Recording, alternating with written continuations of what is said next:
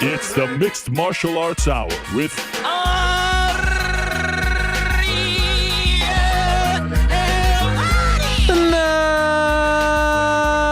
Mixed Martial Arts Hour is back in your life on this Monday, February 21st, 2022. Hello again, everyone. Hope you're doing well wherever you may be. It's a beautiful day here in New York City and a very quiet one as well. There's no one in the streets of New York. No traffic, no nothing. No one here at Vox Media. A very quiet day because it's actually a federal holiday. We learned last week from Frank that it is President's Day today. Well, we didn't actually learn that from Frank. Well, we learned why we celebrate the presidents today.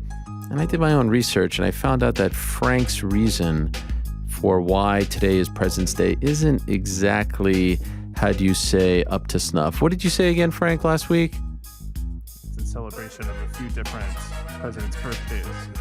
Well, according to my good friends over at Wikipedia, President's Day is officially Washington's birthday, and it is a holiday in the United States celebrated on the third Monday of February, all accurate, to honor all persons who served in the office of the President of the United States, and a federal holiday specifically honoring George Washington, who led the Continental Army to victory in the American Revolutionary War, presided at the Constitutional Convention of 1787, and was the first president of the United States. I see no mention of other people. Oh, actually, I do see here. Yeah. As is most often an occasion to remember all presidents or to honor Abraham Lincoln's birthday and Washington's birthday. Did you see, by the way, okay, Lincoln, February 12th. This is why we rehearse. Yeah, well, you know what? I want to know... You know what's interesting about George Washington? February 22nd. All right, fine. It's all close. Anyway, happy President's Day to one and all. I hope you're all doing well and enjoying the day off. I believe in Ontario, today's actually Family Day, which is a great holiday if you ask me. And that gives you a reason to sit back, relax, and enjoy your favorite mixed martial arts program, the MMA Hour. Great to be here with all of you. As always, we are presented by our good friends over at DraftKings Sportsbook. DraftKings Sportsbook, as you know, is the official sports betting partner of not only the UFC, not only the NFL. It's an official sports betting partner of the NBA. It's also the official sports betting partner of the MMA Hour. Download the DraftKings Sportsbook app today. Use code the MMA Hour for a special offer when you sign up. Again, that's code the MMA Hour only at DraftKings. Very busy weekend in the world of combat sports, of course. Please support them because they support us. So much going on. I mean, it was almost like too much going on at one point. I actually spent the weekend, thank you for asking, in New York City. It had occurred to me that my kids knew nothing of New York City because of the pandemic. I mean, for my daughter, who's 5, no difference to her between New York City and Los Angeles, even though we live 30 minutes away from Manhattan, from like Midtown Manhattan. And so we actually spent the weekend in New York City, and it was so much fun getting to be a tourist, doing things that I haven't done or never did before, like go to the top of the Rock. Anyone ever do that? Go to the top of the Rock? I went all the way to the top of 30 Rock. So that was a lot of fun. I wanted to take the NBC tour, but it was closed. We did a bunch of fun stuff. Went to the Time Warner Center, which I guess now is called the Deutsche Bank Center, Central Park. Stayed in that vicinity. It was a great time, and I caught up on everything. Of course, NBA All-Star Weekend as well. A big weekend in combat sports. Like I said, you had a big boxing event, Kell Brook and Amir Khan. That was fun. Shout out to Kell Brook and the legend Amir Khan, who appears to be at the end of the road. You had Bellator. Once again, I believe it was 274. Big main event. Logan Storley appears to have arrived, defeating Neiman Gracie. Andrei Koreshkov with a brutal finish against Chance Rencontre. I refuse to call him Rencounter. It's Rencontre. And of course, there was a UFC event headlined by Jamahal Hill and Johnny Walker. Jamahal Hill with a fantastic finish of one. Johnny Walker seems to be a legitimate prospect, a legitimate force at 205, some young, fresh blood at 205 pounds. Once again, Jim Miller turning back the clock, looking great. I mean, you had Dale Brown of the Detroit Urban Survival Training. I believe I got that right. Did I get that right? Detroit Urban, it's Dust, and I think it's Detroit Urban Survival Training. Yes, there it is. In the corner of Joaquin Buckley in his fight against one Abdul Razak Al Hassan. So much to discuss, so much to digest. We shall do all of that and more on today's program. Today's program is a super stacked one, my friends. A lot going on. Oh, by the way, Knucklemania 2, which was a big event for BKFC, headline by Platinum Mike Perry's debut for BKFC. He had that one fight in Triad Combat, but this was his debut. Chad Mendez returning after a very long layoff from competing, winning in his BKFC debut, apparently getting paid quite well. Some gruesome images coming out of that one as well. So a lot to talk about, a lot to digest, a lot to discuss. We got a super stacked show, like I said. Let me run down today's lineup and let's get into things, shall we? At around, well, in the back end of the show, the fourth hour, if you will, is the fourth or the third? 1 to 2, 2 to 3, 3 to 4. I guess it's the fourth hour. Jeez. We actually go that long? By the way, how great was Izzy on the program last week? And I did reach out to Andrew Schultz, who, likes to send some interesting gifts. And look, I put it out there. Is Andrew Schultz on the show today? Is he on the show Wednesday? He ain't. Put it out there on his Twitter, on his Instagram. I mean, it's like my man Jamie Vardy once said, chat shit, get banged. And here I am waiting to get banged. Well, no, that doesn't make a lot of sense. He should be the one waiting to get banged. The point is, I reached out to him on multiple occasions, and there's no Schultz to be found. So once again, I would chalk that up to another 10-7 round for Helwani versus the third-rate comedians. Seems to have a loyal fan base, seems to be a pretty entertaining guy, seems to be a pretty smart guy. But when it comes to this tete-a-tete, here I am extending the olive branch. And I mean, he's sending crop tops. I mean, what am I supposed to do with the crop top? It would look good, not going to lie, but I mean, not really my style. Anyway, appreciate everyone who checked out that episode last week with Izzy in studio. That was a lot of fun. Back into the show, joined by New York Ric, Ric's Picks. You know the drill. GC will check in, tell us how he did this weekend with his bets. I look forward to that as always. At 3:30, the aforementioned Platinum Mike Perry will join us to talk about his win over Julian Lane, a hard-fought 5-round battle. Wow. Back and forth they went, a bloody affair. That was a lot of fun. Could you imagine doing something like that? Punching someone in the face? Bare-knuckle style? Golly. It's crazy stuff. You look at that and it's like, whew, geez Louise. Gruesome. Absolutely gruesome. Now, they don't go 5 minutes, thank God, five minutes, but it's still, still 5 rounds, 2 minutes. I believe it's 2 minutes, right? Am I right about that? Yeah, I think I'm right about that. In any event, that's Mike Perry versus Julian Lane. That happened this weekend. Unanimous decision win for Platinum Mike Perry. Chad Mendez, like I said, was on the card as well. At 3 o'clock, we're going to be joined by Sung Jung, the Korean zombie. What's in your head now? In your head now, Zombie. He's going to be joining us with his head coach, Eddie Cha, or one of his coaches. He's going to be fighting for the UFC featherweight title on April 9th. Take that, haters. And he's going to be going up against Alex Volkanovski. And I was going down memory lane. I mean, honestly, you could go back, and I wonder if they'll use this because they use so much of our stuff for the Covington Masvidal fight. I mean, you could go back to February of 2020 when I had Sung Jung and our good friend Jay Park on the old Ariel Helwani's MMA show talking about Volkanovski. And that was the episode where, there was some words about Brian Ortega. And then literally, what was it, like 2 weeks? 2 weeks later, or it was maybe 3 weeks later, 2 weeks later, Ortega sees Jay Park and smacks him in the face at the UFC event, UFC 248. And then on that following Monday, we had Jay Park back on. That's actually the last time that I ever went to Bristol and did my show in person, because then, of course, the pandemic hit. So it like this thing between Volkanovski and Korean Zombie stems from all the way back then. Anyway, he's in America now. He's training at Fight Ready in Arizona in preparation for that fight on April 9th in Arizona. Not in Arizona. He's in Arizona. They're fighting in Jacksonville. That's a big-time fight, and so I'm looking forward to talking to him. That will be at 3 o'clock. At 2:30, we will be, at least we can't do it on the show, but in the control room, surely they will be blasting I fight hard, and that's my job. All that glory goes to God. I fight hard, and that's my job. All that glory goes to God. I fight hard, and that's my job. All that glory goes to God. Of course, Thug Nasty, Bryce Mitchell will be joining us. He returns to action, not this weekend, next weekend, to fight Edson Barbosa at UFC 272. It's a big-time fight. We haven't seen him since October of 2020, and that's a big-time fight at 140 pounds, 145 pounds. I look forward to the return of one Bryce Mitchell to this program. A lot of you were asking about him, and so we like to deliver. And how about this, my friends? 2 o'clock, our old friend. I didn't think this was going to be possible, but I have to give a special shout out to Ed Cap of Iridium and Jason House as well for making this happen. Bobby Green, yes, King Bobby Green himself, who we found out a little later after we signed off on Wednesday, is going to be headlining this Saturday's card against Islam Makhachev. Yes, Bobby Green. Remember, it was supposed to be Beneil Dariush fighting this weekend against Islam Makhachev. Unfortunately, Dariush suffered a broken ankle.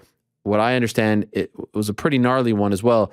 And so he was forced out, found out about this pretty much as I got home on Wednesday night. And then in slides Bobby Green, who just fought a couple weeks ago on the Izzy card in Houston. I mean, this could, and of course he's going to be a big underdog, and of course the deck is stacked against him. But this could shape up to be like his Masvidal run. Now won 2 in a row. Big time wins, right? Ally Quinta, Nasrat Haqparest. You beat if you beat Islam Makhachev, give that guy a title shot. I don't care what you say. Give that guy a title shot. But Islam's going to get a title shot. If he wins, probably, right? He's going to probably fight the winner of Gaethje Oliveira. Of course, Conor might have something to say about that, but I say give Bobby Green a title. In any event, Bobby and I kind of went separate ways. I think he was mad at me. He's coming on the show for the first time in a long time.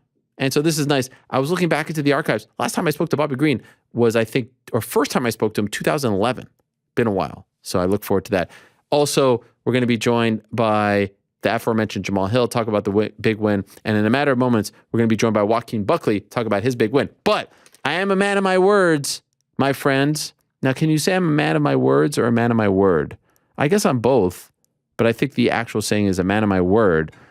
Frank, you hit my music here. We have a very special ceremony. This, my friends, I'd like to welcome you all to the immortalization of one King Casey O'Neill. Of course, the challenge was put on the table. If you infiltrate the system, if you wear the shirt, in this case, Thug knows,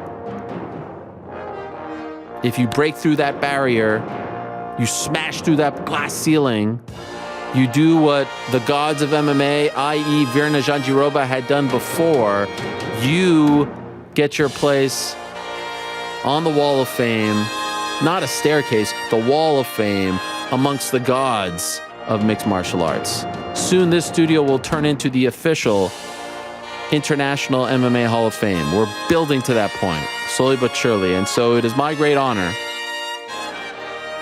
to bestow this honor upon one Casey O'Neill. There it is, the photo, as she, like I said, infiltrated the system, had to dodge many a bullet. Keep playing it if you want the music. It's okay. There it is. And wear this in the midst of all kinds of challenges, under tremendous stress and duress.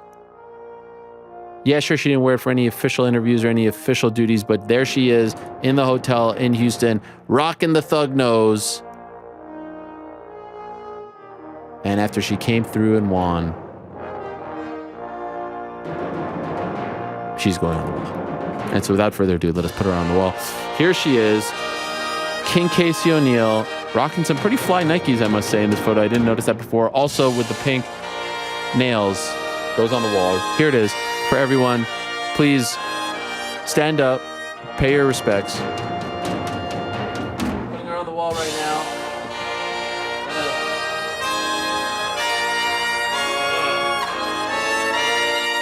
There it is. Did I get this right? I may not have done it right.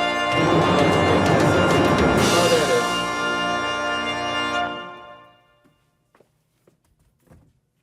a bit of a mess of a situation here, friends. But the irony is that she is right next to Joanne Calderwood, aka Joanne Wood's wedding gloves. I did not plan that, and I hope that this can actually bring them together. But you see it right there, right? You guys can see it? You guys can see it? Frank, you can see it? Oh, yeah. It's a big moment. I mean, it's all coming together. This wall is really looking like something else. And of course, we also threw out, unfortunately, Jessica Rose Clark didn't win.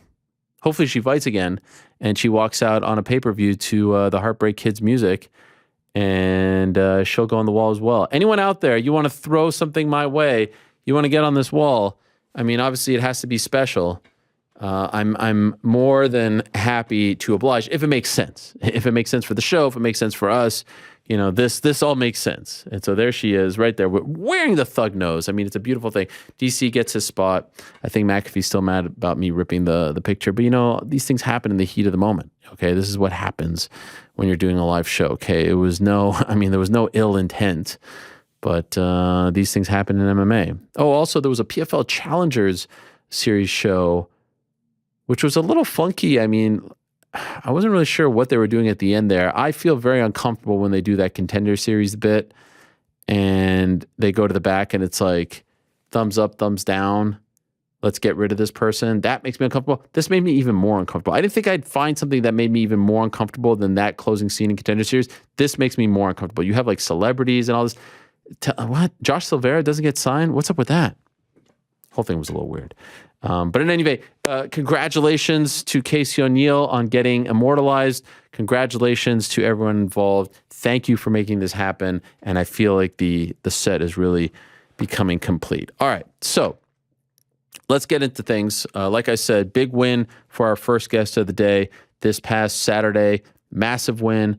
It was, two guys who hit really hard, going the distance, giving it their all. And he did a great job, I thought, of promoting himself, of shining a light on himself, of getting his name out there, teaming up with the social media sensation, Dale Brown, of course, of Dust, the Detroit Urban Survival Training System. And he is kind enough to join us right now. Of course, we're talking to the one and only Joaquin Buckley, who's kind enough to stop by. Hello, Joaquin. How are you, my friend?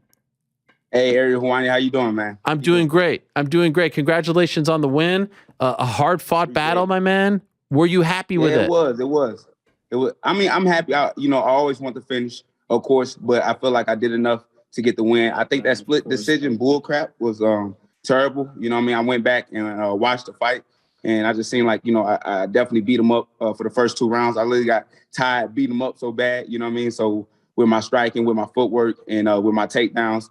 So I don't know which judge gave him the fight, but, I feel like I really took that fight, you know what I'm saying, in both rounds. So it should have been unanimous decision instead of a split. Yeah, at the end of the day, you got the W. That's most important. But that's all that matters. It seemed to me like you correct me if I'm wrong, you kind of wanted to take him into deep waters because you noted that his wins usually come rather quick, so you wanted to test him out. So I would imagine you were kind of happy about going into the 3rd round, right, with him? Yeah, I was happy. I just didn't like how it finished. Okay. He surprised me that he went for the takedown, you know what I mean? And actually made me a little bit more tired now that he put his body on top of me. And, it's just, the way that the fight ended, I just wasn't a big fan of, because I always want to end up on top, But for next time, I know, we'll do better. But for this fight right here, as long as he didn't finish me and that he didn't knock me out, that's all that we needed. So it didn't happen. So that was good. By the way, where are you right now, Joaquin? What's up? I'm at the PI. Oh, you're at the PI in Vegas? I'm at the UFC PI. Yeah. Oh, okay. I never noticed that ceiling before. Who's watching? Is it people watching you over your shoulder? What's going on over there? Yeah. Spies? Who's that dude? No, ain't nobody watching me. They got, I guess, UFC embedded going on for the next fight between Makhachev and Green. So he was just in here. Okay. Oh, okay. What's up to Makhachev? So obviously you create a lot of buzz for yourself with the Dale Brown inclusion into the corner. Where did you come up with this idea? How did this happen? So I'm gonna start from the very beginning. Please. Shout out to my man Charles Johnson, Energy. He's the LFA champion on 125 flyweight. But when I went down to Michigan, he had picked me up and we were just talking. And he had brought Dale Brown, Commander Brown, from Dust. Detroit. And he was speaking about him. He was like, man, it'd be cool to actually do a video with him and little stuff like that. And I was like, yeah, bro, that's actually a good idea. So and eventually just took, his little advice and his little mention and his little idea. And we end up, posting that video. And I didn't think it'd actually get the type of just pretty much exposure that it did. And, all the people was just commenting and all the people was posting on the articles and, certain MMA news spots and news companies was posting about it. So I realized, oh, this is a big deal. You know what I mean? So then eventually we just started brainstorming. What if I put this man in my corner? You know what I'm saying? What type of impact would that make? You know what I mean? So right after that, history was made, on February 19th. And when did you reach out to him? Like, how long ago did you ask him to be in your corner? Right after we got done with the video, and everything started blowing up the way it did, I reached out to him, was like, hey, would you be cool with, being in my corner? And he was like, yeah, I think we'll pretty much blow up the internet, which we did. Yeah. And that went crazy. Oh, it was great. It was a brilliant idea. So he was down from the get-go. He had no issues. He was down from the get-go, yeah. And, Dale Brown, shout out to him, man, cool dude.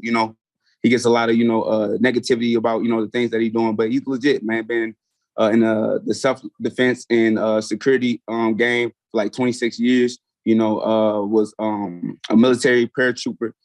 So, he know what he's talking about. I mean? He's been in the game for a minute. You went to his school, right? That video that you shot, where was that? Yeah, that was down in Detroit. I forget. Okay. I think it's near 8 Mile, down in Detroit. But yeah. So his gym is open to anybody that wants to come in, that wants to come and learn. You know what I mean? So he doesn't turn away anybody. So a lot of fighters that's talking about they want to beat them up or, they want to test these stab tactics. Yeah, I can go see them, It's easy. Just go down there, go to Detroit, man, and But you got to pay that money, though. That's right. You're there, that bread, That's right. And just come in there for free. And so when you, like, as I saw the video where he's showing you some stuff, could you actually use these things in the street? Like, now that you've actually learned some of the stuff, is it legit? What do you think? Oh, yeah. I mean, you could definitely use these in the streets, you know what I mean? Whatever it takes, whatever you got to do to get yourself out of a certain situation, yeah. You know what I mean? So, eye gouge, elbow manipulation with like joint manipulations and stuff like that. All those things, those will work in the actual fight. Yep, definitely when you're talking about somebody that never trained in combat, Right. So your fight was on Saturday. When did he get to Vegas for fight week? I believe Thursday. Okay. Yeah, Thursday he had showed up. Yeah. And did he tell you anything like in the back? Was he actually coaching you, or was it more, as you said, to get some attention on the fight? I mean, it was really just to get some attention, but he did give me some good advice. It was more like mental. You know what I mean? Just telling me that I have more commitment than the fighter that is fighting me. And that, I just put in more work and just to realize that what he's trying to take away from you, is your life. You know what I mean? So you got to have that mentality. Like, he just doesn't want to take, whatever, like this win. He actually want to take your life away from you. You know what I'm saying? So pretty much the way that you're trying to build your future, he's trying to remove all of that and, pretty much rewrite history. So I love it. Yeah. Forget all that. You know what I mean? So we work too hard to be in a position where we at. Did he say anything to you in between rounds? No. He kept it. He let my coach do his job, which is Joaquin Buckley. You know what I mean? Yep. So, yeah. Shout out to Mercy Pressure. And will you have him in your corner for future fights now? I mean, it all depends on his time. You know what I mean? Because he's a busy guy, bro. Like, he getting hit up from all different celebrities like DJ Khaled, Snoop Dogg. So he's a busy guy. You know what I mean? So whenever we line up, we'll line up. Okay. But we're really not planning on it though. Yeah. Okay. I noticed that you said in the post-fight interview, like you felt like the fight wasn't being promoted enough, so you had to take things into your own hands. What did you feel wasn't being done? And there's so many UFC fights, right? It's every weekend. Right. You felt like enough of the spotlight wasn't being shown on you right now? I mean, well, you see us now. You know what I mean? So the last time you spoke to me was when I did what I did against Impa Kasanganay. You know what I mean? Unfortunately, I took my L. I messed up. I did my own hiccup, and I lost to Alessio, and I didn't get no coverage. I didn't get no promotion. So I'm thinking like, all right, once I bounce back with another KO win, everybody's going to be in my DMs. As soon as I knocked out Antonio Arroyo, I got no love. I ain't getting no interviews from nobody, not want to talk to me. So I'm like, damn, all I thought I had to do was knock people out, and they'll be right back to talk to me again. So now I'm like, okay, what can we do now? Or what's the next step to get more exposure this time? You know what I mean? So before even the Dale thing happened, I've been promoting on Instagram, been doing videos, been doing mini documentaries and stuff like that. And I realized I got more engagements and my numbers had went up just for me being consistent and just having like, new videos popping up because people really want to know who I am, where I come from, what my story is and stuff like that. But it was actually better because they don't get that information nowhere else. So they got to come to the source. You know what I'm saying? So I got a lot of that. And I realized because you can see your insights. If you got a professional page, if you got that blue check mark, you can see your insights. And I realized how many people actually come to my page, how many people look, how many people actually pretty much engage their impressions on my page and stuff like that. And I realized, okay, cool. If I just stay consistent with this, I can start building my page up more. And, I can actually start monetizing and start getting back more attention because that's all I'm trying to get. I'm trying to get people to pay attention to my career. So when I fight, people are more tuned in for it, So the Dale thing was actually just pretty much a cherry on top of what I've already been doing.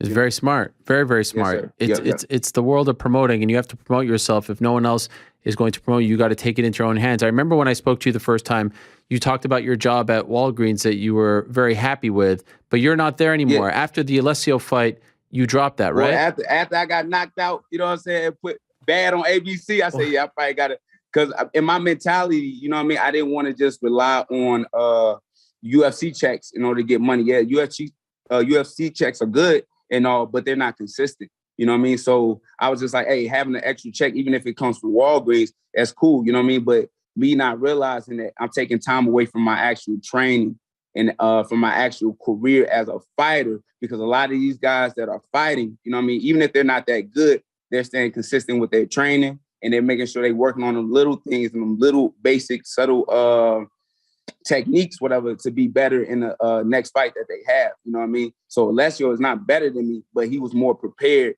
that night than I was. You know what I'm saying? So I realized if I want to become a full-time fighter and I want these full-time results, I'm going to have to train full-time, period. You know what I mean? So, yeah, after that Alessio loss, I pretty much quit my job at Walgreens, and just thought about pursuing more on, like, what is the next step to become a full-time fighter and a professional fighter at that, So I moved from St. Louis and I went to Michigan, and I'm staying with the homeboy, Justin Hardy, who's my conditioning coach as well at the Human Performance Institute, and pretty much been grinding full time. And I'm starting to get full-time results now. And good. You also train in Vegas too, right?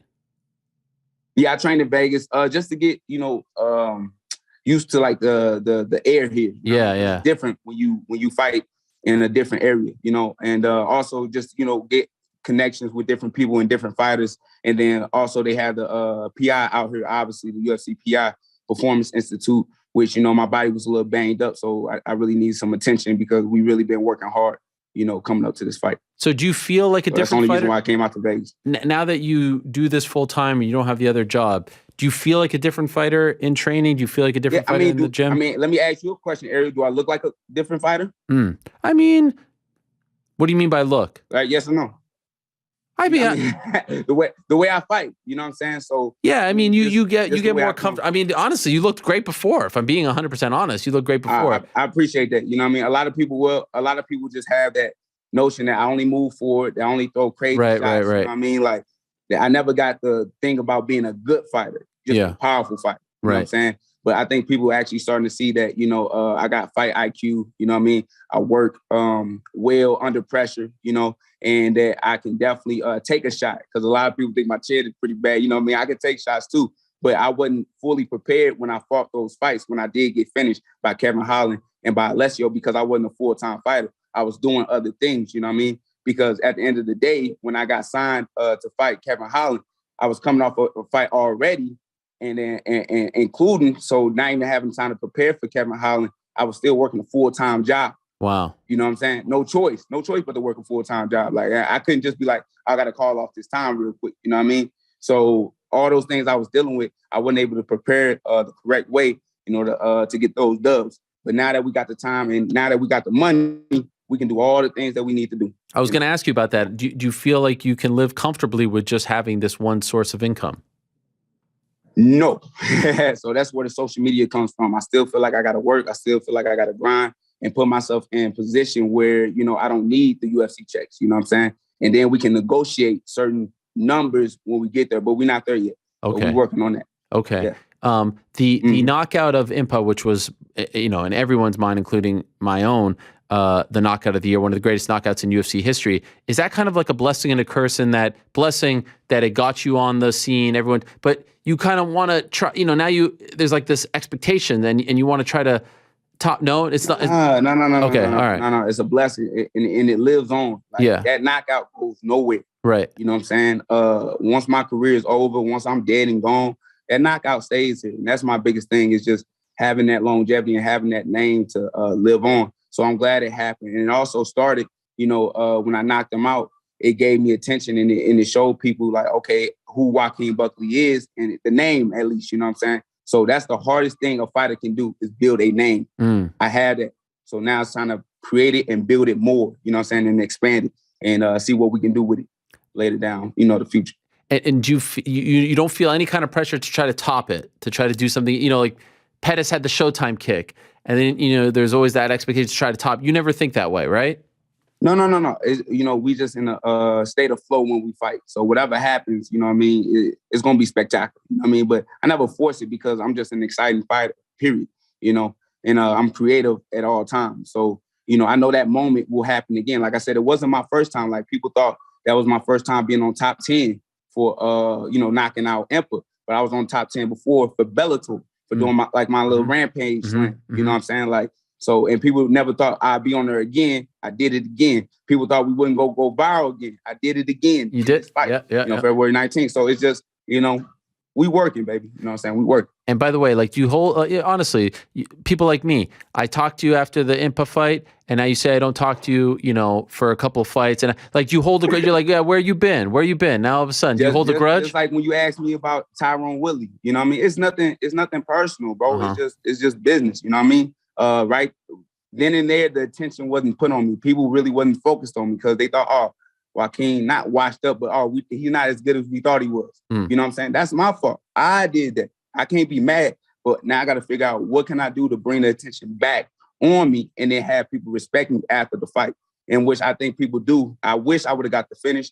It is what it is. He was working hard as well not to get finished. That was the hardest. I believe that, what's my boy name? Razak Al-Hassan was probably working. He changed camps.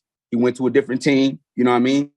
His cardio did get better because he was able to wrestle in the third round, which shocked me. It surprised me, I tell you that. You know what I'm saying? So, he did a good job on his end. So at the end of the day, you know what I mean? I got the eyes back on me, and I got people paying attention. And now you see that we back on your show. So I have no grudge, baby. Okay. And plus, you doing your thing too, Ariel. And I love what you're doing too. Respect. Keep going. Two last things.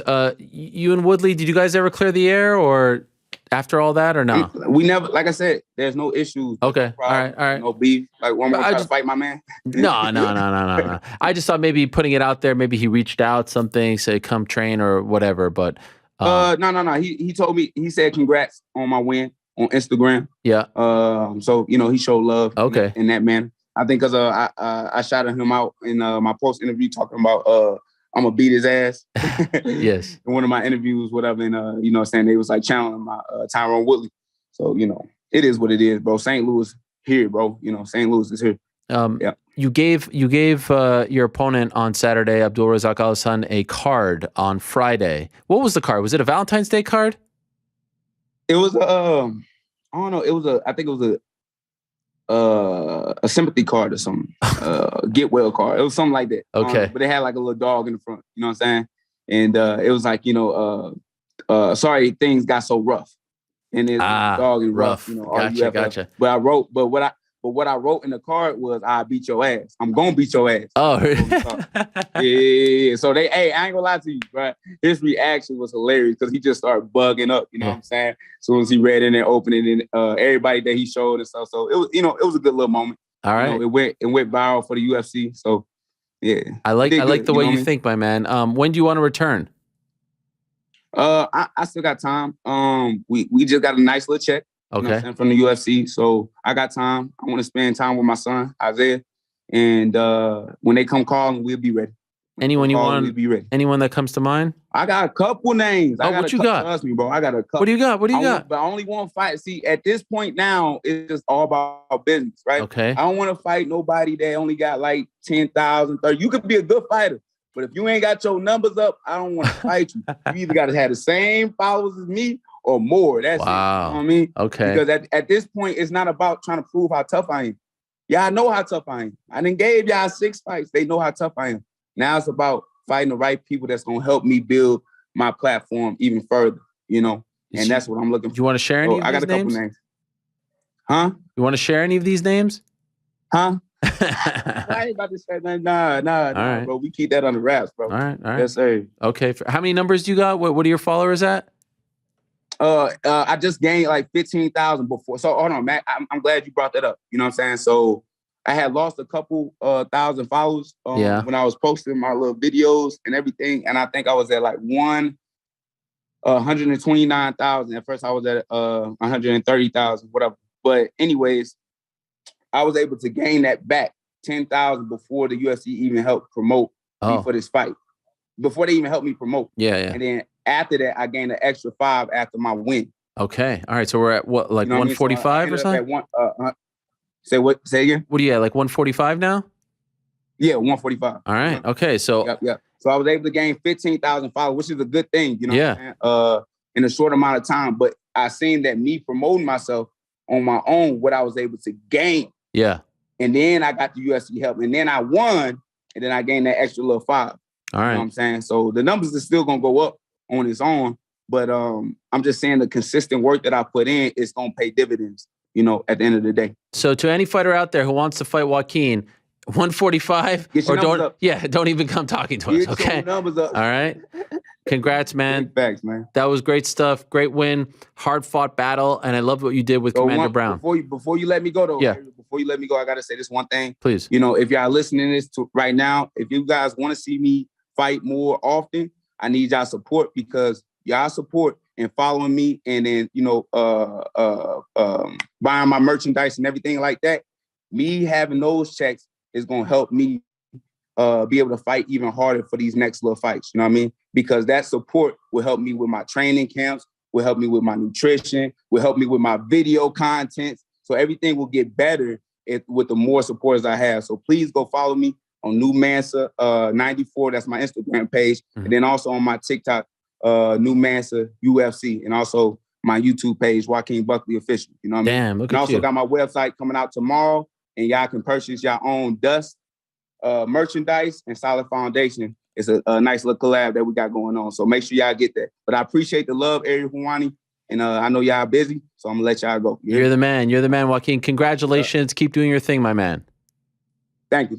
All right, there he is. Joaquin Buckley with a big win and a great lesson, honestly, for a lot of people out there getting into the fight game. A very good lesson, which is you got to promote yourself. You got to promote yourself. It's very important. It is very important with all these fights, with all these cards, week to week. I mean, literally week to week. You got all these cards. You're the 4th, 5th, 6th fight on the card. They're not going to, they're just not. What's this weekend? Bobby Green and Islam. Okay, that one got a shot in the arm because of the whole change last week. But how many fights can you name on the prelims this week? Opening of the main card, opening fight of the main card. It's hard. So anyone sitting around and waiting for the quote unquote promoter in MMA, this isn't just a UFC thing, honestly. Unless you're fighting for a promotion that's only putting on 2 cards a year, and if you are, they're probably not a very big promotion, you got to take matters into your own hands. That's just the way it is. And look, NFL players don't have to do it as much NBA players because they're part of a machine, but they promote themselves too. If you want to take that next step, if you want to get out there, if you want to be recognized, you have to build up all this stuff. And it might be annoying. And maybe you get a friend who helps you in, the early days of your career. But if you have a situation where you're waiting for the UFC to do it or any other promoter to do it, it just isn't going to work. It isn't. Jamahal can't turn his phone sideways. Is it locked maybe? Is that why he can't turn it sideways?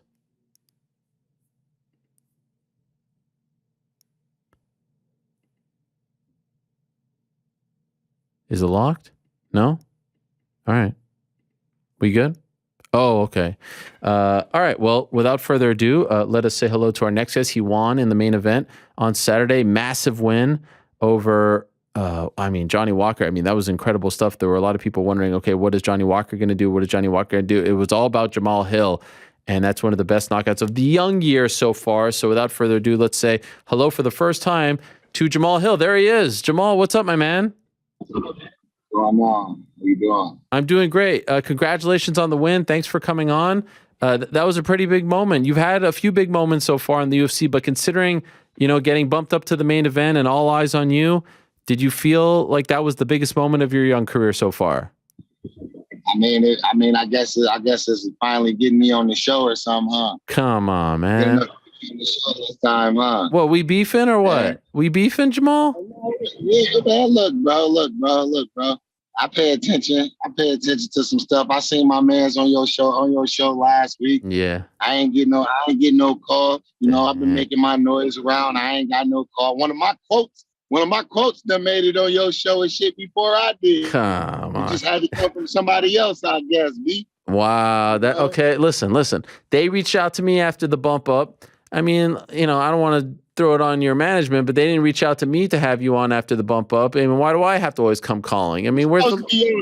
Because you the media. Yeah, I mean, but you about the hot new stuff before it come out. And where your trend in that? Come on, baby. Where your sense of trend in that? And you know what? The reason I had him on Monday is because I knew you were going to win on Saturday, so I have you fresh on Monday. He wasn't going to be on. Show me your betting slip. Show me your betting slip. Oh, I don't bet. Show me your betting slip. GC, did you bet on Jamahal? Did you bet on Jamahal, GC? Yeah, by knockout. He bet on you by knockout, my guy in the back. Show us your slip, GC. Hey, inbox me your betting slip. Okay. Ariel, we on the fence. We gonna have to shake some things out. Damn, I didn't know we were beefing. Okay, I like this. I actually like it. I feel neglected. You feel neglected? All right, my bad. Okay, I'm going to change this. You gonna throw one of my quotes out there.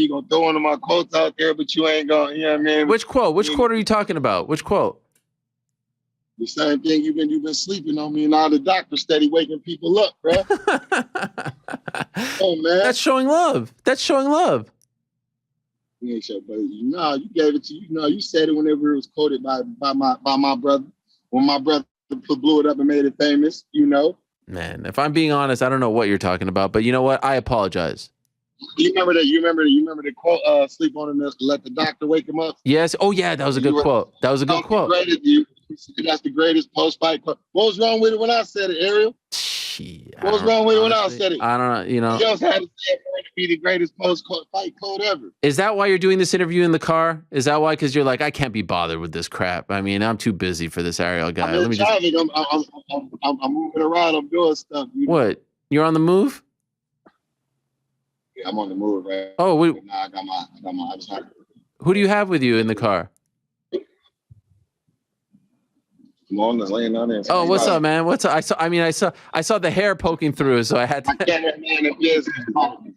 My cameraman and business partner. I thought it was your son, because he's like a star now. Your son. Let me ask you about the suit. Where'd you get that suit? That was a nice. Or was it a tux? It looked like a tux, actually. The one that you were wearing. Yeah, it was a tux. I got it from a local tailoring shop. My guys, I go in there, Woodlawn Tailor. I go in there and they get me right. But the only thing is, like, usually I go in at different times. My body is a different size and everything, so it's hard to get fitted to how I'm gonna be come fight night. Oh yeah, that's true. That's true, because you lose the weight and all that. I love the fact that you brought your son out. How old is your son? He'll be 12 tomorrow.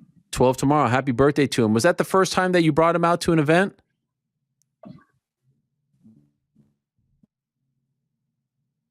It was like an event like in the UFC and things like that. He's been to a couple of my fights before, but nothing like that. Like as in depth and seeing like the behind the scenes and the details and stuff.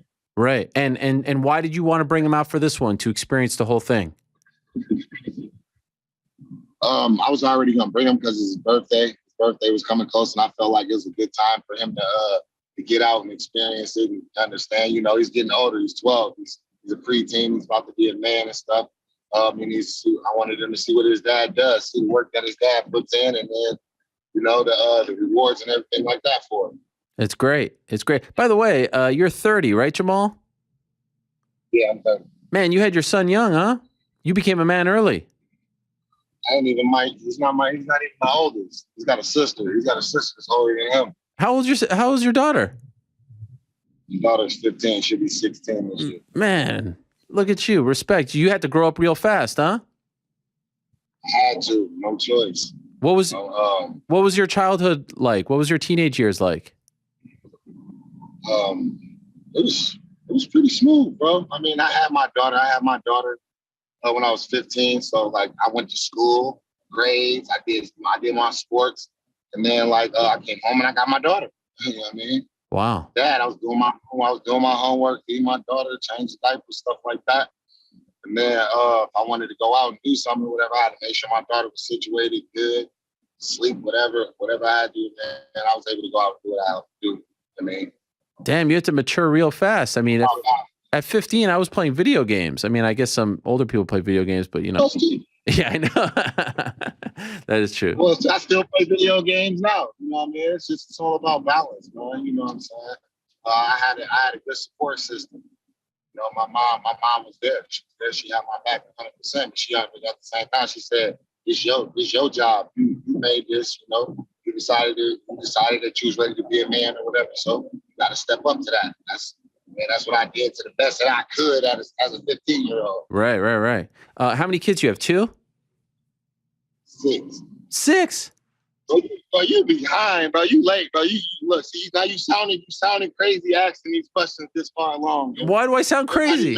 Man, everybody knows you. I'm trying to catch up for lost time. So you didn't even watch me, baby. You ain't watched the Contender series? What's that? Like one of the first things I was seeing on Contender series. What do you mean? That show where they have you on there, and they're like, "Oh, I'm going to give you a contract. I'm not going to give you a contract." I can't watch that. That thing makes me cringe, man. Come on. Yeah, bro. Hey, tell me when the Contender series on and they're paying you guys 25 and 25, okay? Jamal, I ain't gonna be a part of that. Hey, bro, I'm not gonna argue with you there. I'm with you right there. I like that. Yeah, you guys deserve more. Did they? We need more of that. We need more of that talk. They give you. There's a lot of. You new to this show? We talk a lot about that fighter pay stuff here. I'm out here advocating for you. I'm out here on the streets advocating for you, taking bullets for you guys. You know what I'm saying? Figurative ones, not literal ones. Right. Did you get a bump? Keep on doing it. Get us that check. Did you get a bump for the main event? You get a little extra. Yeah, you get a little extra for being the main event. Were you happy with it? I'm always happy with extra money. You know what I'm saying? But don't get me wrong. I understand the market and what I can generate, and I know how I want to be compensated. Right. You see, you don't think I know about you. I know all about Davenport University. I know all about turning down that basketball deal, right? You went, right? You were supposed to go to Davenport University, right? I was supposed to go to a hoop. Yeah, I had a partial scholarship there. See, I know. I did my research. That's been said a few times too. Oh, geez. That's not deep research. Okay. That's not deep research, Ariel. You got to give me more, baby. Come on, man. Okay. Come on, man. When I come to your show, you got to tell me something about me. Oh, okay. Check your research. Yeah. Okay. Well, listen. What you played forward, right? I played all 5 positions. Really? You were like a young LeBron. I was a young me. But I like LeBron. I did like his versatility and things. I took from a lot of games. It's just like when I fight, I take from. If I'm doing something, I'm obviously watching the best doing it, and I'm taking what I can, what I feel fits me. Who got you into fighting? Like my whole life. Life got me into fighting. Who got you into MMA? I actually watched the Anderson Silva and Forrest Griffin fight, played a hand in it. But my second amateur fight, I actually fought my godbrother. He was the first one that I actually knew that I saw doing MMA, and I was like, yeah, bro, he did it. Kind of gave me that little push and that motivation to do it. Wait, you fought your godbrother? Why would you fight him? I was young, and I just got into the sport. I called it before, and I talked about it. He's like, we got into it. You know what I mean? It's part of it. So, yeah. Are you now I'm older. I don't do shit like that. You have to pay me. right? But I mean, yeah. Now, but back then, yeah, we did. You guys cool? Yeah, we cool. That's my brother. I mean, I Still don't come know, train me. I work from home. See, fight. See, but here's the thing. Most of the people that I'm cool, a lot of people that I'm cool with, like that's.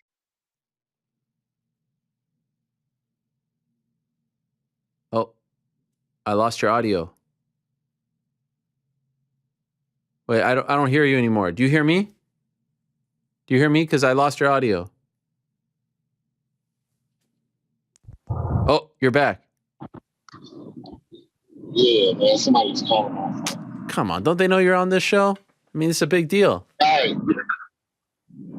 Oh no! Oh! Yeah, it's got to be a big deal because I'm a big deal now. Eric. That's right. My big deal. That's now. right. I was just waiting for you to get your first main event win. I mean, let's be honest. You know. I had to become me more. I had to become me more first, huh? That's right. That's right. Yeah, I like that name. That's a good name. I like that one. I like that. You came up with that on the spot? When I was a kid. Oh, really? Yeah, that was my nickname. Meemaw was my name when I was a kid. So I just switched it to Meemaw, main event more. Why'd they call you that as a kid? I have no idea. I feel like you know. I have no idea. I feel like you know. I have no idea. Did you get in trouble a lot as a kid? I got in my trouble. Yeah, I got into some trouble. Yeah. Well, like fights and stuff? Yeah, but I got in hundreds of fights, bro. I can't believe there's people like you out there, Ariel, who haven't been in a fight, bro. Who says I haven't? How did been that in a happen? fight? Who says I haven't? You know you ain't. You said you ain't never been in a fight. You just said it. You said it. You said you ain't never said it. You ain't never said it. Have you ever been in a fight? I don't know. My bad. I thought I heard you say you never been in a fight. See what happens when you assume, Jamal? You make it an ass out of you and me. See, look, if you had it, no, look, if you had been talking to me before, I would have known this. Wow. I didn't realize there was so much hostility between us, but I like this. This actually makes me like you even more. I'm all about the hostility. This is good. This is a great, let me tell you something. This is one of the better first appearances we've had on the show just because all we're doing is arguing with each other. I'm not really sure why we're arguing. You know, I used to work for another company that didn't let me have people like you on my show. Now, I know that could be construed in a certain way, but you had to reach a certain class, unfortunately, to get on my program. Now that I'm a free man, I'm open to everyone. Let's do that. Let's do that. Let's do that. What you mean? I'm out here getting fat R's, arm dislocations and stuff before I can even get on. Well, I can't have you. I can't ask you to come on the show after your arm is dangling. How much did that hurt? Tell me how much that hurt. TMZ did it. Yeah, well, they're crazy. I mean, they don't have any class. What did that feel like? Tell me what that felt like. Can you put that into words? I like at the point when it happened. Yeah. Or like at the point when it happened, I didn't feel it. You didn't feel a thing. You were just sitting there, right? I wasn't sitting there. I was trying to win. Well, I mean, when it was over, I remember you were just on your knees and you were almost like in shock or something. Yeah, it was just, nah, it wasn't. I was in shock, bro. It was a realization. You know what I mean? I was running. I just ran the whole fight. Everything was happening ran through my head that 1,000 times just that fast. You know, and it was all right. You know what you did wrong. All right, nobody gets a chance. You know what I mean? Nobody gets a shot. I'm not wherever I dominated people for this long by wherever you were uncomfortable. That's where I made you fight at. I need to keep doing that. I went to his strength, a place where I knew he had a chance. You know what I mean? But I was just, I don't know, man. It was just arrogance, just pure arrogance. Whatever. Crazy. And in the back, it probably hit you, right? That's been removed from my game. Oh yeah, it hurt like a motherfucker when I got it back. Yeah, that was a painful ass ride to the hospital. I bet. And does that fuel you to never be in that kind of pain again? You never want to suffer that again? Well, no, what it does, it just shows it feels to the arrogance, bro. It doesn't, I mean, pain is part of the game. You know what I'm saying? Whenever you start to fear pain, you start to try to avoid pain. You know what I mean? You trying to avoid the game, then it's time for you to do something else. Pain is part of the game. Mm-hmm. You know what I mean? What I took from that was what I needed to. take that arrogance out of your fight. You never walk in there with that type of arrogance again. I don't have to, and nobody else needs to tell me that. I tell myself that. Don't you ever in your fucking life do that again. You know what I'm saying? For 12 years, I've been fighting. A lot of people know I've been fighting since 2010. 12 years. 12 years, I've been dominating people, everybody. That was the one time I made that mistake, and it cost me that. It never happened again. What's up with this guy Volkanovski talking about you? You see that?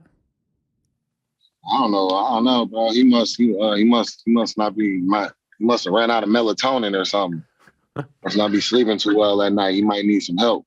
You want that? You want him next? Up top. You can't. It's about imposing. It's about imposing my dominance and inciting fear. If somebody speak out like that, I can't have it. Shit. Wait, UK? You said you want to fight in March? You said what? Did you say UK? Yeah. I'm gonna get as long as my body is good. You know, I got to make sure I get all my medical clearances and everything like that. Hell yeah, bro. Whenever. I'm with this. Can I ask you do this? Finish this sentence for me if you can. Jamahal Hill be UFC champion by? In the next year. In the next year. This time next year, you're champion already. In the next year. Well, look at you. So what's in the next year, I believe. So Yuri, you're thinking Yuri wins? I'm not thinking that because I know what Glover brings. I believe Yuri has a really good chance at winning, just based off of his flow and his striking and he's got power. Yeah. You know, but I don't know. Glover. I think if Glover gets a hold of him and is able to get him down and actually put it on him early, like in the first round, I think we see a whole different type of fight, and that actually becomes a dog fight. And something I want to see. Where are you going right now? Oh, okay. And why'd you do the shoey on Friday? Now a lot of people ain't even knows, bro. There's a lot of gems dropped in that shoey right there, man. All right. We got the body armor for rehydration. Yes. You know what I mean? We got the rock shoe. Right.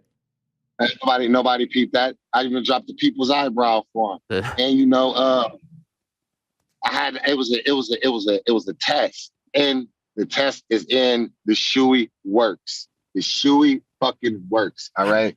It's like it's like knockout juice. I don't know, bro. Mm-hmm. You know what I mean? You saw the. Oh man, they're calling you again, Jamal. He had a great win. You know what I mean? He had a great win. The weekend before that, you know, it was a shout out to him. You know, I love the Aussies, bro. I've been getting a lot of love from the Aussies. Bro. Yeah, and you and Johnny Cool, I saw that picture of you guys at the PI. Did you? I mean, was it cordial between you guys? All good? Yeah. He was a nice dude. It was cordial, but it was still that competitive. Like, you know what I mean? I can't wait to get off in your ass. You know what I mean? It was from both sides, bro. He was locked in. He was fired up about fighting me. I was fired up about fighting him. You know what I mean? We don't have to hate each other. It's a fight. I look at a fight different. I've been fighting my whole life. I fought some of my best friends. I fought my brothers. You know what I'm saying? So legit brothers or God brothers? Blood brothers? Both. Damn. Both. Oh, I grew up different. I'm talking like we pull up, like we playing a game. We be something simple. Like we sitting up playing a game or something. I mean, one of us losing, you know, we competitive, the other one talking shit. We're like, all right, shut your whack ass up. You shut up, bitch. Who you talking to? Pause the game. We go outside, scrap, and come back and play the game. What? That's crazy. Wow. How can I be your friend? I don't want to be on your bad side. How can I fix this? I mean, are we cool now or? I need full-blown endorsement of Ariel Helwani. You're on the show. No. I'm on the show because of what I did. Okay. I'm on the show because of what I did Saturday. I need full-blown endorsement. I need full-blown endorsement from Mr. Ariel Helwani. All right. I need you to say I need you to say I'm going to be the champ. Hey, I wrote on my thing. I said we have a new. No. I need you to say I'm going to be the champ. Jamahal Sweet Dreams Hill is going to be a future UFC light heavyweight champion. I agree with him. Within the next year, this man is fighting for a belt. You are going to skyrocket to the top. I like that Anthony Smith idea that I threw out. You didn't like it? I like Smith. I like Anthony Smith. This is a good fight. He's cool. You know, All right. It is what it is, bro. You know what I'm saying? I'm here for everybody. You're in the family now. Now it's not just going to be like the Monday after your fight. Now you're part of the rotation. If you want to be, you're part of the family now. But you know, I have one bone to pick. You're a green texter. I'm not a big fan of the green texting. You're on that Android stuff, right? I mean, I saw that and I almost canceled the appearance. I was like, not another green texter. Hey, y'all gonna get off my Android, man. I'm from the hood, bro. iPhone give out too much information. No, what do you mean it gives out too much information? Don't believe. I saw the green. I was like, Brian, can we cancel this? I wasn't really down with it, but I said I'll give you a chance. And you know what? I'm happy I did. We gonna work. This is a virtual hug. This is a virtual. My man, Jamahal Hill. Hey, this was fun, man. I do respect you though, bro. I do respect you. I like that you speak your mind and stuff. You know what I mean? I'm on your team. Regardless of how it is or whatever it is, bro, it's how you feel and you speak it, bro. And I respect that 100%. Thank you, my friend. Thank you. This will not be the last appearance. Many more to come this year. And then when you win the belt, just remember who was there first, all right? We were on this bandwagon long before most. Just don't forget that, all right? Don't become a star and forget about the little people here, okay? All right, brother, for sure. All right, Jamahal. All the best to you. Congrats on the win. Thank you. There he is, Jamahal Hill. Wow, what an appearance. I mean, Conor-esque right there. Jeez Louise. He came out swinging. I feel like I'm going to be, and now we got Bobby Green coming up. Whoo-wee. Man. Jamahal Hill on fire right off the top. Look at that. That was amazing. And I agree with him. This man is a legit future contender. Some might say he's a contender right now. 10-1-1. Had the one win over Klitsin Abreu, which was overturned due to the marijuana situation. Had the loss to Paul Gregg, gnarly loss back in June of last year, but came back with the massive win over Jimmy Crute, 48-second win back in December 4th. And then on Saturday, the win over Johnny Walker at 2:55 of the first round. A huge win for Sweet Dreams. Great nickname as well. What a life. What a story. That was fun. I appreciate him coming on. Speaking of a life, speaking of a story, I am so excited to have our next guest on. I was looking into the archives. The first time I spoke to him, December of 2010, when he fought Jay-Z Cavalcante. It's been a long road, and it's all coming together for this man. Of course, he was fighting long before all of that. And was it 2010 or was it 2011? Let me just double check here. I don't want to get this wrong. I think it was actually 2000. Was it 2010 or 2000? 2000. It was, July of 2011. My bad. But still, around the same time frame. So it has been a long road for him. And we found out late last week that he is going to be fighting Islam Makhachev in the main event of the UFC event this weekend. He's won 2 in a row. He's coming off a win less than 2 weeks ago against Nasrat Haqparest. Prior to that, first man to finish Ally Quinta. I didn't know if this was ever going to happen again, but I am so excited, so honored, feel privileged to say hello once again to my old pal, Bobby Green. The king is here. Is that him? There he is. Bobby, my man. How are you doing? Good to see you, Ariel. Good to see you. How are you? It's great to see you, Bobby. It really is. This really warms my heart, man. I really appreciate the time. Thank you very much. So we're going to get into it? Let's get into it. You know, with you, I feel like we could get into it because we go way back. Let's get into it. Why? I still didn't know till this day. I reached out to you. I asked you to come on. I think it was like a year ago or so, maybe a few months. And you were like, no, I'm never coming back on your show again. And I didn't know why. And so I'm happy for you to tell me whatever you want. You can say whatever you want. Do whatever you want. You can, if you want to insult me, I would love to know why. Anyway, it says a lot about you that you would come on. So much respect. But please, let's get into it. Why were you mad at me? Why are you mad at me? I'm not mad at you anymore. You got to understand, I've been in these trenches, putting in this work since the beginning, you know. I seen you, like I like to call this show time, you know. Only time tells over time of a person who they are, you know. And over time, I've got to watch you. I remember when you were the young kid that was getting slapped by Rampage and Nick Diaz. And then I saw you grow into another person where I saw you cry on a show when you got banned from the UFC. And then I saw you turn into Ariel Helwani, you know, who's going to stand up more for himself and battle back with some of these, you know. And you diss the fuck out of what the fuck is that guy's name who talks a whole bunch of shit but doesn't fucking fight? What's his name? Brandon? From Bellator. Oh, Dylan Dennis. Dylan Dennis. Yeah, you killed that motherfucker. You killed him. So I got to watch you over time, and what our issue is that you gotta understand, I seen you as the young dude. Right. That people were kind of like this guy, you know, and I felt like at that time, the person you were, you used to be trying to get your ratings, which I understand. I understand. Everybody's got to get their ratings. You got to be the show. And you got to give somebody something entertainment, you know? So with you, I already was giving you what the fuck you needed. I'm going to say to say, I'm going to talk the talk, and I'm going to walk the walk. But I'm going to give you everything you needed. The problem was I did an interview with my dad.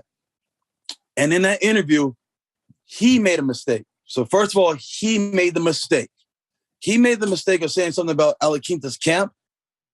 And from there, you blasted that part where the show was no longer about me and Al fighting each other. It was, hey, like, look what this jackass said, you know? And I felt like you really embarrassed them. And so I ride for my guys. I felt like you just bashed my dad, you know? And so I'm not going to respect that. And I'm going to kind of stand on my toes. So it's been like almost 10 years since I did your show. For that reason is that I just felt like you could have made it. Like I said a bunch of different things about Al and blah, blah, to give you those different bites and ratings you need. But then we pinpointed over there on that, which I felt like it didn't need it. We didn't need that. And so sometimes as a journalist, y'all can get really hungry, you know, and y'all can do some things, but you don't understand those stories are going to live forever, okay? And people are going to deal with that shit forever, the things that you have done. There's been some things that you've done that may impact some people in certain ways that you don't realize, but you were just trying to get your ratings. I get it, and I understand. The kid's got to get his ratings. He's got a show to run, so I understand. But at the same time, fuck all that. You know what I mean? Like, it's going to be, I'm a real dude. Like, I'm kind of like, fuck that guy, you know? And so I just kind of like stood back some. We had a conversation about it, and you said something to me like, Bob, like you made me feel like, well, I'm doing you this honor to have you on my show. I'm like, listen, bro, I don't need none of this, okay? I don't need nobody to talk about me. I don't need anybody to promote me. I've been doing this in the shadows for so long. People are just starting to notice who I am. I've been okay with being in the shadows, okay? I made plenty of money. I've gotten plenty of houses. I got plenty of jewelry. I got all the things I wanted in life. I didn't need any exposure to this shit, but you do. You need your ratings. So I felt like you kind of insulted me and told me like I don't need you type of thing, you know? And I felt like you thought maybe this kid's nobody. Like he's going to go and he'll get put out like every other dude that's in this sport. They're only around for a few years. So you're going to use them and they'll be gone and your show will still be here and it doesn't matter. But I just knew over time, just like Cowboy, how he treated me, the same way you treated me, is y'all treat me like you're not going to be here long. And I'm like, okay, that's cool. You're going to find out who I really am. And only time will tell. So that's what I'm saying. The show is time will tell. And over time, I got to watch you and I didn't like you. And then I started going, man, I watch your show. I like what he does. I like this new Ariel Helwani guy. I'm liking what he's doing. And so I watched the show from a distance, you know? I watch it from a distance and check on you and see what you're doing, you know? And I'm like, cool. I still respect you, but I just don't give you any attention from my end because I don't need it. I just want to keep proving that to you that I don't need to be on the show. I don't need to, like, what does it do for me, really? Like, yeah, people will see it and it's cool. Yeah, cool. What do you fucking do? Whoop-de-fucking-do. It don't change nothing. It don't make me no money. It didn't change any opportunities. So at the end of the day, I'm still going to be me regardless. And that's all I wanted to say was I just felt like you dogged me and I felt like you were like, I don't need you. And it's like, cool, I don't need you either. And we don't need to do business. But my dad made a mistake. And so I had to humble myself. I talked to my manager. He's like, do the show. I'm like, man, fuck that guy. I'm not doing it. And I'll just stand on my word. And that's another thing too. Because usually I'll say something, I got to back it up. And so I said I wouldn't come on the show. And I'm like, fuck, I'm gotta stick to my word. I'm not doing it. It's not doing it. And like, it's been years where I've seen opportunities come. I'm like, no, I'm not doing it, because that's what I said. I told you that in the messages. I kind of sticking to my word. Now I'm like, man, maybe I need to humble myself. I need to let bygones be bygones and say fuck it, because I do think you're a great guy. Thank you for that. I wanted to let you finish and say everything that you wanted to say. I really appreciate you being here. Actually, I believed you when you said you would never come back on the show because I know that you are a man who keeps his word. Didn't make it public or anything like that, but I had a feeling that you would stick to your word because of who you are. And even when Ed Cap, who works for Jason House, your manager, told me he was going to try, I said to him, like, I would love to have Bobby on, but I don't think it's going to happen. I appreciate you guys trying. And I wrote to Jason. I appreciate him trying to make this happen because I've been... This is all Jason. Yeah, no, and much Jason respect. begged me. Well, I hope it didn't... like, Jason, no, why?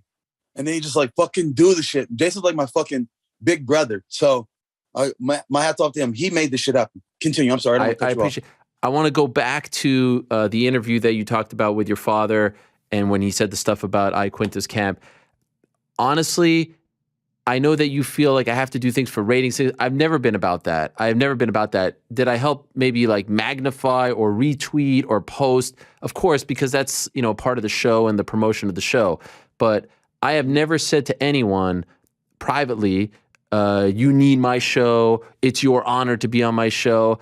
You guys are the stars. That's why most of the show has always been the interviews and not me sitting here telling you about fights X, Y, and Z because I'm not a fighter. It's always been about trying to give the fighters a platform, give the fighters some shine, promote the fights, promote your upcoming fights, what you just did, etc. And I would say that's why I love having Rampage still on my show. The old guys who I feel like the UFC doesn't talk about enough anymore. Mark Coleman, even like the Fabers of the world, like these guys get forgotten about. And that's why I feel like it's important to bring back this show so that there is a place for you guys to have at least somewhere. I'm not saying this is the end all be all. You guys have your own platforms now, but I sincerely hope that you never felt like I was trying to big time you, trying to disrespect you. And maybe if you did feel that way, I'd like to say I'm sorry. And it truly wasn't coming from that place with me. It really wasn't. I went back and looked at our first interview together after you fought Jay-Z, that controversial finish. Remember that? We were in the hallway. Bobby Green, like, ask the guys who work with me in the back. Like, I've always had a lot of love for you. I've always had a lot of respect for you. And it legit bummed me out when you told me that you wouldn't come on anymore. But I believed you. And there was nothing I could do at that point. Like, I wasn't going to beg because you had your feelings, and that was that. I'm so happy for your success. I think it's amazing. It kind of reminds me of what happened with Masvidal recently, where people kind of counted you out, and now here you are getting this big opportunity finally in the main event. And so I just want to say, and I hate when people say, I'm sorry if I offended you, because that means that you don't understand that you offended someone. So I just want to say, I'm sorry. I am sorry for offending you. I'm sorry for, and I'm sorry too. And I'm sorry too. I'm always a man enough to say I apologize to somebody. I'm never too big or anything like that. I apologize too for my anger and stuff. And like I said, my father made a mistake. And so he made the mistake, but I ride with my boys. So I understood. And I told him, you fucked up. You fucked up. But he was just so emotional about it. And everybody's talking about it. He just couldn't deal with it. He didn't know how to, like, the public was kind of on him. And it really that it fucked with him so much that we were doing 8 rounds of sparring, okay? 8 hard rounds after 2 hours of jiu-jitsu and an hour of strength and conditioning. Then we go into our 8 rounds. I was in the 8th round, and my dad wanted me to be perfect. That he's like, go harder on him, go harder, push. Next, I blow my knee out a week or 2 before the Alaquinta fight because he was so emotional. He wanted to whoop Al that bad that it costs me at the end of the day. So that's what I'm trying to explain to you. Like, you don't understand how you impact people and stuff, And so I ended up blowing my knee out, and I had to bring it all back from that situation. But anyways, it's all water on the bridge. My last thing. Please. Do you run the page MMA Fighting? Which page? The Instagram? Yes. No. I don't have anything to do with it. No, I don't own MMA Fighting. Nothing to do with you. No, I mean, I Vox Media is the company that owns MMA Fighting. I don't post anything. I have nothing. I obviously work with and like the people who run it. You have no zero. Say so in it? Zero. Because it seems to be all of your stuff. Well, it's because all of your interviews. Yeah, because of the show. I mean, it's twice a week, and there's a lot of stuff that comes out of it. But I have no say what gets posted there. I don't make any money off of it. I don't post, delete, comment, write. I have nothing. I have my own page, as you know, that we've interacted through via DM and stuff. I have nothing to do with the MMA Fighting page. Why do you ask? Because I just felt like they don't post me. They like, and I felt like I was wondering if that was something that come through you, and maybe you had said something to them, and at that, like, I've seen all the different stuff, and they never posted me until me and you have spoke this last week or so. No, and okay, Bobby Green. They didn't. But before that, nothing at all. So let me tell you about that. Like, I booked the show, right? And they only find out who's on the show Sunday night. So they didn't even know. They didn't even know you were coming on the show. I didn't even tell anyone. So you guys have communication then. That's what you're telling me. Only I tell them who comes on Sunday, like yesterday night is when I tell them. So you saying like you saw stuff, obviously you were in the news the past week because of the Islam situation, but before that, anything, not even they wouldn't even post on one. They wouldn't even post anything, but I watched through the stuff. They posted interviews. Yeah. They posted so much different stuff. Even all the main card stuff, I never got any attention. And I don't need the attention, but I just wanted to let you know I see it. It seems like, oh, y'all clicked up and y'all running together. And this is something maybe I was wondering if you had something to do with that. And that was another reason I'm like, he been chirping to these guys. No, that's not me, man. Hey, listen, there's some people who don't like me, or like your boy Islam, who you're fighting this weekend. His manager doesn't like me. They still promote those guys. Khabib, all those dudes don't come on my show for BS reasons, but they still get a ton of promotion, as you can see. In fact, during the pandemic, when you were like rifling off those wins and doing so great, and those interviews that you were doing after about bringing the world together and all that. And we weren't talking. I never posted anything. I posted you. I wasn't even working for MMA Fighting at the time. I was working for ESPN at the time. So I don't even know what they were doing over there. But like, I was still, just to tell you my mentality, I was still showing you love even when you weren't talking to me, right? Did you ever see those? Did you see me posting that? No, I don't follow you. I don't follow many people at all. I got maybe 28 people I follow. You know what I mean? Be honest, like this whole following and this weird ass like social media culture. Like if you follow somebody or you unfollow them, it's like a problem, And to be honest, maybe I just don't want to keep seeing your face so much, you know? And it's not a big deal. Damn. But I'm not really into the whole following thing. I don't know. Like, I'm not a follower, And if so, you got to be somebody that motivates me, tells me some inspiration, tells me something that gets me lifted. Besides that, I really don't. Like, I'm following, like, barely anybody, brother. Like, my friends look at me like, you don't follow me. I get it. I get it. I mean, I'm trying to lead. I'm not trying to follow. I'm not offended by it, but I just want to let you know, I would never say to someone that I'm working for, hey, don't put shine on this guy because he doesn't like me. That's just not me, man. That's not me. Okay, I'll just make sure we're clear. And I just want to go like, are you behind that? Are you doing this little shit? Come on, Bobby. I'm not that kind of guy. I'm not that sinister. Hey, guys this is a small world. And so maybe you said something or two and some guys stuck with you that really love you. No. And it's okay to pick sides, Sometimes you're going to have some situations where you have to pick sides. We good now? Yeah, we got all the negativity. Let's go to the positive. All right, let's go. Congrats on the success. When do you find out about this fight? When do you find out about this opportunity? Jeez. Bro, I found out like 5 days ago, I want to say. I don't know, like because Beneil, I think he broke his ankle, I think on a Tuesday, right, of last week. Okay. When do they call you? Wednesday they called you and they asked you, or did you guys find out about it and you raised your hand? How did it go down? Jason. It's always Jason. Jason's always behind the scenes making shit happen, he called me and I was like, fuck, Jason, I'm on vacation right now. You know, I just got into a fucking fight and I'm fat as shit. I'm like 195 pounds. Wow. And I got to cut to 55? Are you fucking, like people don't realize that, like, I'm a big guy. Like, the next day I'm 175 pounds. The next day after the fight, I mean, after weigh-ins, I'm 175. I went to all-you-can-eat sushi. I enjoyed myself. And then, I'm like, I'm 195 pounds. I'm going to get all the way down to 55. I'll do 160 for you guys to make the show still happen. But you're not going to make me jump through all these fucking hoops to make your show happen. And y'all not giving something back, Like, I know already the top 10 guys, just Hooker said it best. All those motherfuckers got the call first. I guarantee you all those guys were pussies. All the guys are fucking pussies. They want to wait and pick their turns. And, oh, no, it's not good enough. No, I need more time. No, I want to only fight somebody ahead of me. But then I want it to be the right camp. And I want it to be all the right situations. Like, all those guys play this, like, this weird game. I feel like they hold their cards in and they wait for the right time to, pull out my ace. Like, no, sometimes you got to jump on it, and you just got to take it the way it is. And I'm jumping all over all you guys because why? You're too pussy to take the opportunity. So you'd even think twice? The only thing is the suck was that my girl's having knee surgery, and she was there for me for my surgery. And so I was supposed to be there for hers. And literally I get the call the day before the surgery.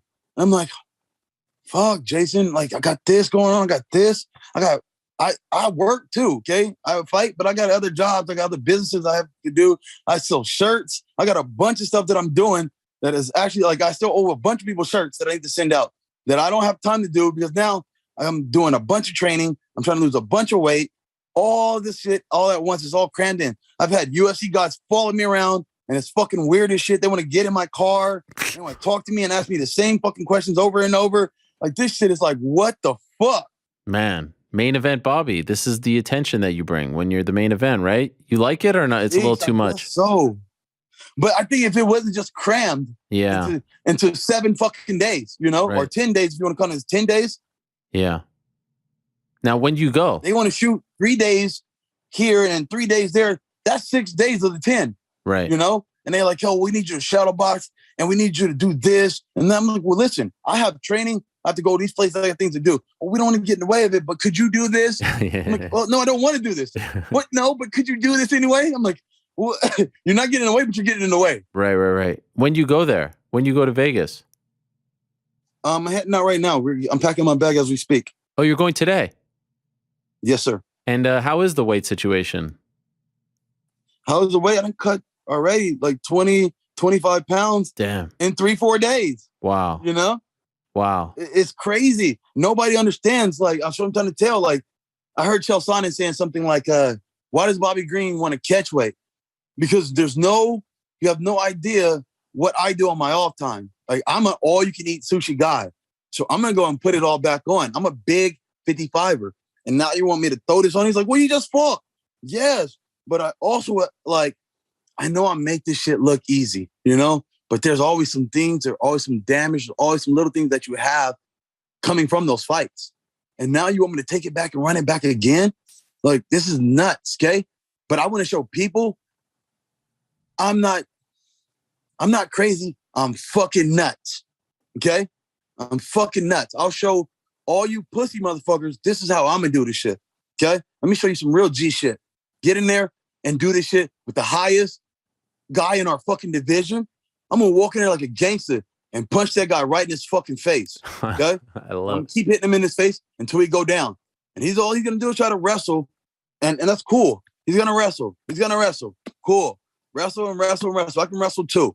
That's fine. But at the end of the day, I just want to show my peers or my colleagues or my opponents, this is how the fuck you do this shit. You don't fucking sit back and wait for the perfect opportunity. And by the way, Bobby, and I said this at the beginning of the show, you win this fight, you should get a title shot, right? I hope that's been said, right? If he wins, he's probably getting a title shot. Why shouldn't you get a title shot if you win this fight? Who knows? With this game, everybody picks and chooses. Like I remember a fight where Jacare fought what's his name? UFC, ex-UFC champ. Jacare fought. Jacare fought. Did he win? Jacare won. He beat from New York or Weidman. New York guys from Alaquinta's camp. Weidman. Yeah, Weidman. Yeah. The whole time they were talking, if Weidman wins this fight, he gets a title shot. He gets a title shot if he gets it. Soon as Jacare won the fight, he didn't get a title shot. It didn't work the same way. So I'm not stupid. I know this is a business. I know that the UFC are the storytellers. They write the story. They tell you who you're going and where it's going and how it's going. I'm just here to play my part. That's it. And so I don't believe there'll be a title shot next. There's like people will be pissed. He just jumped over everybody and blah, blah, blah.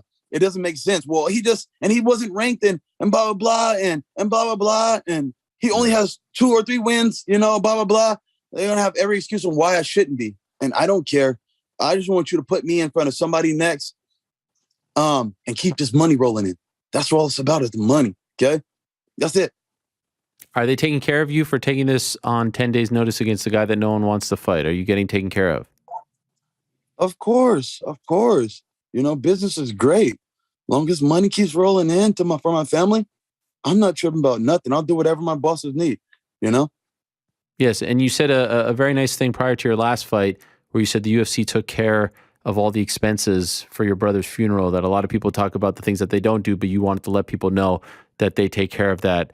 And I'm assuming, correct me if I'm wrong, you didn't ask them to do that? They did it on their own? Is that accurate? I didn't ask them to do that at all. This was like when I was first coming in and I fought Joaquin Buckley or something. And then I had an injury. Money's been going out the door and it's not enough coming in.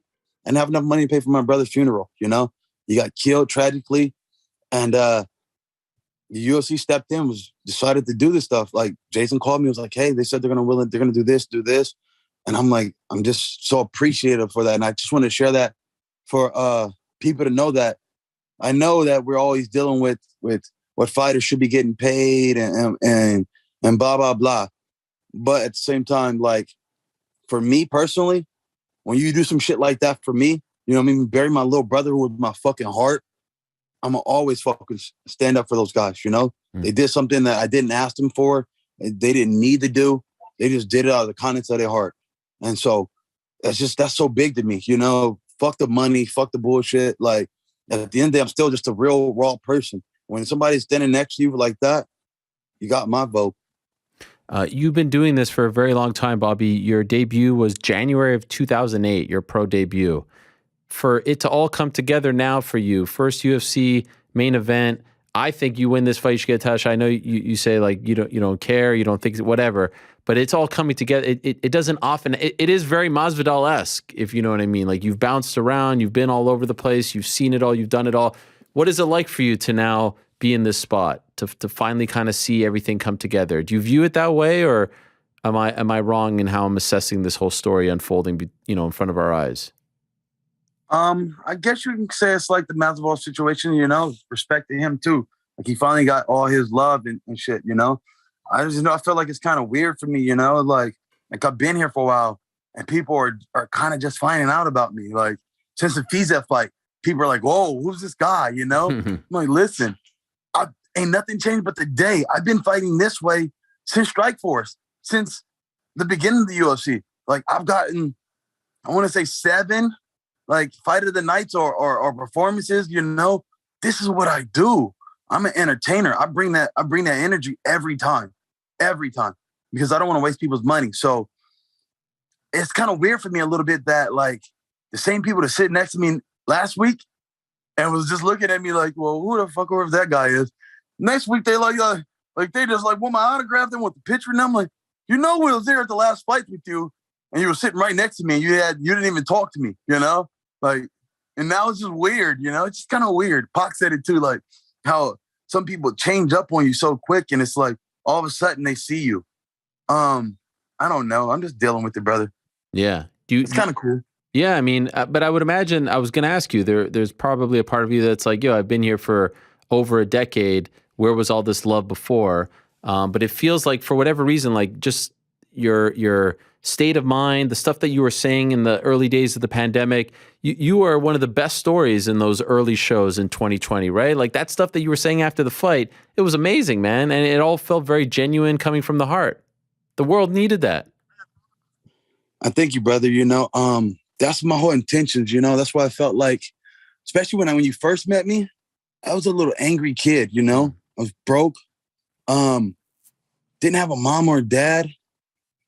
I was getting the man side of things from my coach, who is like a father to me. Still battling with a lot. I got 3 baby mamas, 1 black, 1 white, 1 Mexican. And so all the stresses of women and pulling on you, I just had the whole world on my shoulders, And so now that I'm older, I know how to deal with it better. I'm definitely fixing a lot of things in my life, and it's showing. And so at the end of the day, like when you start seeing me during the pandemic, it's like when I finally start figuring out, okay, this is my mission. My mission is to inspire, motivate, and electrify, get somebody on their feet, get somebody that feels something, So the pandemic kind of was dope, is that I got to just come in, bam, bam, bam, here's another one for you. Here's another one for you. Here's another show. I'm very active, and I'll keep my activity going. So I felt like that's where people find out a little bit about me, is through the pandemic. But then the Fiziev fight, where you got this guy with 150 Muay Thai fights who's supposed to knock me out, and I'm in there talking shit to him and making him look like, hey, I can stand with the best. All of a sudden, I got a little more respect. I guess so. It's a beautiful thing, man. I got to say, like, the feeling I have in my heart right now talking to you, it like takes me back to the early days of my career. I'm so happy that we're buds again, that we're both where we are, man. I'm so proud of you. Oh, thanks. Because I'm proud of you. Like, I fuck with Uncle Dana, and you and Dana don't see eye to eye. So it's kind of a weird spot to be, but I do fuck with you though. I do like your show. I do like your compassion for the fighters. You're always trying to push the best for the fighters. Like I hear you mentioning fighters pay, and I hear you, like, you used to really be on it. I think you kind of took a step back because you realized this shit is like, it's not going to happen. But before, you were really like, you were the Jake Paul before Jake Paul was around, Yeah. You were the Jake Paul at first. Thank you. Thank you. You were striving. I think that's what got you kind of in the crosshairs. Yes, you're 100% right, Bobby. You were the sacrificial lamb. You kind of got shot, pow, and they put you out, they banned you, but you still got your strength. You're still doing you. You never gave up. You never quit. So I respect that, even though I fuck with Uncle Dana. Again, that's my boss. That's the guy who pays my bills. It's a weird spot to be in because I fuck with y'all both. But at the same time, you don't pay my bills. I fuck with you. But that's okay. But you ain't paying the bills. Like DC, he's Dana's boy and he's my boy too. Like, it's okay to be friends with both. And so I'm in the middle. I fuck with y'all both, I fuck with y'all both. I respect. Are you still cool with your coach, your dad? Interesting. No comment. Okay. You don't want to talk about that. So I guess he's not coaching you anymore. No, not at this time. Okay. Not at this time. Okay. I'm not going to follow up on I've been messing with Sam Mason. Sam Mason is my coach. Okay. And Sam's been there since the beginning too. But Sam and my dad didn't see eye to eye. They just have some couple bumps here and there. And so Sam kind of doing this his way, and then Jake wants to do it his way. I kind of just like, I don't know. So I have my jiu-jitsu coach, and all my jiu-jitsu comes from my dad. But then all my stand-up comes from Sam. I've been like training with Sam since the beginning. Like, do you know who Lorenz Larkin is? Of course. Yeah. He would like talk about his phenomenal stand-up. Mm-hmm. That comes from Sam Mason. Mm. Sam Mason was my coach. I had to spar with Lorenz when he was a heavyweight. He was a 205er. You know what I mean? I was still a 55er. I used to get the shit kicked out of me every fucking day by this guy, to the point where I started to learn how to move my feet. Okay, all right, how to jab, how to slip, how to blah, blah, blah. Lorenz was very influential in my stand-up. So Sam and Lorenz put a lot work into me, into building this up. So I really don't want to speak too much about my dad. I'd rather give the honor to Sam. Okay. You know, because Sam has been there from the beginning too. Sam has a bunch of wonderful things he does, and he hasn't got that recognition. I felt like a lot of people didn't give him the recognition that he needs. Okay. Much respect. I'll let you go in a second. I just want to ask, like, your mentality. This is an amazing thing. This is one of the coolest things that we've seen in recent years, because no one wants to fight Islam. You're taking this fight on 10 days notice. You just fought. You've been in the sport for so long. Like, I am genuinely excited for this opportunity that you're getting on Saturday. The Dariush fight was great. It was the number one contender fight, but there's just something about these moments and these stories that make us love MMA, especially when it's a character like you and a fighter like you that we've been watching for 14 freaking years. It's a beautiful thing. Can you just put into words the mentality and the plan of attack that you have going into Saturday? What are we going to do in Las Vegas this week? What is going through your mind as you're about to head out? Damn. First of all, Dariush filled in for me for a fight where I got hurt. Oh, wow. So Dariush, heal up, get better. I got your back. I filled in. You filled in for me. Now I filled in for you. We're even. We're even. So my mind state as I'm going down to Vegas, I'm getting ready to go down here. I'm gonna just put it to you like this: it's G shit. I do G shit. I do shit that motherfuckers don't want to do. I do shit like, my whole thing is about standing in fires longer than most men could, or doing things that most men wouldn't do. That's my whole life, and that's my whole mindset. So a lot of these guys I've been watching, going to Islam and going there and fight with Islam, they never brought the fight to him. I felt like he hasn't been in a fight yet. I felt like it's just been like a match. It don't even feel like a fight. It's a match. It's a wrestling match. No. I'm going to be the first person that puts him into a fight. He's about to get into a fight. Okay? And yeah, he's going to try to shoot. And yeah, he's going to try to do those things. I'm ready for that. But it's going to be a fight. It's not just no fucking match. It's about to be a fight. So my whole mind state is doing G shit. I'm going to walk in that cage with my shoulders held high. I know all the different things that are in the back of your head that you don't want to say, is that he's the most dominant and he's the most this and he's been on the terror and he's the dark horse of the division. I know all those things. And I'm going to walk in there still like a G. And like I said, punch him right in his fucking face. And he's going to feel it. And it's going to keep coming. Just like when I told Nasrat in the first round, I hit him once and he had the look in his face where something crossed his mind. I could see it. Something crossed his mind where he said, is this shit going to happen like this? Or is he going to get tired? Like, is he going to keep punching me like this? There's no way he can keep punching me. And I looked him dead in his eye and I said, it's about to happen all night. I'm not going to stop punching you. And I thought so he kind of kept pushing at me. He kept coming. But then second round, he tried a little harder. And I could feel him after the second round. He's like, fuck, this nigga's not going to stop. It's not going to, I'm keep getting hit. It's the same thing that's going to happen to Islam. He's going to get hit, and he's going to get hit a lot. I broke the record. I broke the record for the most amount of punches landed. That means somebody's going to get hit. And he's better get used to it right now. He's going to get hit. Damn, this is so great. I'm so happy for you. More importantly, for right this moment, I'm just so happy to be able to talk to you again. Thank you for coming on, Bobby. Thank you for burying the hatchet. Thank you to Jason and Ed for making this happen. I sincerely appreciate it. And man, I hope you accept my apology, and I hope that you will come on in the future time and again, because you're a big part of this sport. You're a big part of the history of the sport. You were a big part of my career as well. And it genuinely bummed me out that you were mad and that you wouldn't come on. And I hope that that's all behind us now and that you'll... That's all behind us, brother. It's all behind us. I will say a couple things really fast. One, I don't like this shit. Like, I hate talking. You know, especially when I was first coming in, a lot of people were saying, all he does is talk. He's too much talk, you know? And maybe now people are like it now. I don't know. But I always felt like I'm just in the shadows. Like, I really don't want the attention. It's cool and shit, but I really don't need this shit, you know? And so, like, I told Michael Bisping this, and I had to tell him, like, I love you, bro. I fucking love you. But you probably won't see me on your show again. Why? It's like, I'll come in and drop in real fast. Hey, how's it going? All right. What's up? What's up? And then you'll never see me again. Fair but enough. You got one from me, and it's cool. It's just not the guy that wants to be in front of the cameras all the time talking and running my mouth. I got other things to do. I got 3 kids to raise. I got my girl to take care of.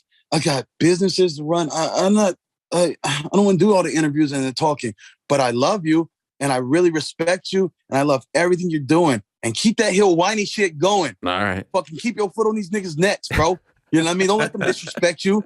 You know what I'm saying? Pop that collar a little bit. Let them know, hey, respect me, motherfucker. You know? Whenever you want to try to come at me with that bullshit, you pop back at them, you know? And that's it. I respect it.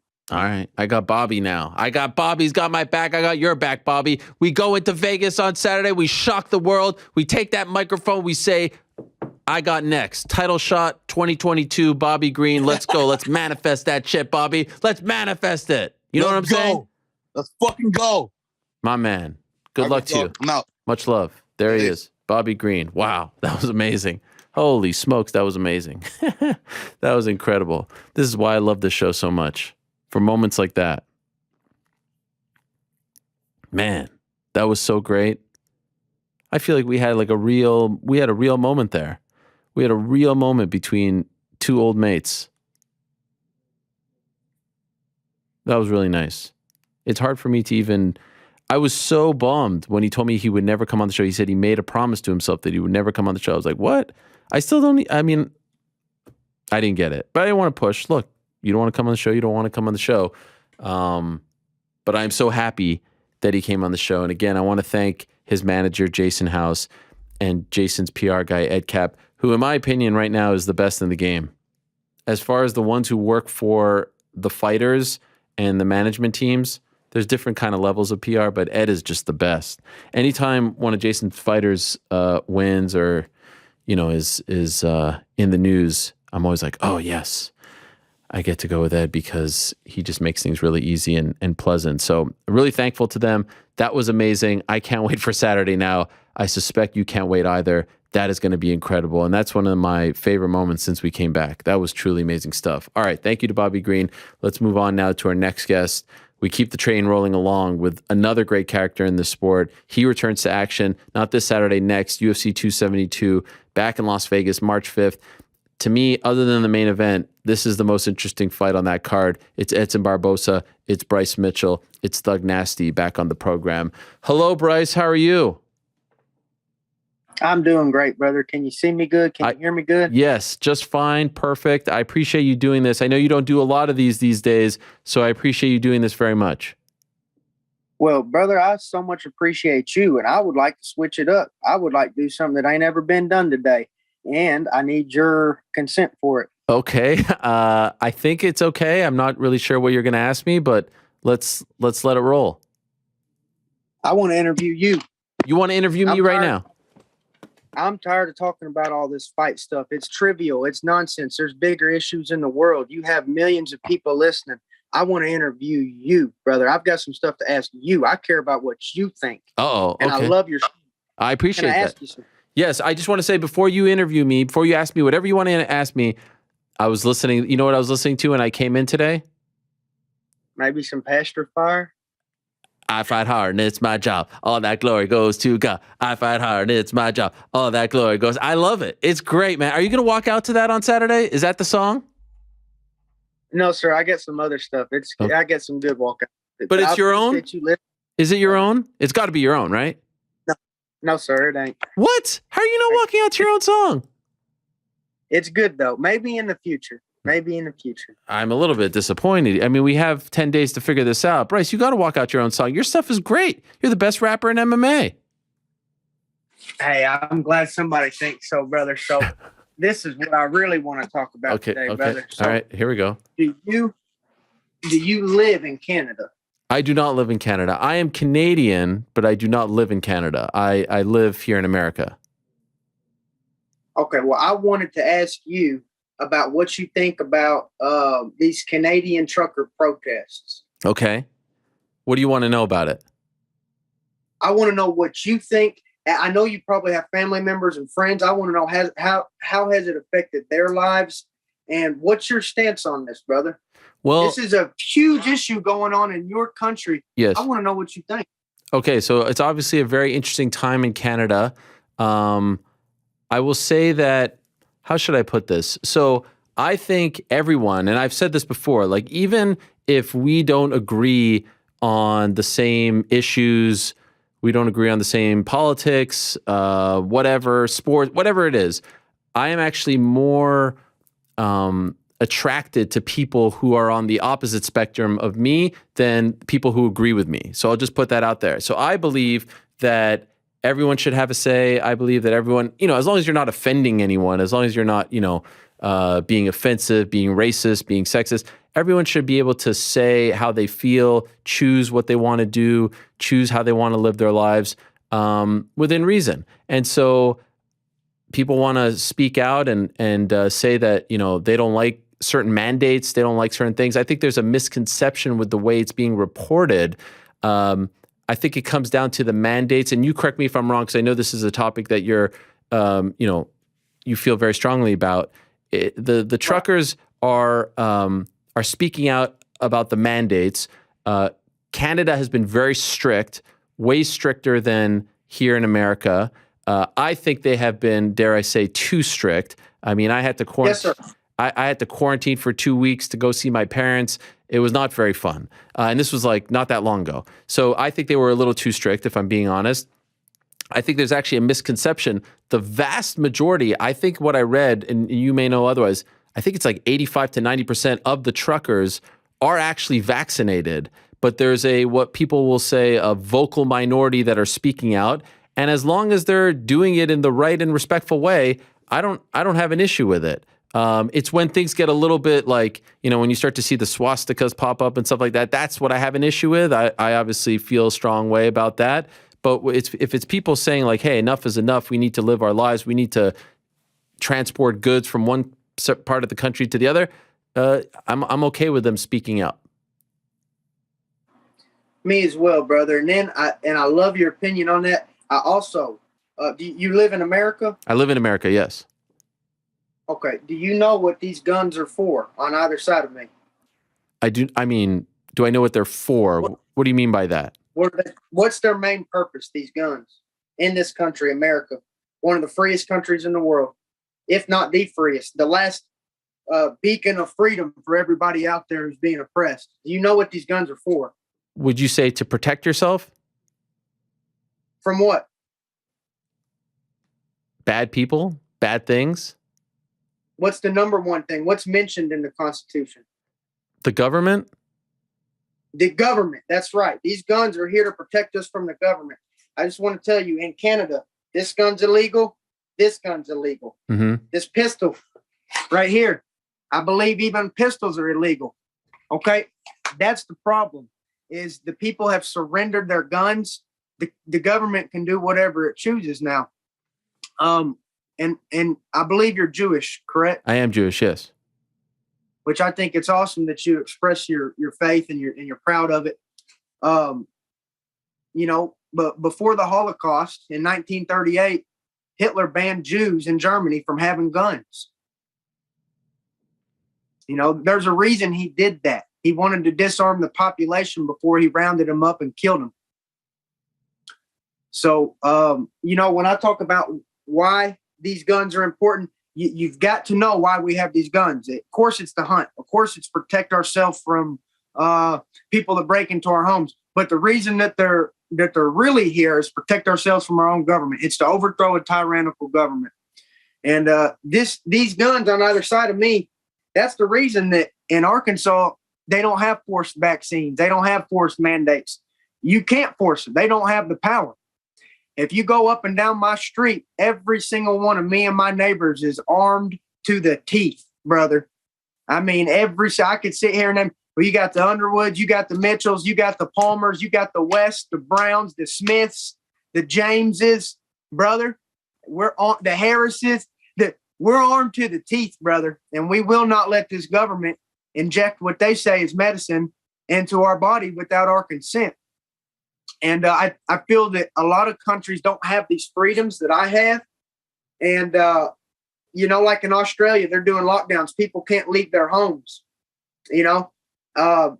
It's crazy to some of the stuff that we have going on. And I just wanted to use this to represent freedom. And that's what these guns are for.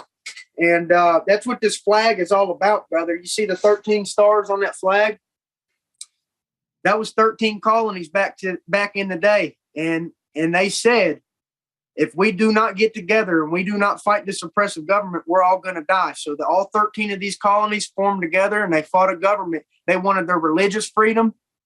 They wanted their economic freedom. They were being taxed to death.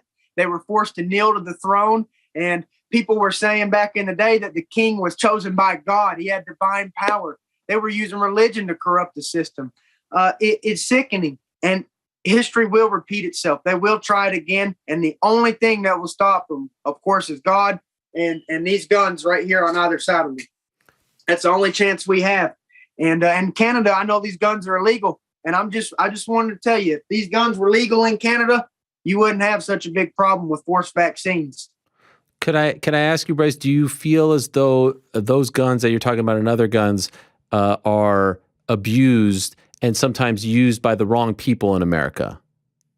Now, there are people who are trained, Absolutely. But there are other people who aren't, who get their hands on the guns and end lives and do things that are reckless and criminal. Would you agree with that? Absolutely. And you know what we use to stop them? Guns. You know? Well, not always, right? I mean, there are people who go into schools and shoot themselves. Yeah, but also shoot, unarmed, innocent people, right? Oh, absolutely. There's a lot. Brother, let me tell you what's going on here a lot lately, like in the Las Vegas shooting. I don't know if you heard about this. That's an inside job, brother. Our government had some form of finagling going on. There were so many people shot that I'm convinced. And I talked to cab drivers who said that there were multiple shooters, because I go to Vegas for my fights. And almost every time I go to Vegas and talk to a cab driver, I ask them, did you hear multiple gunshots from multiple locations? And I've had multiple confirmations that there was more than one shooter that night, and that the second shooter was ground level. The ground, I believe that there was more than one shooter. I believe our government staged that shooting to try to take our AR-15s and blame it on the guns. But they haven't. Yes, there are bad people. There are bad people with guns that do bad things, but you can't take away everybody else's right to have a gun to protect themselves and overthrow a tyrannical government because a couple people misuse them. You know what I mean? And think about it. The people that abuse those laws, that go into schools and kill children and go up into Vegas and shoot people in a crowd, do you think a law is going to stop them that says, hey, it's illegal to use that gun? Do you think that law is going to stop them? No, and I hope this is like a friendly conversation. I'm happy to have the conversation. It wasn't obviously what I was planning. But compare the numbers of school shootings, mass shootings in the U.S. to the ones in Canada. I mean, it's not even close, right? So what's the explanation for that? Well, first off, my number one explanation is that government is in a lot of these. I believe that You think the American government has had a role in these school shootings in America? They have an agenda. They set up mass shootings and then blame the AR-15s and say, oh, now we're coming to take your AR-15s because these were used. How do you explain why they haven't taken away the AR-15s, despite the fact that there have been hundreds of mass shootings? Let me tell you why they have not taken away the AR-15s, because this is God's land and they cannot. They do not have the power to take away these AR-15s. They have been trying and they have been trying and they have been trying. The people are too strong. I will die before I hand these guns over to my government. I would rather die in a shootout than I would starve to death, be rounded up and starve to death. People will not tolerate that in this country. They will not. So that's why the guns are here, brother. And they play an important role in this country's history, because this country was founded upon people fighting a corrupted government. And so it's not unrealistic to think that any day that might break out again. You see what I mean? Especially with the amount of economic control that our government has. It's the whole system, the entire. Do you know what the most powerful institution on the planet is? The bank? No, well, you know what controls the banks, brother. You're getting close, actually. Okay, all right. Tell me. The Federal Reserve. Okay. The banks are the bitch of the Federal Reserve. Right. The Federal Reserve votes on the rate at which the interest rate in which the money is loaned to the banks. The banks are just the bitches. The banks have been infiltrated by the government. That's the problem with our banking. The FDIC, who's supposed to be there, the FDIC, Federal Deposit Insurance Company, whatever. It's, they're protecting us. No, they're not. the government has seeped into our banking. That's why it's corrupted. That's why they're collapsing our dollar. That's why they have the ability to, through the Federal Reserve, something that we didn't vote for. You know what I mean? Could I ask, Bryce? Corruption is crazy, brother, and we have to open our eyes and we have to see it. And I would much rather talk about political corruption than anything else, because that's the biggest issue we have in this country is political corruption. Do you feel like this is, and I'm totally okay with that. Do you feel as if this is a new issue in America? Like, why are you so fired up right now about this? Is it what's happening in Canada? Where is this coming from right now? Why are you talking about this now? Because no one, there is nothing, correct me if you feel otherwise, there's no threat to take away your guns right now in America. There's nothing really being talked about. There's no real push to take them away. U.S. is very different than Canada. So why do you feel this way right now? The mandates are going away, right? All the mandates are come March, going to go away. I don't believe the UFC is forcing you to get vaccinated. So why are you so fired up right now? Brother, let me tell you what, if you think this war is over, you have been fooled. Which war? Okay, let me tell you what, the war for us, free men like us, to live with liberty and peace and prosperity. That's the war. They will not stop until we're all enslaved. They will not stop until either they're abolished or we are. And let me tell you what, what's the bad issue right now in our country is economics. Our president has rigged an election, brother. There's no way that Joe Nut Biden, this dude who can't even form a sentence, has won the election. So they've rigged our election. The price of our gasoline has inflated 175%. All these economists, even these people on the mainstream news who are all full of shit, they're reporting a 7.5% inflation. Now, let me tell you right now, it's more than 7.5% inflation. The amount of inflation in this country is rampant. They are controlling us through the dollar, okay? And the last thing that we have to protect ourselves is these guns, and that's why I make a big deal about it. And like you said, we don't have it so bad in the U.S., so why am I so fired up? Because there's Canadians being forced to take a poison into their body. There's people in Australia. They can't leave their home. I want to be a beacon of hope for these people. I want to let these people know that I will fight to the death for the last bit of freedom that we have. And this is one of the freest countries in the world and one of the greatest countries in the world. And I just want to be a beacon of hope for everybody out there who's being oppressed and feels like they have no control. The fight is not done yet, and I'm not going to give up, brother. So can I ask you just? So I like, as an interviewer, I'm the type of interviewer that likes to let his guests speak. I didn't invite you on to debate because to me that's not what you signed up for. So even though this is a different kind of interview, so that's why I will gladly let you say what you want to say as long as it's not offensive and you haven't said anything that's offensive or racist or sexist or homophobic or anything of that nature. I don't agree with everything. Because I'm not. I know, exactly. That's why I didn't interrupt you. I don't agree. Just for the record, I feel like you're saying what you're feeling. I could say what I feel. I don't agree with a lot of the things that you said, but that doesn't make me think any differently of you. I know people who I'm related to who voted for Trump, and I can't vote. I'm Canadian, soon to be American, but I wouldn't have voted for Trump. I don't believe the election was rigged. I think there's been. I know it was. There's been enough that's happened to prove otherwise. There ain't a shadow of a doubt in my mind. Based on what? A million something votes coming in. Based you got on a million what? something votes coming in at midnight. If you trust this government, brother, you have been fooled. And let me tell you something. It's going to get worse in this country. And I know we're sitting here and everything seems okay. It will get worse. There will be there's going to be another plot. There's going to be something. This inflation's already getting bad, but I think there have been enough investigations into the election to prove that this. I mean, there was more investigations, more stories being looked, and they all came up empty. So I don't know how people are still believing this. I'm assuming that you are someone who voted for Trump. Is that a fair thing to say? I didn't go to vote because I knew Arkansas was going to win for Trump, so I didn't waste my time. But you would have. I mean, Arkansas won. He's taken the vaccine. He's done the booster. He's done all these things. You know that, right? Who's that? Donald Trump and his whole family. They've all done this. Well, he has the right to do that. That's what I'm saying is that in Canada and other places, they're trying to force you to take the vaccine, force your children to take the vaccine. No, it's no different than here in America. Ivermectin, check this out. My mom works at CVS. Yeah, Ivermectin cures the corona. It works 10 times better than any of these vaccines. CVS stopped selling ivermectin. Why? Because they can't make no money off of it. They want you taking all this poison that they make money off of.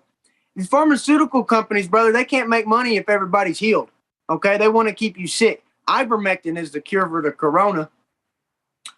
Here's another thing. You could also say that the vaccine would be the cure for the corona, right? Because before there was a vaccine. Oh, the one so it's a cure, but you have to take it every 3 months? No, you don't have to take it every 3 months. I mean, this. So wait just a second. If the vaccine is the cure, and you said that 90% of truck drivers had it, how come corona ain't gone away? Well, it's the same. I take a flu shot, and flu hasn't gone away. Those numbers are all lied about. Ain't no 90% of nobody got that vaccine. They're lying with those numbers because they want you to feel safe when you take it. That's bullshit. I know 2 people. I can produce names. 2 people I know took the vaccine, dead 2 weeks later.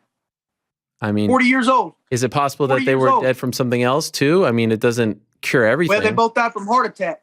2 people took it. I know. How healthy were they? I mean, I don't know. Listen, I've taken the vaccine, and I'm here to tell the world that I've taken the vaccine, and I took it proudly, and no one put a gun to my head. No one forced me or my family members to do it. But that's why, like, I'm okay with you. Like, you have the right to. Exactly, and you have the right to as well. No one's going to anyone's house in Canada forcing anyone to take the vaccine. Right? They're not. But they're taking away their job. They're freezing their bank accounts. You don't think that's an attack on freedom? You don't think they're freezing people's bank accounts? You don't think they're putting people out of a job, saying you can't go to the gym, the restaurant, the bar, the church? That's all going away. That's all going away come March 14th. I know this for a fact. That's all going away come March 14th. The push to try to get everyone vaccinated was because they saw that once people were getting vaccinated, the numbers were going down. And now, of course, there's new variants and whatnot, but you see the numbers, way less people are dying than they were back in March and April of 2020. That's a fact, right? Way less people are dying now than they were back then. So it proves that the vaccine works. I have no side effects. I think that I think a lot of these numbers about the CDC said, this many people died, that many people died. But you could say that about anything. I could say that about anything. I mean, I just was telling you about the numbers of school shootings, and you can dismiss the numbers everywhere. I mean, like I said, everyone has a right to bear arms. But if it's like a 16-year-old kid who knows nothing about bearing arms and walks into a school and shoots innocent kids, I'm not down with that. I don't know how anyone could be down with that. Here's my point, is that if you make a law that says that kid can't have a gun and he wants to go find a gun, do you understand it's illegal to possess cocaine, crack, heroin, meth? Do you understand I'm one phone call away from getting any of that? But the laws do not work. So brother, should it just be should we just have a country with no laws? Should we just have a country with no laws? Like, how is that the answer? No, the law is you can't go into the school and shoot people. That's the law. And yet, America has more school shootings than any country on the planet. Has more people, innocent people dying than any country on the planet. More people die getting stabbed in Europe because they took away the guns, so now people stab each other to death in Europe. Okay? And brother, our problem's not a gun problem, it's a mental health problem. Most of these people are on pharmaceutical prescribed antidepressants. That's your problem right there. Okay? It ain't the fact that people can go get a gun. That's not the problem. In fact, that's the solution, is good people having guns. That's the only thing that's going to stop bad people from getting the guns and using them. Okay? Here's another question I got for you. Okay. Do you believe in socialized medicine like they got in healthcare? Do you think the government should provide, and by the government, I mean taxpayers, do you think that the taxpayers should subsidize healthcare? I mean, well, I come from Canada where, as you know, you don't have to pay for your healthcare, right? It comes... Let me correct you. You pay it in your taxes. Through your taxes, yes, of course. Yes. The government distributes it as they see fit. Yes. It's not like here where it's, through your employer and either, if you're employed or, I mean, I don't know how you do your health insurance because you work for the UFC. Do you have to do it yourself? Do you have something like Cobra or something like that? How does that work? If I get hurt in a fight, the UFC is paid for it for the surgeries and stuff. But if it's before a fight, I just pray and pray that I'm healed. And come on. What if you cross the street and something happens to you? They're not paying for that, right? No, they're not. So who pays for that? But here's my point about the healthcare, because I knew which side you'd kind of be on in that. Sure. I just don't believe that the government should be in our healthcare. I don't believe they should be in our banking. Let me tell you why. Because they seep into every aspect of our life and then they corrupt it. So here's why I don't believe the government should have anything to do with healthcare. Because I do not believe that healthcare is a right. I don't believe people have a right to somebody else's service. Do you see what I'm saying? So when the government comes in and says, well, you don't have to pay anything into the system, but you can show up to our hospital facilities and get free service. Now you're saying you have a right to service. Well, where does that stop? Do I have a right to get food for free? Do I have a right to get my house for free? Do I have a right to, I like blankets, Snuggies, those nice blankets, the Snuggies with the arm. Do I have a right to get Snuggies for free? Do I have a right to get, where does you're not down with, so you're not down with the Canadian system, right? With the Canadian healthcare. This is the problem in Canada, brother. One of the problems, the government has seeped so heavily into people's lives that. I think Canada's a pretty great country. Here's my question. Let me just ask you bluntly. Why does an American living in Arkansas give two shits about what's happening in Canada? How does it concern you? How does it concern you? Freedom. Yeah, but that doesn't concern you. You're not Canadian. You should have no say in what's happening in Canada. The same way someone living in England should have no say what's happening in America. The same way someone living in Africa should have no say what's happening. Why does Canada bother you so much? Because I see these people that are against these vaccine mandates, and they can't go to their gyms, they can't go to their churches, they can't go to their restaurants, and you have a dictator over there telling people that they have to inject poison in their body. Come on, Bryce, that ain't no dictator. Adolf Hitler, the man that you reference, is a dictator. That man put people in gas chambers and killed people. Justin Trudeau is kind of like a dorky politician, nothing more, nothing less. He ain't no dictator. You know better than that. Let's not use words that don't apply. A dictator, Saddam I believe Hussein, that he is. A dictator, Saddam Hussein, someone killing people. No one's getting killed in Canada. No one's getting killed in Canada. I believe, like I said, I believe the vaccines are killing people. No, they're not. They're not. And just because the CDC don't say so, they're dropping dead because of heart attacks. Brother, I know 2 people took a vaccine. They're dead. What about all the people who died from COVID? What about all those people? What happened to them? They should have had ivermectin. I wish they would have had ivermectin. And I'm not saying the corona don't kill people, but what I am telling you right now is that they fluffed the numbers up.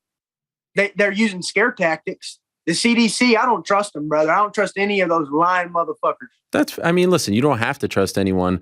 And that's the beauty of society. I think political media is all out of whack. I think Fox, CNN, all these people, the fact that they're so biased. They're all trash.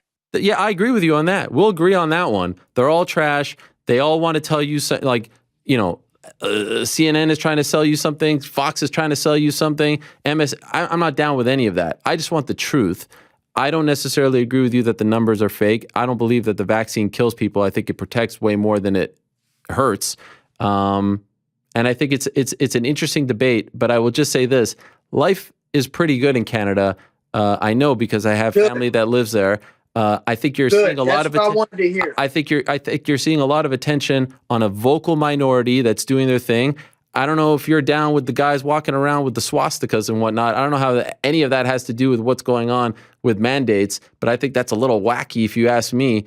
Someone's telling you to wear a mask and get vaccinated. It has nothing to do with swastikas and neo-Nazis and all that nonsense. And it does, brother. Nah, it does. It doesn't. If you're telling somebody that they have to put on a mask when they don't want to and inject something in their body that they believe is a poison, whether you and the CDC says it ain't, I don't give a damn, brother. Listen, but the good news is it's all going away come March 14th. All those rules are going away.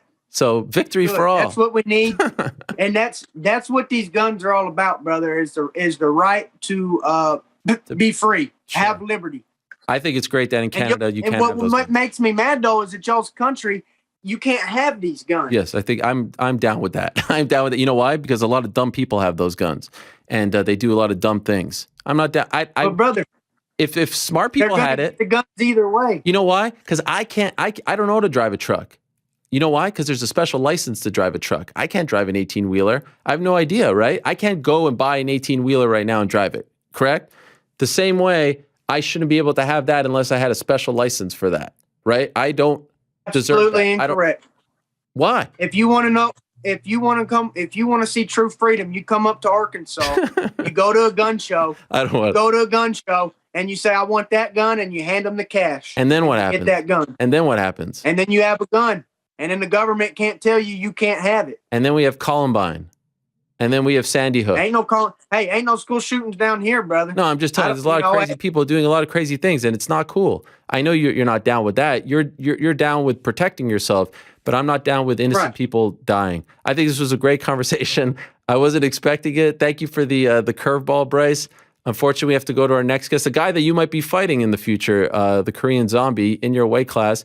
Congrats on the fight. I'm looking forward to it. And I hope you don't feel like I'm cutting you short. I just, you know. Oh, you ain't cutting me, brother. Thank you for And by the way, brother. And I always say this too. I just wanted to I'm open. go out there and feel. I don't think any less of you. I just want you to know, like, I like this. I like the fact that you brought this and that you challenged me. I don't feel like you threw me any sort of, weird, like, this is cool. I'm totally down. I'm not I feel like the problem is, like, I never understood why we can't talk about politics, why we can't talk. To me, absolutely. Open dialogue is good for all of us. Just because you and I don't agree on certain things doesn't mean we can't be buds. And so I just want you to know that. Well, we don't agree on our socialized medicine. That's right. We don't agree on the validity of the CDC. Fair enough. And we don't agree on the registration of guns. But I do agree that you're a great person. And if tyranny takes over, I bet you right now you'll be wanting a guy like me to fight side by side by you, because I will die before I give up any of my freedom, any of my liberties, or give in to evil, brother. So I think we can agree that in a war, me and you could fight side by side for our freedom. For sure. And also, God bless Canada. God bless Canada. God bless you, brother.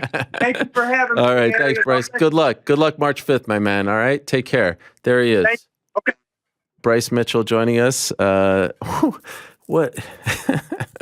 What is going on today? This is the craziest show that we've ever had. I mean, this is the bet. Oh, this is the best. This is the best show. I'm sorry. Okay, if you could just hit up Eddie. We're a little bit late here. We got pushed back, and I don't want to screw over the Korean Zombie, but this is the craziest show of my career. Oh my God. This is the best. Let me tell you. I have always felt, unless you come on and like that we're about to get in a debate, like you could say what you want as long as it's not offensive and all that stuff. Obviously, I don't agree with the vast majority of what Bryce said, but those are his feelings, and we could talk more about that later in the program. Hopefully no one was offended. I certainly wasn't. Let's go to our next guest. He's fighting for the belt April 9th, 145, against Alex Volkanovski. Let's not keep him waiting. There he is, Eddie and the Korean Zombie. Eddie Cha, thank you so much. Chan Sung Jung, thank you. I'm sorry, I don't know if you knew what happened there, and I know you have a heart out, so I won't keep you long, but it's been a crazy day on the show. Bryce Mitchell kind of threw me with a bit of a curveball there, so I'm sorry, Eddie. Oh, you're good. Thanks for having us. Ariel, I got a special guest for you before we start this interview. Oh, my God. Who is it? That's right. Oh. Olympic champ, the flyweight champion, the bantamweight champion of the world. And I can't wait to hear you say the 2022 Coach of the Year, Triple C Henderson from that slippery tongue of yours. And I hope you're listening to me. Fuck snot. You absolutely make me sick. Are you allowed to come on? Do you have to call your daddy? Are you allowed to come on? I wasn't sure if his daddy let him come on. That was great, Eddie. You just made history right there. That was amazing. Wow. That's a good little soundbite clip for you, right? Thank you. Thank you for that, Eddie. You're the man. And Korean Zombie, you're the man as well. Thank you so much for the time. So I wanted to ask him for, what does he prefer, Chan or Chan Sung? How do you properly refer to him by his first name?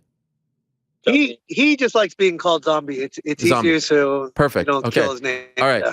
Zombie, when you found out that Max Holloway was out, it didn't seem to me like you even were campaigning for the fight. You just kind of sat back. So tell us from your perspective, how did you get this fight against Alex Volkanovski on April 9th? Holloway 다른 애들은 캠핑 나 싸우는데 너는 그거 부르진 않는데 이 시합 어떻게 생각해? 그냥 당연히 제가 싸울 거라고 생각했어요. 저 넘어 5, 탑5 중에서는 싸울 사람이 없다고 생각했어요. Yeah, he thought he didn't campaign because he just thought that he should be next in line of the top 5 guys. He's the only one coming off a win, and so he was somewhat expecting it, but he was also surprised when he did get it. Why was he surprised? 왜 서프라이즈였냐고 이거 확실히 받았을 때. 그냥 그래도 나는 평생을 이 운동을 해왔던 사람으로서 이제 타투샷을 받는 거는 좀 좋았던 것 같고 알도 때 받았을 때는 준비가 안 돼 있었는데 이번에는 조금 많이 그때랑 달라졌어요. Said a title shot when you actually get the contract and stuff like that. He was obviously surprised and excited. When he fought Aldo, he wasn't actually ready at that time. The fight got pushed back, and he's been training for it. He's out here in Arizona, Scottsdale, and he'll be 100% ready to go. Your story with Alex, it dates back several years. I remember when you and Jay Park were on my show 2 years ago talking about Alex, and you guys were going back and forth. And he was saying that he thought someone was writing things about him, from your account, but it wasn't you, and was insinuating other people. How do you feel about Alex? Is it personal between you two? 옛날에 제이파를 같이 나왔을 때는 얘가 누가 네 거 쓰고 있었다고, 네 어카운트가 아니었다고, 그리고 니는 너가 볼카nov스키 타이거 어때요? 네 볼카nov스키가 어떻게 생각했냐? 볼카nov스키는 굉장히 좀 상대방을 리스펙해주는 사람인 것 같았어요. 근데 옛날에 제가 트래시 토크를 했을 때 굉장히 막 재밌게 받아줬었고, 그냥 이제는 뭐 저희는 트래시 토크를 하지 않고 아마 에리얼 때문에 문제죠. 에리얼에서 처음으로 트래시 토크를 시작했죠. He said Volkanovski's he was super respectful when they were talking, and when he was trash talking, they were going back and forth. But he said it's your fault, Ariel. The reason why he was trash talking was because of you. Well, so he's not going to be trash talking this fight. He's just going to stay completely focused. Why is it my fault? What did I do? 여기가 너무 너가 큰 쇼니까 여기서 해보고 싶었다. So he said your show is so big, he was almost felt obligated to talk trash and start some static. Okay. I'm sorry. So it's only respect between you guys now. There's no issues whatsoever. 둘이서 리스펙트는 사이냐고. 네? 저는 정말 볼카nov스키를 정말 좋아하고 리스펙하고 많은 선수들을 이겼지만 정말 따지고 보면 사실 할로웨이 이긴 거밖에 저는 인정할 수가 없어요. 할로웨이 이긴 거가 너무 크기 때문에 사람들이 알렉스를 너무 거대하게 크게 보는. Yeah, nothing but respect for him. He thinks that the Holloway fights were the biggest one where him and a lot of people really started respecting him. It almost sounds like trash talking, but it's going to try to translate the best I can. But besides the Holloway fights, he doesn't really give credit to a lot of the other fights and victories. The Holloway fights were really, really big, is where he feels like he got put on the map of respect-wise. Now, what did you think of his performance against Brian Ortega, a man that in that third round, the guillotine, the triangle, he got out of it? Did your respect for him grow after seeing what he overcame in those moments and in that fight? Ortega 시합은 어떻게 생각해요? 그 다음에 인정했냐고 respect. 그리고 3라운드에서 이렇게 이겼던 거. 네, 사실 그 경기가 끝나자마자 트래시 토크를 하려고 시작하고 있었는데 너무 멋있는 시합을 해서 사실 리스펙하게 됐어요. So yeah, after he watched that fight, before the fight, while he was watching it, he was ready to start trash talking a little bit towards him. But then the fight was so amazing, he was like, he gave nothing but respect to him. Okay, so he did. This is nice. He decided not to trash talk. Yeah. By the way, the real troublemaker is Jay Park. Are you still friends with him? Are you guys still close? The troublemaker는 Jay Park에서 제이 파크는 나한테 트랜스레이터 한 번도 없다고. 제가 다 한 거라고. Yeah, he said Jay Park did absolutely nothing wrong. All he did was translate, and they're almost pretty much best friends. He did an interview with the UFC Countdown, and he just mentioned what type of person he is in his life, and he said he's one of like a few guys that he's really, really close to. That's great. And by the way, I was joking about the troublemaker stuff. I love Jay. He's the man, and he did not deserve whatever happened at that event. So I just want to be clear about that. Yeah. And so you're in Arizona now with Fight Ready. And I'm assuming you're staying in Arizona up until the fight on April 9th. Is that correct? You'll be staying here in America the whole time? Yeah, he's out here. He'll be staying here, and we'll be flying out together. I saw on his Instagram, he posted a picture of his kids with like a sad face. How difficult is it for you, Zombie, to be away from your family for this long? 인스타그램에서 우리가 애들 사진 울고 올리는 거 봤는데 얼마나 힘드냐 여기. 애기들을 내 가족들을 못 보는 게 제일 힘들지만 사실 훈련하는 거의 차이는 너무나 많이 나기 때문에 내가 여기에 안 올 수가 없어요. 무조건 와야 된다는 걸 알고 있었고 뭐 그런 거를 버텨야지 내가 챔피언이 될 수 있다고 생각하고 있어요. Yeah, the hardest thing for him in any camp is always missing his kids, but the training difference from Korea to fight ready is such a difference. There's no way he can't come here, he said. Especially in order to be a champion, he has to come here and train and make that sacrifice. So could he explain why it's so different for him in America? I'm assuming it's in large part because of you, so this might be awkward for you, Eddie, to translate about yourself. But why is it so different for him in America at Fight Ready in Arizona as opposed to back in Korea? 미국하고 한국 차이가 뭐가 그렇게 틀리냐? 특히 뭐 Fight Ready 같은 경우. 일단은 풀이 너무 미국은 너무 크니까 여기는 뭐 비즈니스적으로도 다 할 수 있으니까. 모든 사람들이 모든 것에 전문적이죠. 영양, 뭐 주짓수, 뭐 바디, 뭐 자는 것까지 먹는 것까지 모든 게 다 이렇게 되는데 뭐 한국에서는 아직까지는 그게 좀 불가능하죠. Yeah, he just said everything in general. The U.S. is so big, from the training partners to the coaches, skill sets, nutrition, dieting. I mean, we're literally monitoring his heart rate monitors and just. Korea's not at that level yet, and anything to get an edge, obviously, is just a night and day difference, he said. 그리고 이게 만약에 싸움이라고 생각을 하면 내가 한국에서 훈련을 해도 UFC 나갈 수 있는데 근데 이거를 이제 스포츠라고 생각하기 때문에 당연히 내 바디가 어떻게 되는지 다 알아야 되는 그래서 오게 됐어요. So, like, if he thinks of it as just like a fight, like a brawl, and just scrapping in there, then he can actually train in Korea. But now he looks at it as a sport. Where he's actually competing, looking to win rounds. Like we always talk about him is we're trying to win seconds, sequences. We're trying to win minutes. Minutes will win rounds. Rounds will win fights. And so his perspective on competing, fighting is totally different. So there's no way he can do that in Korea. Will Henry Cejudo and Captain Eric Albarracin be in your corner on April 9th? Henry Cejudo, Captain 네 corner 있을 거예요. I don't know yet. Okay. What do you think of those guys? They're a little bit funny, those two. What do you think of them? 헨리가 나는 정말 이번에 많이 놀란 게 헨리가 정말 똑똑한 사람이고 뭐 이렇게 비디오나 할 때는 막 이렇게 재밌게 막 하잖아요. 근데 진심으로 나를 도와주지 않으면 나는 아마 못 나오게 할 거예요. 근데 이제 훈련을 할 때도 아까도 그렇지만 직접 맞으면서 막 도와주고 진짜 자기가 내가 볼카nov스키 이기게 하기 위해서 진짜 진심으로 노력하니까 이게 가능한 거고 너무 고맙게 생각하고 있어요. Yeah, Henry really surprised him a lot because we've seen him a lot in camp and stuff like that, Dad. But Zombie got the title shot, and he's been helping out so much. He's been at every practice, every team meeting that we have for Zombie. He's actually doing sparring rounds, play rounds with him. So he's super grateful. He didn't realize he was so intelligent, fight IQ wise, and everything else. Like when you see him on TV, he's cringy and all that, but off camera. He's telling him what to do. He's wrestling, coaching him as he's play spars and stuff like that. So he's a huge part of this camp. Okay. When everyone was campaigning for this fight, in the aftermath, once you got the fight, I saw a lot of people, including fellow fighters, who were saying like, "Oh, why Zombie? He's only won one fight in a row. Ortega, this guy and that guy. Yair, he should go to Cater. Giga was talking about it." Did you feel offended by any of this? Did you feel disrespected by any of this talk?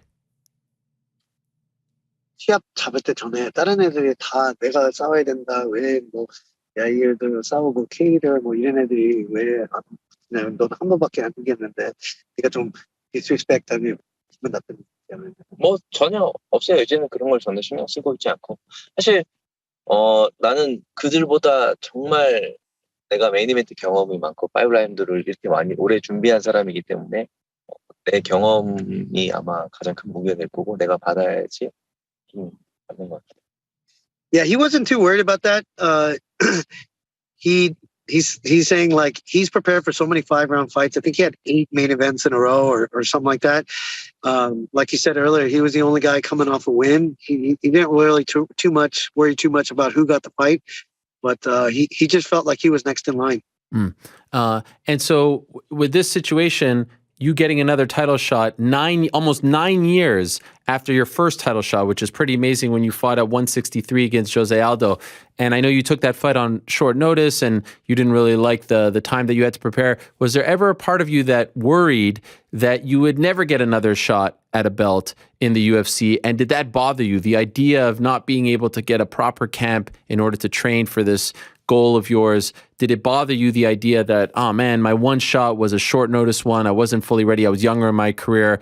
I'm wondering if that was something that nagged at you and now you get a chance to rectify what happened 9 years ago. 6년 전에 시합했을 때 뭐 쇼노리스 했으니까 그때 이제 마지막 거를 생각했냐고 언제 타겟을 받을 수 있을까 그런 생각하고 이제 그런 거를 항상 뭐 믿어왔고 내 꿈은 타이틀샷을 받아서 타이틀을 얻는 게 꿈이었으니까 그냥 계속 노력한 게 그냥 이렇게 된 것 같아요. 그냥 무조건 받을 거라는 확신은 잘 없었지만 그래도 믿고 했어요. Yeah, he's always believed that someday he'd get another title shot. It's always been his dream to get another title shot and become a champion. And so he just stayed persistent. He wasn't sure if he was ever going to get this opportunity again, but he worked his butt off and the persistence and the hard work. And, here we are today, April 9th. Are we gonna, it's so, I wish Venom would make like a zombie, let him wear the zombie shirt for this fight, like the original. Can we let him walk out with the zombie shirt? Wouldn't that be beautiful? Does he still rock that? The original one from back in the day. Ted Park, I believe, was the one who designed it. Yeah, they do actually. He has another similar design of the original one, but yeah, they don't let him do the press conferences with it. And the media, they'll put black tape over it, which is unfortunate, but let me relay that to him. UFC Venom이 왜 좀비 오리지널 옷들이 안 만드냐고 얼마나 멋있다. 그냥 리복도 마찬가지고 베놈도 지금 마찬가지고 나는 이해할 수가 없어요. Yeah, Reebok was the same way. Venom's the same way. He doesn't understand either why they wouldn't create another zombie shirt. Do you remember when you were first shown that picture, that design, and could you tell us the story behind that when that was first brought to him, the original logo? Original logo 깃털이 처음 나왔을 때 그게 wow, that is sick. That is it right there. That is beautiful. Wow, can you get those? Are those for sale? They are. All his stuff is on sale, but there's always like a limited edition, and they sell out real fast. But I'll have him send you one. No, it's okay. I'll gladly buy it. But where can you buy those? Where can you buy those slides with his logo on it? Do you know? It's online. 이거 어디서 살 수 있냐고. 사이트가 있는데 코리안 사이트가 있는데 어버브라는 사이트가 있는데 근데 뭐 어쨌든 내가 새로운 이제 뉴티어스가 나오거든요. 그러면 이제 제가 제 인스타그램에 올릴 거예요. 인스타그램 팔로우 해주세요. Yeah, so there's a site. It's a Korean website, but you can actually translate it into English. So he has a new shirt coming out before this fight. He'll go ahead and post it, and then follow Jay Parks. He's gonna go ahead and put it on there. Okay. Now, what about when he first saw the logo? Does he remember that? 그 로고 처음 봤을 때 기억나면 그 스토리 얘기했죠.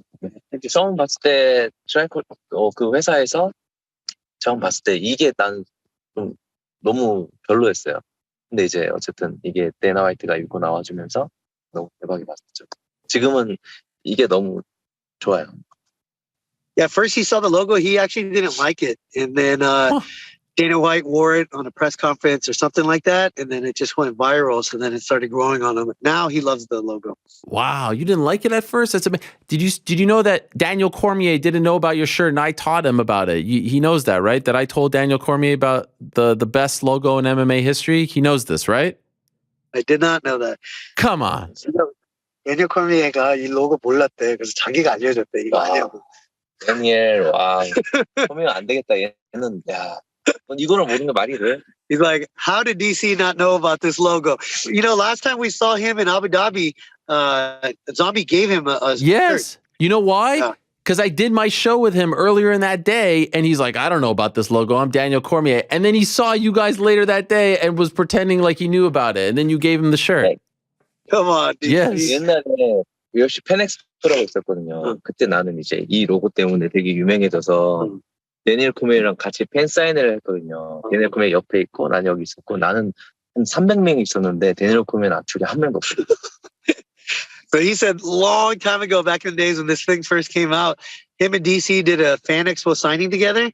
They were sitting next to each other. There was about 300 people waiting for him, and there was a few people waiting for him. Man. I don't know if he's just playing around.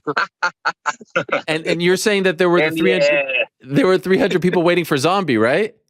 Yeah. Yes. I love that. I believe it. I know you guys have to run, so I'll ask you two last quick questions. How do you win on April 9th, Zombie?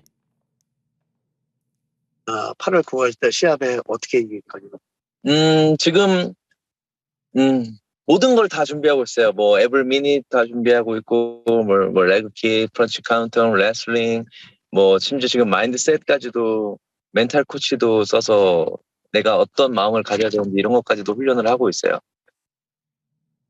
그냥 어떻게라기보다는 그냥 이제 준비가 된 것 같아요. Yeah, he's preparing for everything. We're preparing for Volkanovski's leg kicks, his jab crosses, the switches, the leg kicks, wrestling, literally everything, countering everything. He's not sure how he can't say how he's going to win the fight, but he's preparing for everything. We actually even brought a mental coach, Mindset Mike. Shout out to him. We're every corner and rock is being overturned for this one. He fought Aldo in his prime, and now he's fighting Volkanovski in his prime. In his opinion, who's better, Aldo in his prime or Volkanovski in his prime? 이제 알도 얘가 제일 잘했을 때 싸웠고 이제 볼카novski 프라임에서 제일 싸웠는데 네 생각에 누가 더 프라임 제일 잘했을 때 누가 더 잘 싸웠어? 그때 9년 전에 조제 알도를 지금 잘 기억해보려. 그때는 조제 알도를 누구도 이길 거라 생각 못했다고. 그때가 훨씬 더 나한테 좀 힘들었었죠. 지금은 전혀 그때에 비하면은 그때의 익스피리언스가 있기 때문에 지금 너무 편해요. Yeah, he said 9 years ago, nobody could beat Jose Aldo. Nobody even thought about beating him. Nobody entertained that thing.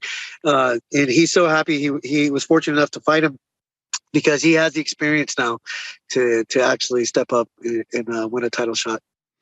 Well, I have to say, I feel like Zombie knows everything I'm saying. I feel like he understands English and can start doing these, right? You understand what I'm saying, right, Zombie? You could speak English, yes? Yeah, I'm studying every day, but it's fucking hard. I love it. You've come a long way. Eddie, you're the man. You're doing a fantastic job, not only with Zombie, but with all your guys over there in Arizona. Again, I apologize for keeping you guys waiting. I know you're stuck in a car over there. You must have been cursing me out. So my apologies for that. You could blame Bryce for that. Maybe you'll fight Bryce for the belt in the not too distant future. But thank you so much. It's an honor always to have you. We actually have a member of our team who is from Korea as well, named Jun, who's working as our director. And so she told me that she understands Korean, that she was going to tell me afterwards if you were translating everything correctly, Eddie, there. So beware. If there were any mistranslations, I'm about to find out. I just want to let you know. She's right over there. She was telling me that she loves Zombie's YouTube channel, the one in Korean. She's a big fan of it. So you have a fan over here on the show.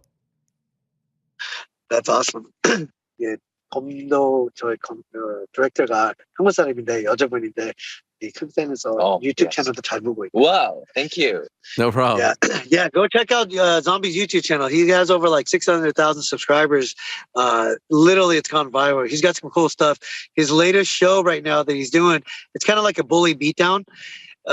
They're actually going from city to city to find who the best street fighters are. And then they kind of do a 5-round scrap. They'll give them $5,000, not to win, but if they perform well. Wow! So he's going to city to look for the best fighters in the world. In Korea. That's pretty cool. In Korea. I love it. I love it.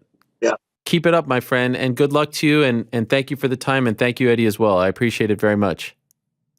Anytime. Thank you, Ariel. Thank you, bro. Thank you. All the best. There he is. What's in your head? In your head. Best knockout.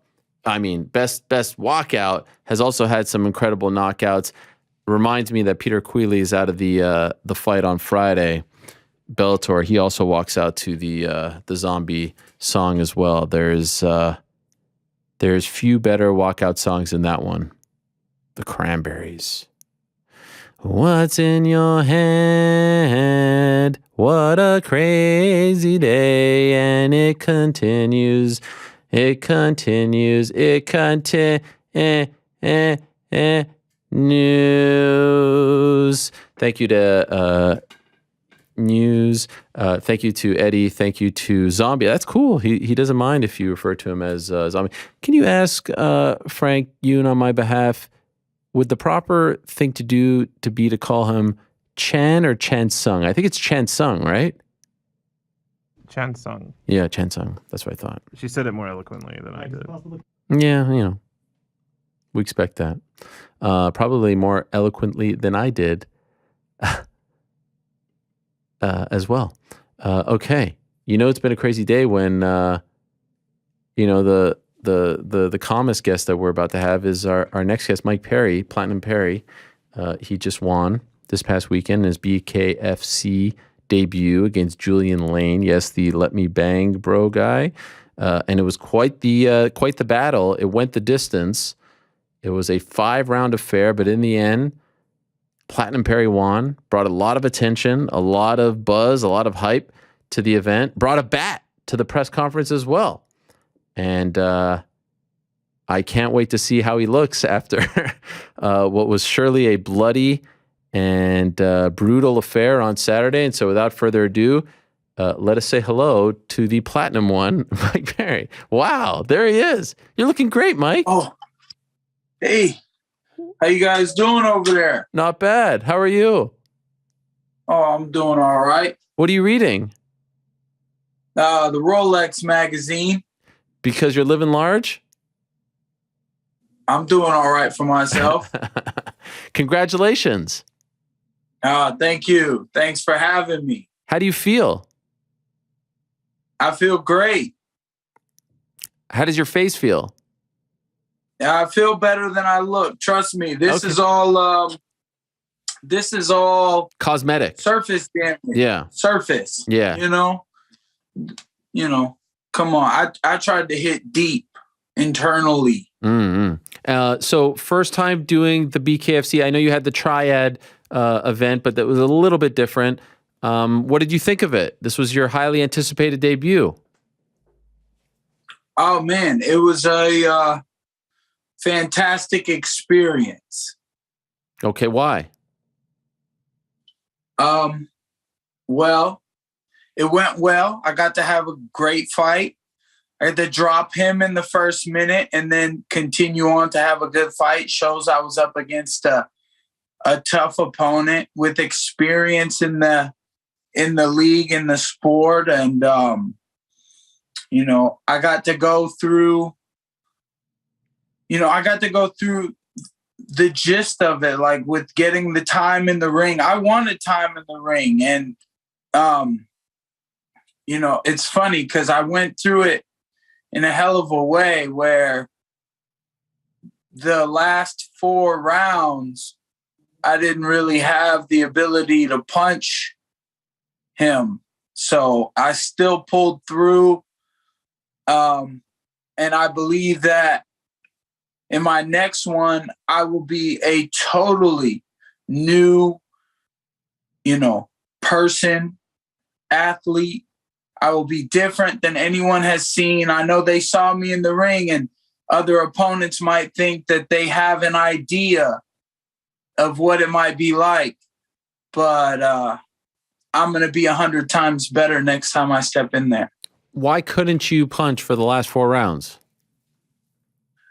I hit him in the first round, and I mean, dang, yeah, it's pretty rough right now. I got to get some X-rays, but it just felt like, because I was hitting him right with the center of the knuckle like I practiced, and I was even trying to break through, the hardest part of the head.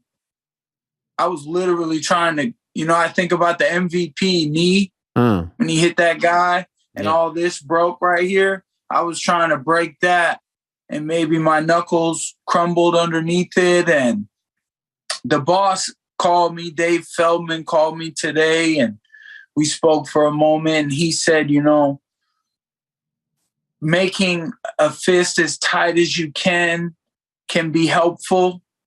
So, you know, I knew right away after the fight that I wanted to work on strengthening my hands. And so you probably broke that, right? I don't know. I'm not sure. I'm sure there's fractures, which is a break. Yeah. There's gotta be, you know, I don't know if an x-ray will show.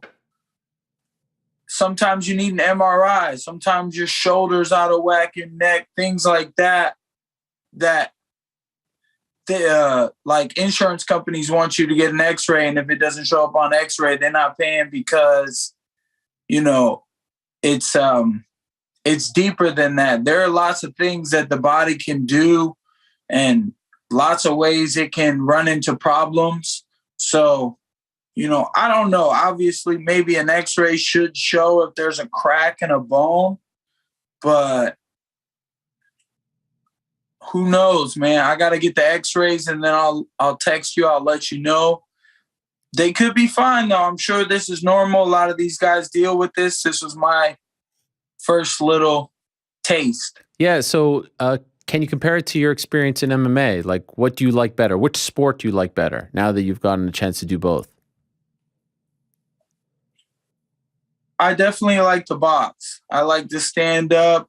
I felt like I looked like a pretty little thing out there in my boxing shorts and my shoes and like trying to swag out. You know what I mean? I felt a little stiffer when I did MMA. And I like to keep my cool, and I like to be like, you know, just, I don't know.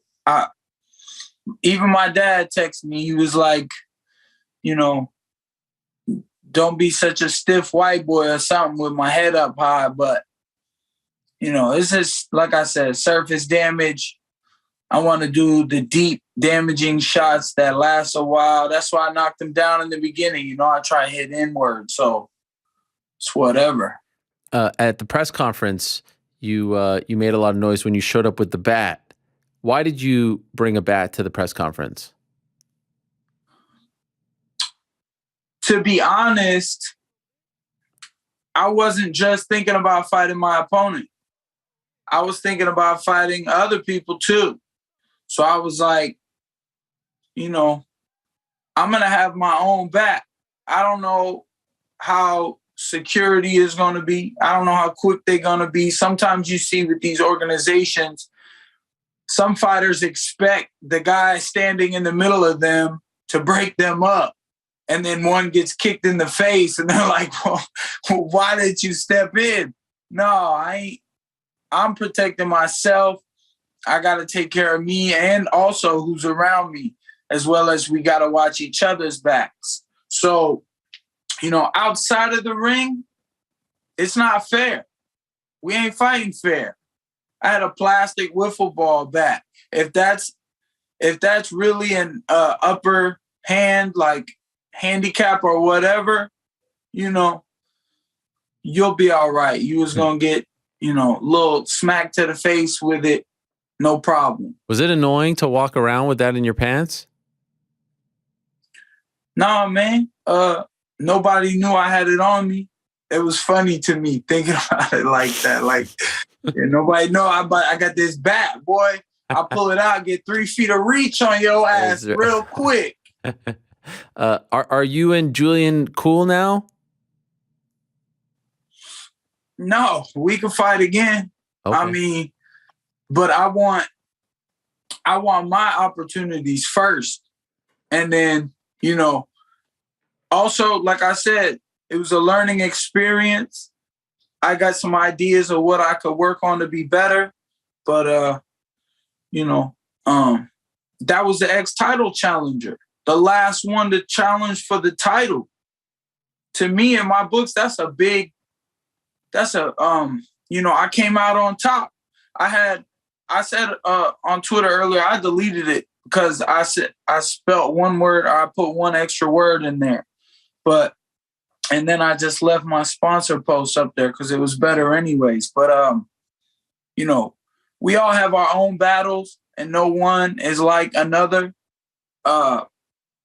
And, you might have seen it, or you or some people, whoever's listening, might have saw it one way, like, dang, I would have did this, I would have did that.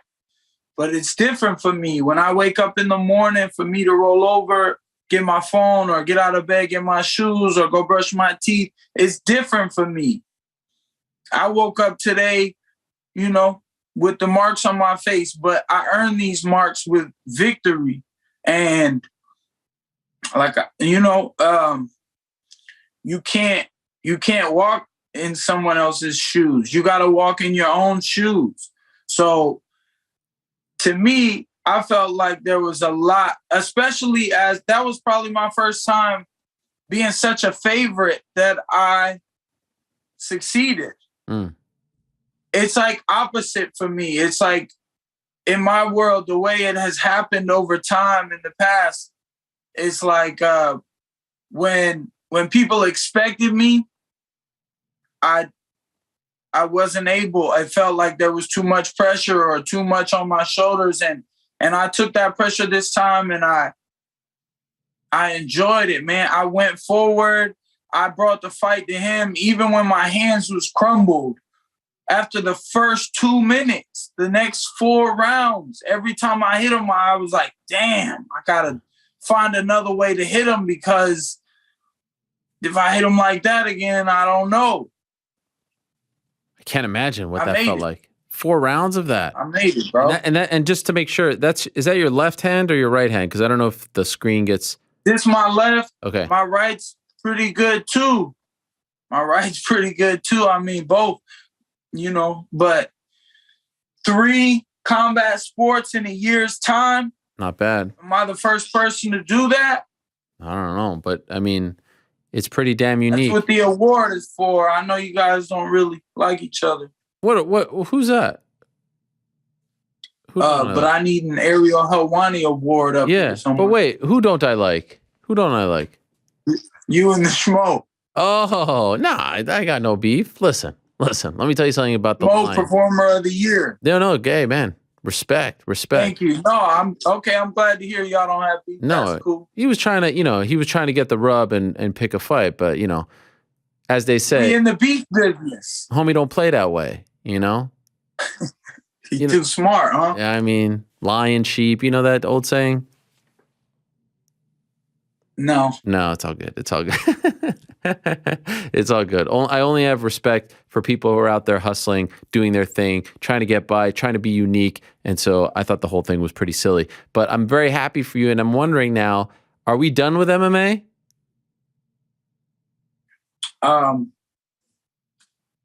3 combat sports in a year's time. I can bounce around. I can do anything. Yeah.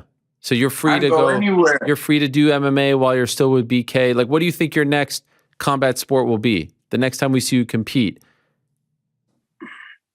Man, that arm wrestling, punch with one hand, you hold on to the center of the table and just.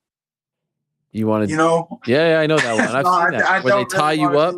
That is crazy. Or you tie it up and don't put the table. That's a good one too. That's a crazy one.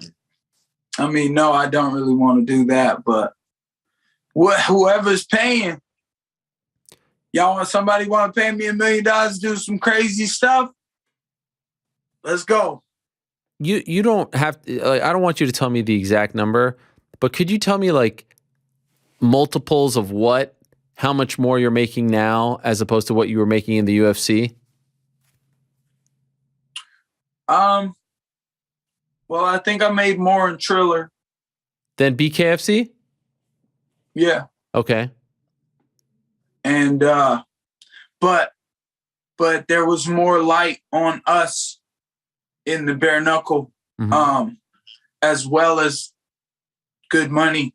Were you making more in BK than you were in UFC? I'm making double. Okay. That's not bad. Or more than double, because, now they took some pressure off, I guess, with, I need to think about it that way sometimes, as if there was a win purse. Triller gave me Triller gave me a good win bonus. I had something to fight for extra. Mm-hmm. But not having to think about the other side of it, I really just felt like I got to be me and give it my all when the time came. You know what I mean? When the lights were on and it was time to fight, I was prepared to give it everything I had. Sometimes you're already gassed out. Sometimes you're already hurt, so I made sure I felt good. And that means physically and mentally. And that goes as far as, confidence, knowing no matter what, I'm getting paid and I don't have to fight for another, half of trying to live my life a little better. I'm going to get to relax after this. So I might as well put my body through hell. So much better, right? Isn't that, I feel like all UFC fighters should have that. You should know what you're getting when you step in there. It's a kind of like, I'm like, damn, well, if I get my win bump, or if I get my show purse, if I'm not able to beat this guy who is a talented fighter across from me, then, I got to at least make sure that I'm still capable of handling my day-to-day activities.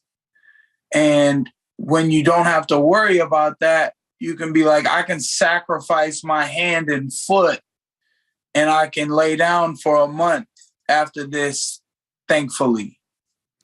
In terms of training for this fight, obviously when you're training for an MMA fight or a boxing match, like you're using the gloves that you would use in the fight, but here, because it's bare knuckle, I'm assuming you're not sparring bare knuckle, right?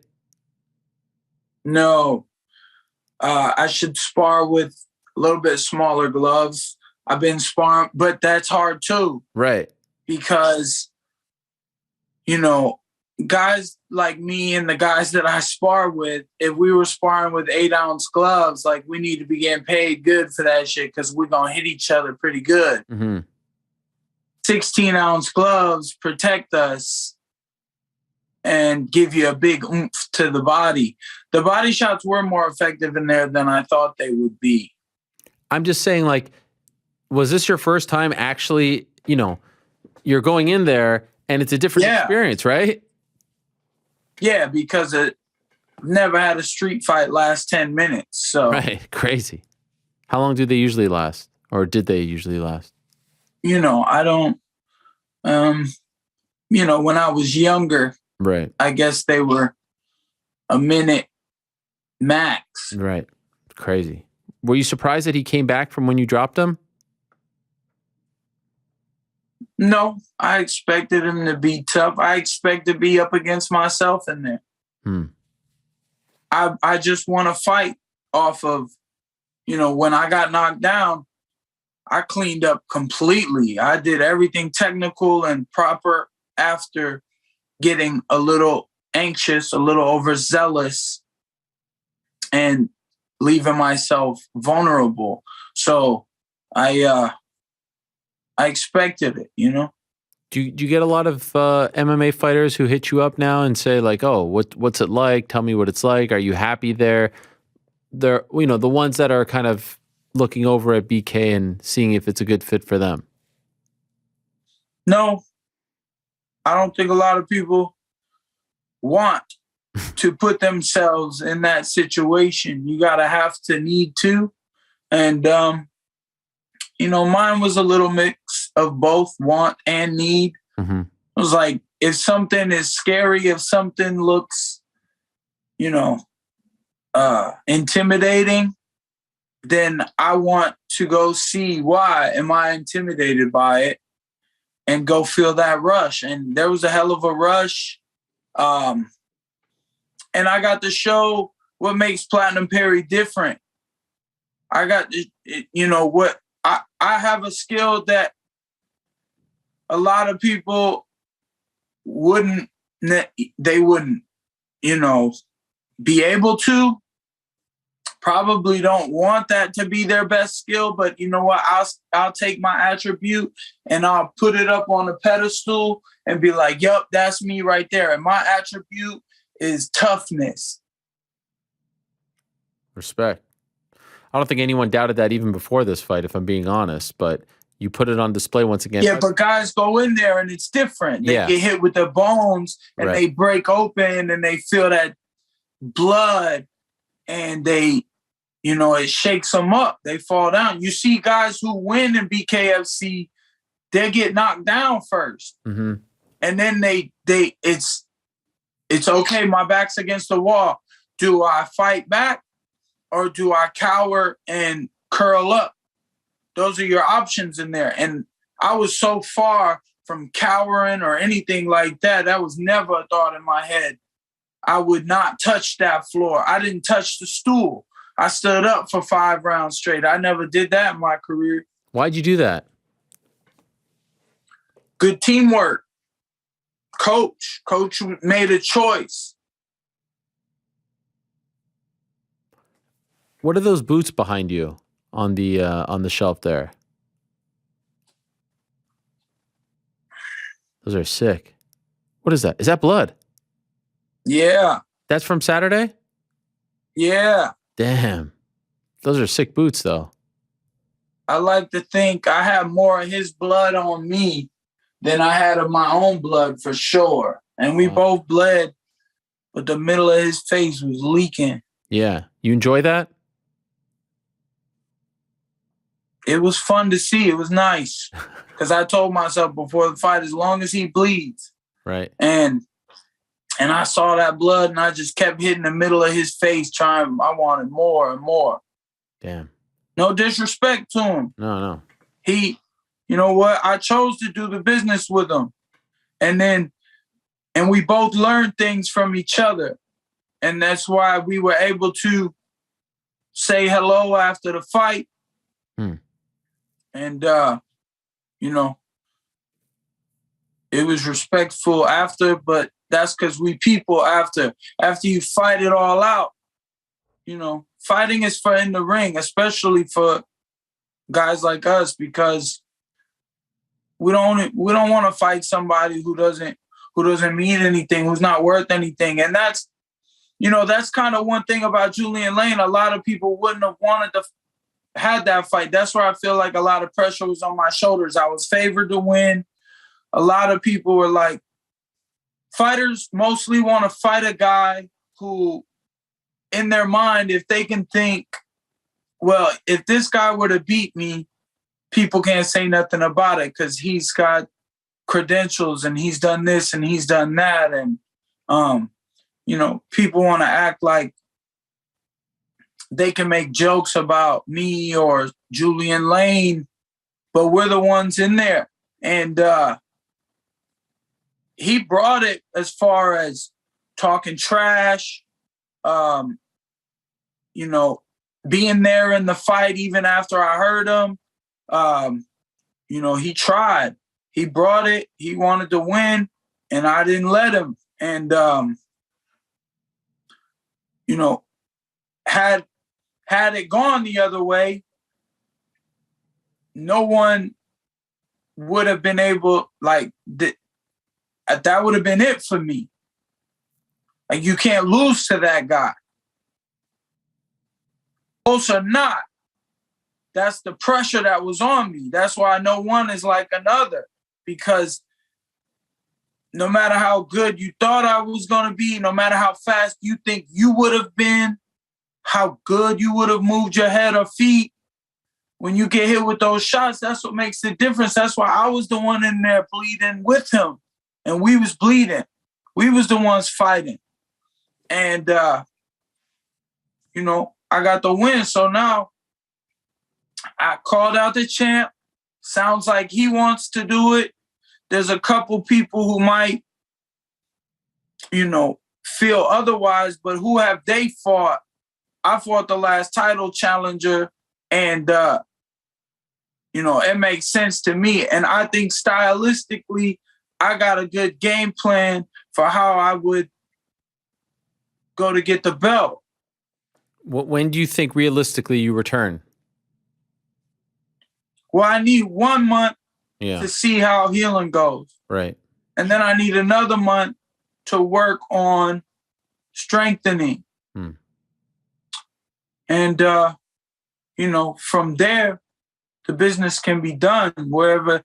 So that gives, with fighting like this, it's probably going to be around 5 months. So 2 months focusing on repair and strength, and then the 3 months of business. Because if you really want to sell a fight, you need the time. Do you think it's safe to say your next fight will be in bare-knuckle? Like I said, listen, I'm on paperwork with them. Whoever wants to do business can hit up First Round Management. Whole team of guys over there with great ideas, running athletes, and taking us up. I like it. Well, it was fun, man. You're killing it. You're doing great work, Mike. Thank you, guys. I appreciate the time, bro. I appreciate the anybody who listened, and I wanted to show face today. I know. Can I say you reached out to me, which I thought was pretty. I actually, with the BK stuff, I remember one time I had Artem Lobov on the Monday after his fight against Jason Knight, and man, he was like really beat up, and the recovery time is a little different than an MMA fight, so I didn't want to bother you, and I was really pleasantly surprised when you reached out to me yesterday afternoon. Because that's always better than me bothering you. So thank you for that. And I think it's pretty damn cool that you wanted to come on, especially with your hand, feeling like it is. When do you go check it out? I'm going to call probably after this and see when they can set me up an appointment this week. But yeah, what was I going to say, man? I guess I'm not that forgetful because of punches. People want to say punchy and things like that. I think I'm in pretty good shape as far as mentally. I think I'm a pretty witty guy. I know some things. So, like I said, this is surface damage, and people are going to say what they want. I'm here trying to promote myself. I know I'm going to be back to fight again. That was another thing. They should get more credit for this interview before the fight. I like that. I think that's cool, man. What, with the bat? Never did that before. What's that? The one with the bat? No. We do an interview right before I fight. Oh, yeah. Oh, I they do that in boxing. They don't do that. So, UFC doesn't like doing it because I was told Dana doesn't like it, but I'm a big fan of that because you get to feel the tension. You get to feel like just the buildup. You don't get a lot of like great stuff, but it's great access. So yes, I'm a big fan of that.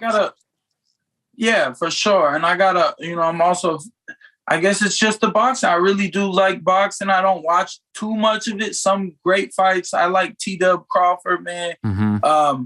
The really big fights I watch. And, I want to get down on the table with you and my opponent. Oh, yeah. And do a damn intelligent face-to-face conversation to hype a fight one day. Oh, man. That would be big. By the way, baby okay? Yeah, baby's with mama right now and his cousin and Gigi. So they're out and about shopping. Respect. Just doing baby things. No doubt. So, but thank you guys, man. I just had a little message more about, I wanted to talk to you today and explain the things, and because people, I don't know, people still hate, but I focus on the respect aspect. I met a lot of great fighters in bare knuckle too. Shout out to them. And do you feel like you got it all out? What you wanted to get out? No, I never do. But that's what life is about. We gotta have to want more. That was it. This is probably one of. I'm still hungry, baby. I'm still here. I want this shit. And that's what it's about. You gotta be hungry. If you ain't hungry, then wait till you are. But I don't gotta wait. Like, I just need to repair, and I'm hungry. I'm ready to go train right now. Like, recovery is training. So I'm on it. I've been icing. It's gonna go down. And these just gonna be bricks next time, man. Look at this. Last thing, you know. What's that? Oh, look at that. Credit Suisse, 10 ounces. What is that? Platinum. Platinum, there it is. Look at platinum, there it is. I see right there under. You're the man, Mike. Get well soon. Speedy recovery. Thanks for coming on, and congrats on the W. Thank you, MMA Hour. Thank you, Ariel Helwani. Much love. There he is. Mike Perry in the house. What a day. What a character. What a fight on Saturday. And so congratulations to him. Congrats to Chad Mendez, everyone else who won on Saturday. People that go, they don't like when I say won. They say it's won. I say won. It's the Canadian in me. In Canada, we don't like AR-15s, and we say won. That's the way it goes. All right, what a day. Still some more show to go. Stay right there. Check in with Rick. Rick's picks. New York Ric coming up in a few. But in a matter of seconds, we'll check in with GC. See if he made a couple of picks on Knucklemania 2. We did find out that, thank God he saved me with that one with Jamahal Hill. Ooh-wee. Can you give me the screen grab of your betting slip for that one? We'll check in with him in a second. But first, a quick word from our good friends over at DraftKings Sportsbook. Oh, yeah, I like this. What is this, an accordion? It's gone now. Maybe not an accordion. Seems more like a, what is it, like... It's an accordion, Ariel. No, is it an accordion? Yeah. No, what is the thing that we have? I have this at my home. It's not a piano. It's a... Organ? No, not an organ. Like the portable one where you can like press keyboard. There it is. Feels like a keyboard where you like press the buttons and it changes how it sounds. In any event, hoops fans, the latest offer from DraftKings Sportsbook, an official sports betting partner of the NBA, is too good to pass up.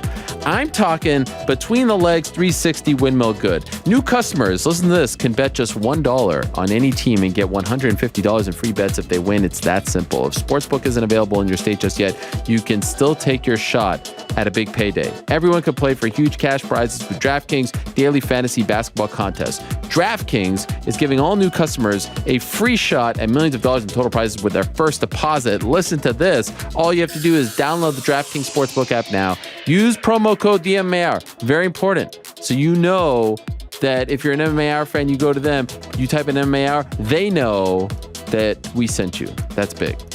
Bet just $1 on any NBA team and get $150 in free bets if they win. That's promo code DMAR at DraftKings Sportsbook, an official sports betting partner of the NBA. 21 and older, minimum age and location requirements vary by jurisdiction. See DraftKings.com/sportsbook for full list of requirements and state-specific responsible gaming resources. Void where prohibited. Minimum $5. I was doing so well. Minimum $5 deposit required. Gambling problem? Call 1-800-GAMBLER. In Tennessee, call or text the Tennessee Red Line, 1-800-889-9789. In Connecticut, call 888-97. Nope. In Connecticut, call 888-789-7777 or visit ccpg.org/chat. In New York, call 877-8-HOPE-NY or text HOPE-NY 467-369.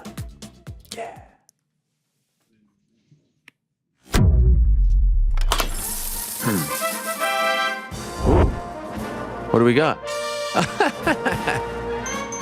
Oh my God, this is amazing. I mean, this is incredible. How do you keep doing I feel like you just keep raising the bar each and every week. Yeah, he talks about how important President's Day is in the Helwani household. It's a very big deal. Yeah, thank you. I know the kids are probably watching, the wife's watching. I didn't really want to, let them down. You got George Washington there. Abraham Lincoln's involvement still seems a bit up in the air. Yeah, I don't know who all is involved. Yeah, but this is amazing. Now, where is this? Is that... Yeah, so after we talked about it on the show last week, I went onto Amazon. I was like, what do they got? What can I place an order for? So I placed an order for this. It cost me about $10. I get it on Prime and everything. Yeah. And when I received the package is pretty huge. I hope Jeff Bezos is not listening to this. I'm like, why is this so big? And so turns out they sent me 12 of these. 12? So, yeah, I think they accidentally sent like the entire thing instead of just sending me one. So now I'm the proud owner of 12 Abraham Lincoln costumes. The next 12 Halloweens are sorted. Yep. Yeah, I guess I'm going to just have to open a new one every year. I was thinking maybe every month the highest scorer on DraftKings gets one. Oh, that's not. Now, is it just the hat and the beard, or is it the full suit that you get? There's a bow tie here, yeah. You get the bow tie too? Yeah, bow tie. Comes with the outfit? Included. Yep. Wow. Yeah. I'm assuming York Ric also wearing the same. I'm hoping. I have 12 of them. Wow. I hope that he put in the effort. Is President's Day a big day in your household?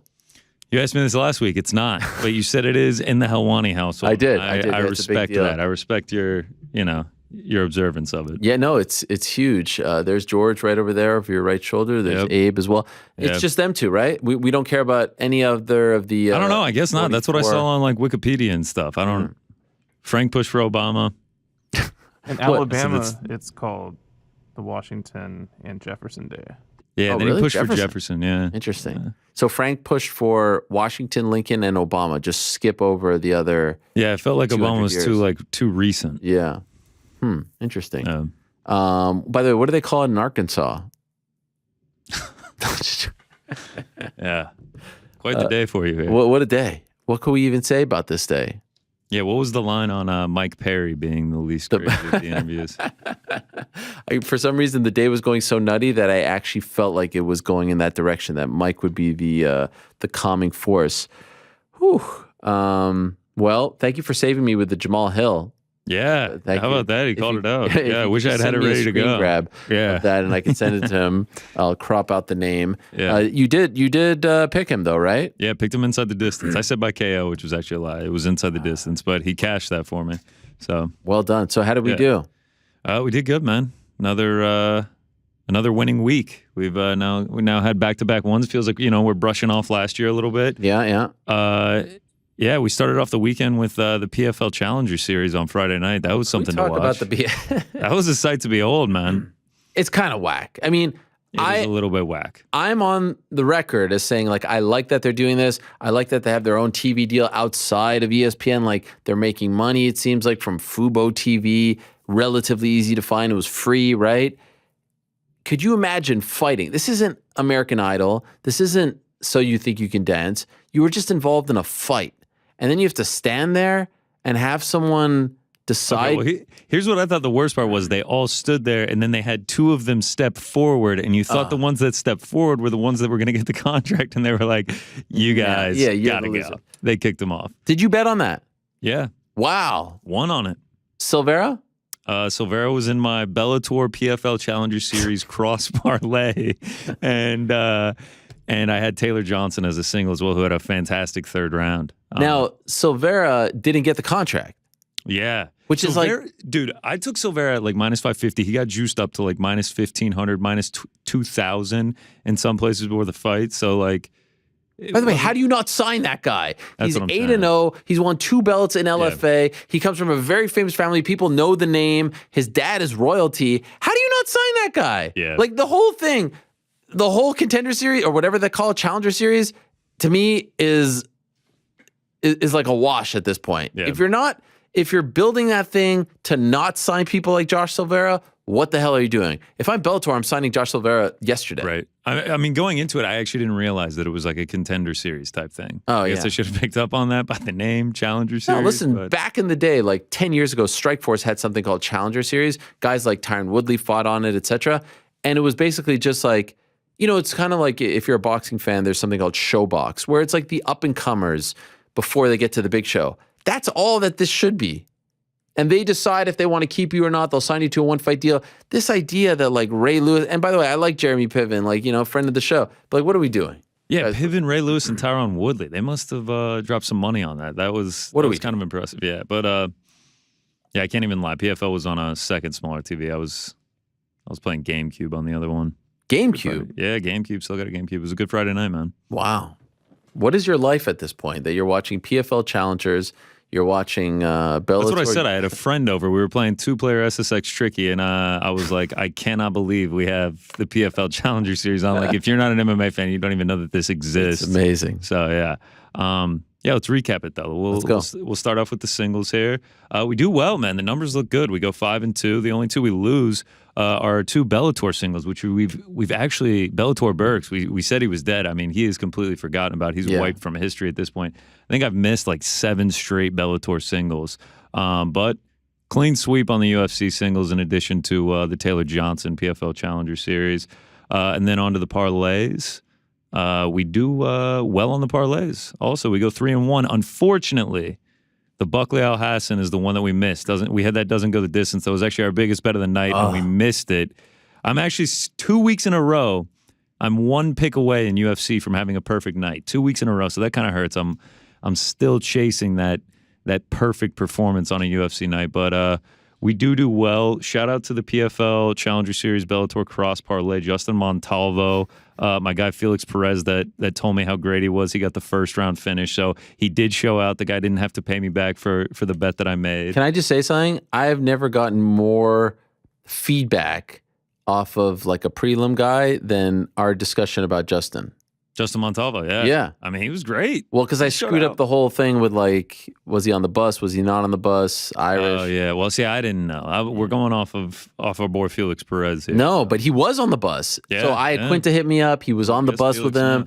And then his manager hits me up. Everyone's hitting me up. They're like, you got to watch this guy. I'm like, geez. Well, I really got you in some trouble. You got me in some trouble. Like, he's Puerto Rican. He's not Irish. I'm like, oh, guys, sorry. I was kind of checked out there for a second, if I'm being honest. It was a really tough day. Well, shout out to Montalvo. Yeah. Beautiful first round finish. Shout out to Felix Perez for putting me on. No, but I told Al, we're going to give him his props today. Yes. So props to Justin. Like, I mean, if you didn't watch it, go back and watch the fight. It'll only take you a couple minutes. I mean, he was fantastic. Got a nice quick finish. So, yeah, shout out to him. Final recap. We go 5-2 singles, 3-1 parlays, but we did go light and we missed our biggest bet of the week. So we only finish up like 1.19 units. But when you bet on Bellator PFL Challenger Series and a UFC fight night and you come out on the winning side, I don't think you can really complain. I mean, those are such crapshoots. Plus 17.25 units. We're getting there. Man. We can see the $1,000 profit mark in the horizon. That's 20 units, so that's what we're vying for. That's the next milestone. We're playing the long game here. We'll take a winning week. I mean, come 272, I feel like you're going to cross that threshold. Fingers crossed. Fingers crossed. I'm not going to jinx anything. I don't want to jinx you. That's not bad. I mean, you hit that rough patch, but I feel like some people are coming for your neck. That's what's going to happen, though. There's going to be more rough patches. You have to know that in this game. It's not all sweet. Oh my God. I can't, you know what? If you don't pick Bobby Green after his performance on today's program, I'm going to be very disappointed. Bobby Green by stoppage. I don't know what that is. That probably gets you over the line. I could actually tell you, man. Right? So you just dropped because I was surprised at how juiced Makhachev by finish was. No. Bobby Green inside the distance plus 655. Wait, you were surprised at Makhachev? Inside the distance is minus 245. And what is it by decision? Plus 355. All right. Yeah, Vegas does not think this one's going the distance. Minus 385 right now. These are obviously early looks. You know. I'm in agreement with that. I think most people think he's gonna take him down and submit him. Yeah, I mean Islam's sitting at minus 720 on DraftKings right now. Just money line? Yeah, that's just money line. Yeah. What is Bobby Green money line? Plus 500. That's the one. Yeah, right. You might like it's plus 655. You might as well just take the plus 500. I don't know. I mean, it would be insanity if he wins it. honestly, him just showing up played as a Dan moral victory. Hooker last time. I know. It's a tough Li one. Jingliang against, Hamza. Yeah, it's a tough one. Roxanne Modafferi against Casey. I don't know. Kind of talk yourselves into these big prices. Yeah. So you're not feeling it. I don't think so, dude. I don't think so. Plus, that would be really bad for my Makhachev champion bet. Oh, that's true. He's probably watching this right now, being like, that MFer. I am never. I mean, he is an OG. He's real. Like his interview was incredible, but this is a very tough spot. No, I don't think know. he would even disagree with that. Misha Serkinov favorite. Yeah. Wellington Turman. How do we pronounce Kim? Ji-Yoon Kim? I don't know. That's for Wednesday's show for me to find Okay, out. all right. Priscilla Cachoeira. Yeah, it's, some of these are a little bit light right now, Yeah, I've been looking. 272 is a nice. 272 is a nice comeback, one. though. I'm looking. They got the RDA, Fiziev. Oh yeah, Marina Rodriguez is going. My girl, yeah. Fiore, the Beast. Manon's getting in the octagon. We got one championship. You've still not made one. I know. I think we're gonna get into the KSW scene this weekend. Oh, KSW 67. Wait a second. Before I go to, it's a pretty good card. This one championship card. Yeah. Oh, one championship is this weekend, Friday. The 25th. Yeah. Renier de Ridder. We might have to get wild. I mean, Bellator Dublin on Friday. Bellator Friday's going to Dublin be a big day. Start your weekend early on Friday at this And point. it's a lot of afternoon action. Yes, that's what I'm saying. Bellator Dublin, great main event. Gegard Mousasi against Austin Vanderford, the undefeated Vanderford.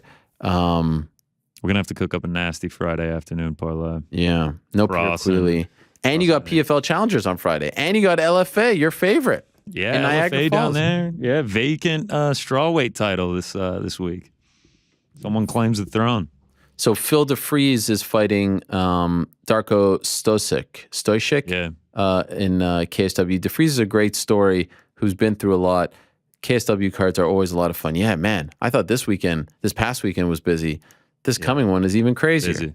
It's going to get crazy. UFC, and the Makhachev.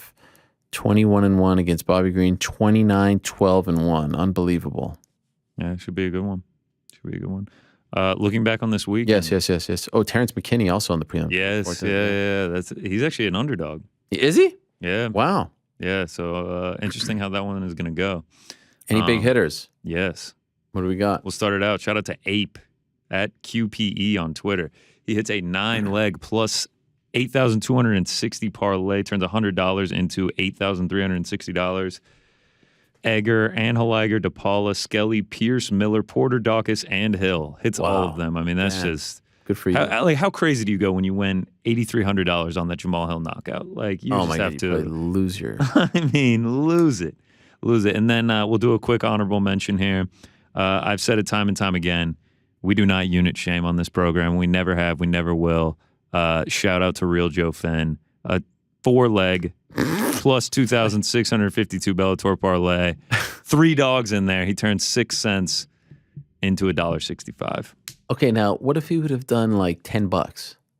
Yeah, he would have gotten $265. All right. Wait, listen, man, for it's all about the plus slow game. 2,000? Yeah, plus 2,600. Jeez. Yeah, it's all about the slow game. So By the way, shout out to, what's the point of that? Just for fun? Yeah, that has to just be for fun, 6 cents. But what about the DraftKings? Yeah, so we're sticking with the same animation this week, but we do have a Draft King. It's our man. Jersey DGen. Lupo J. Look at that. You know. It's so good. I just can't get enough of it. We had to do it twice. There it is. Look at the crown shrink this week. Wow. And I'm in there raising his hand up. Oh my God. Still no one has pictures. Wait, who is that? I can't see. Yeah, I actually don't know who it is. I can't even, I don't know if my eyesight. Let me see it again. Yeah, let's rip it one more time. Why not? Oh. A lot of production. So money still not an actual profile pic. Still none. And he tweeted at me too to shout him out, and this is just his Twitter picture. Come on, dog. That looks like either Big John McCarthy or or Dan Mergliotta. So he won. He won, man. Jamal Hill, Stephanie Egger, Jim Miller, Kyle Dawkins, Chaz Skelly, and Gloria DePaul. A great lineup for him. I mean, he's one of the higher scorers I've seen, 618. I mean, big week for him. We kind of struggled to get to the 100, but we got there eventually. We knew that was going to happen with a card like this. And then the Executive League, again, we filled that up quick. Executive League is popular. We have him right here. Lax Mitty gets it done. Look at us on the plane enjoying our drinks. Executive League. Also, not a real picture, but I could edit out the head there. So, yeah, we look good on the plane. I mean, Lax Mitty, $450 for him. Wow. So you got 100? You got 150, sorry, and the other one? And this No, one just 100. Just 100, and this one's 25 or 50? Yeah, 25. And what are we doing for 272? We're going for 250 in the Executive League. Go. I'll make the leagues early. We're gonna shake up the world with that week. I fight hard, and it's my job. All that glory. That song hits a little different now. now. Gonna be bumping that on the way home? That song hits a little different now.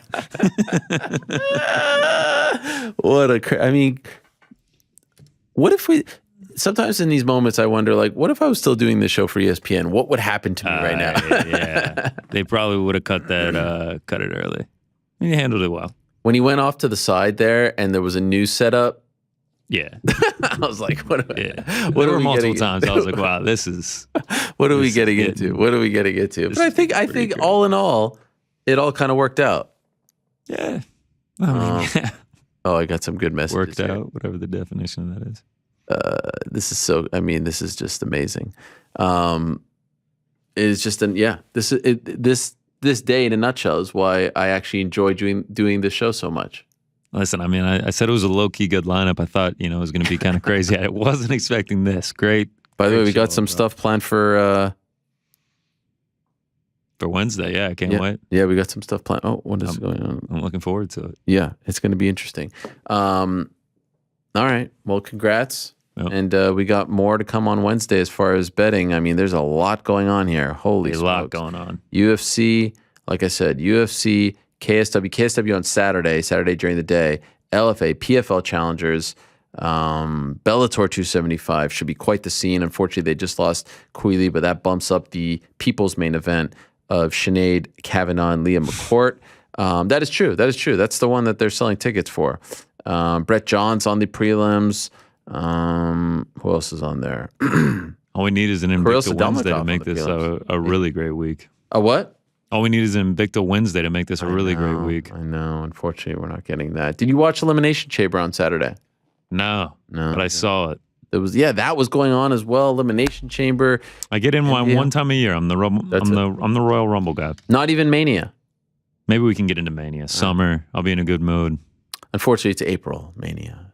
Oh, summer. Spring, I'll be in a good mood. SummerSlam. Isn't that the Final Four? When is Final Four? April. April what? Very beginning of April. April 5th is the national championship. Wow. So it's the same weekend. Yeah. I'll be down in New Orleans. Weird time to do it. I guess it's not the same type of audience. Like WrestleMania in New Orleans. No, but it's in Dallas. It's in Arlington. But the Saturday night, WrestleMania is 2 nights. The Saturday night, it's at the same time as the Final Four. Oh. By the way, speaking of fighting, what about that Juwan Howard? It's quite the right hand. Hey, he might get suspended for a little Stockton slap from Juwan there. Golly. Then afterwards, he's like, "Oh, he called the timeout. Come on, dog. Who cares? You're full court pressing." Yes. Right. Excuse me. Then he's like, "Oh, he touched my arm." Like, "Oh, come on, dude." Yeah, there's a million people in between you. You reached over 3 people. What about that NBA 75? Did you watch that? Yes. That was fun. All-Star, yeah, that was fun. Dunk contest, shout out to Obi Toppin. Shout out to the Knicks. Obi Toppin. Let me tell you something. They're going to look back on this moment in around 4 to 5 months when we're hoisting 4 months, and it'll be like, wow, Obi, with one of the great dunk contests of all time, if you ask me. I agree. Best since 86. The Knicks pride themselves on dunk contest championships. Nate Robinson, of course. Robinson, yeah. Only 3-time winner. The thing is with the dunk contest, the way to watch a dunk contest is to actually watch just the highlights. Because if you just watch the highlights, 90 seconds, you don't see all the misses. Yeah, I only watched the highlights. There was one point where Parker Porter was overlapping with Jalen Bates, and I had a 2 TV setup, and it was just both in the third round. It was max level of stresses. Yeah. So yeah, I just had to catch the highlights. All right. Well, good luck on Saturday, and we will talk on Wednesday. Congratulations, by the way. What is it? 17.25, you said? 17.25. And what about We're here for the long game. One of the great setups that we've ever had. So this to me is... You told me I looked Amish, but I'm going Abe Lincoln. Abe, if you really were committed to it, you would have shaved the mustache. I thought about it, but I'm not that committed. No. Also... I'm not that committed. Also, it's a good look. I'm not going to lie.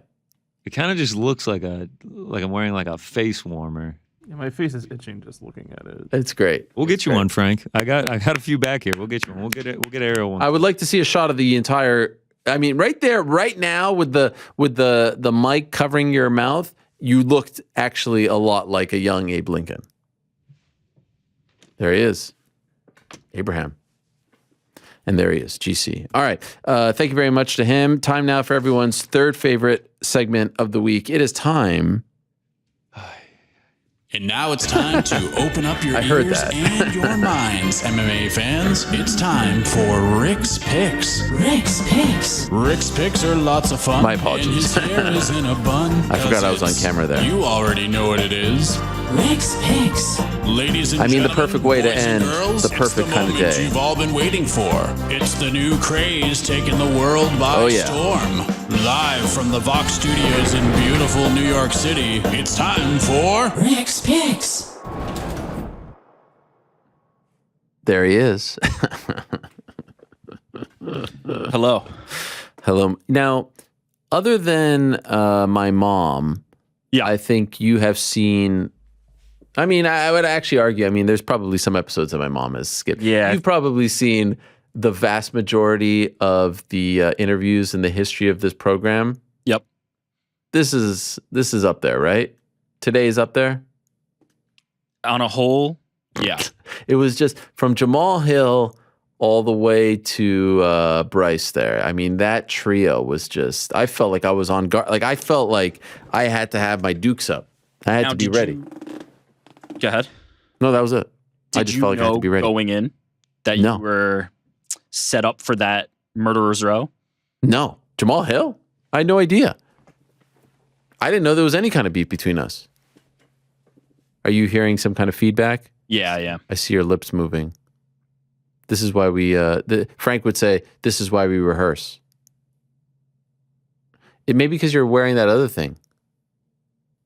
I think we're good now. Okay, we're good now? Yep. I had no idea. Jamal, I just met him. I had no idea there was any kind of beef there. This is the problem. This is what I kept saying to people back in the day. And this would be why I would hate going to the media days back in the day, because I would get looks, and if I didn't get to everyone, then they hated me. And this was the problem when they tried to cut my show. I'm like, all you're going to do is bring stress to my life, because now these guys are going to hold grudges against me. Jamahal Hill, Exhibit A. Bobby Green, a little longer standing, obviously. Longer standing. I'm still not really sure what I did there. By the way, felt like I took some bullets on behalf of your social media. I mean, come on. You definitely did. I mean, thank you for that. Listen, if I was like, I have nothing to do with the social media, if okay? People want you to be the voodoo doll.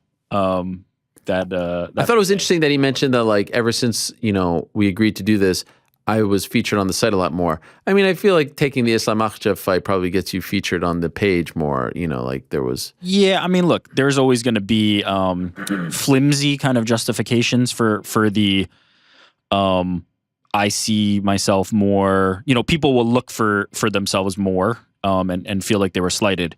But I did think he did a good job of saying, like, this is my gripe, this is my beef, and you let him say his piece.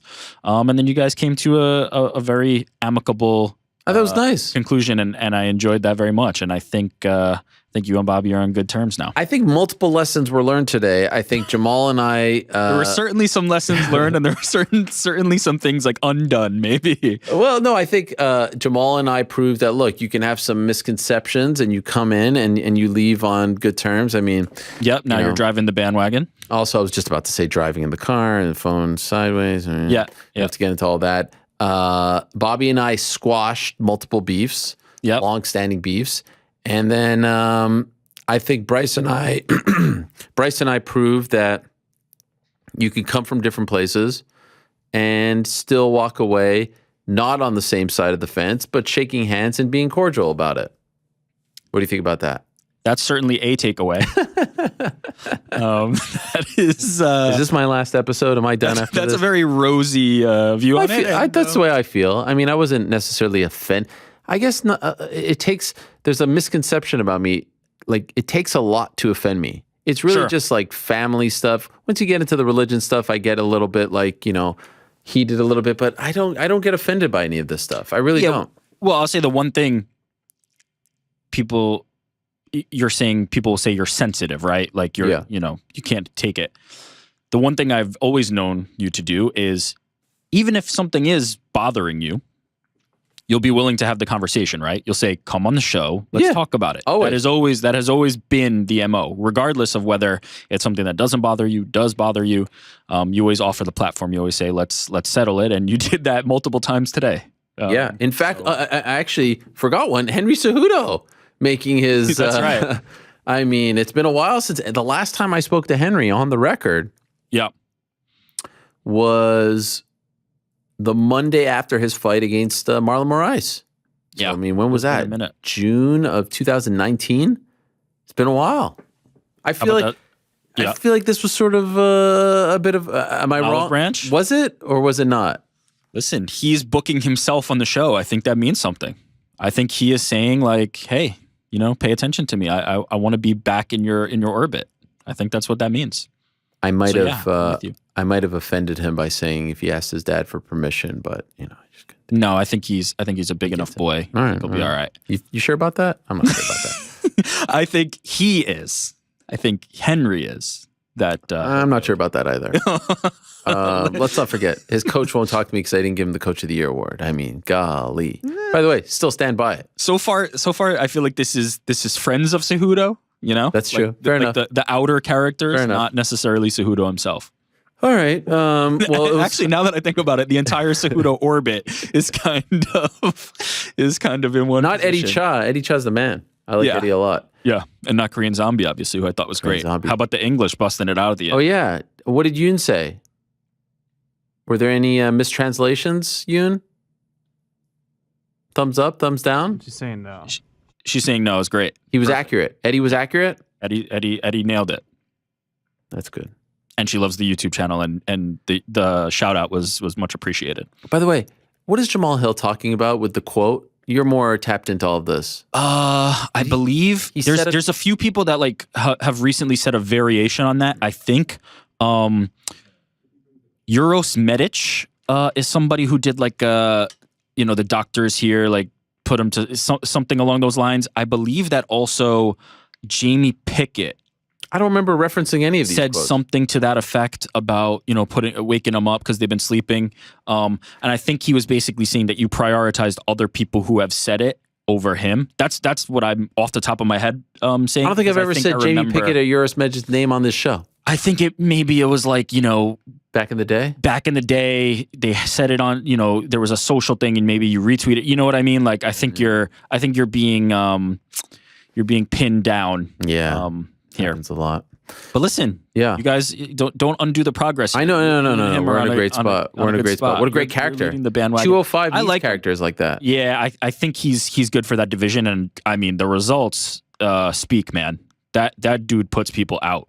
He's not joking when he's talking about putting people to sleep. That guy has some pop. What a crazy fall also from Walker. And it's so like it's the most Johnny Walker fall. There's no other way to describe it. Like it's exactly how Johnny Walker would fall, I'm not making light of this at all, but I think it was actually GC that retweeted someone that said like, yo, he fell like a cartoon character. Yeah, he did fall.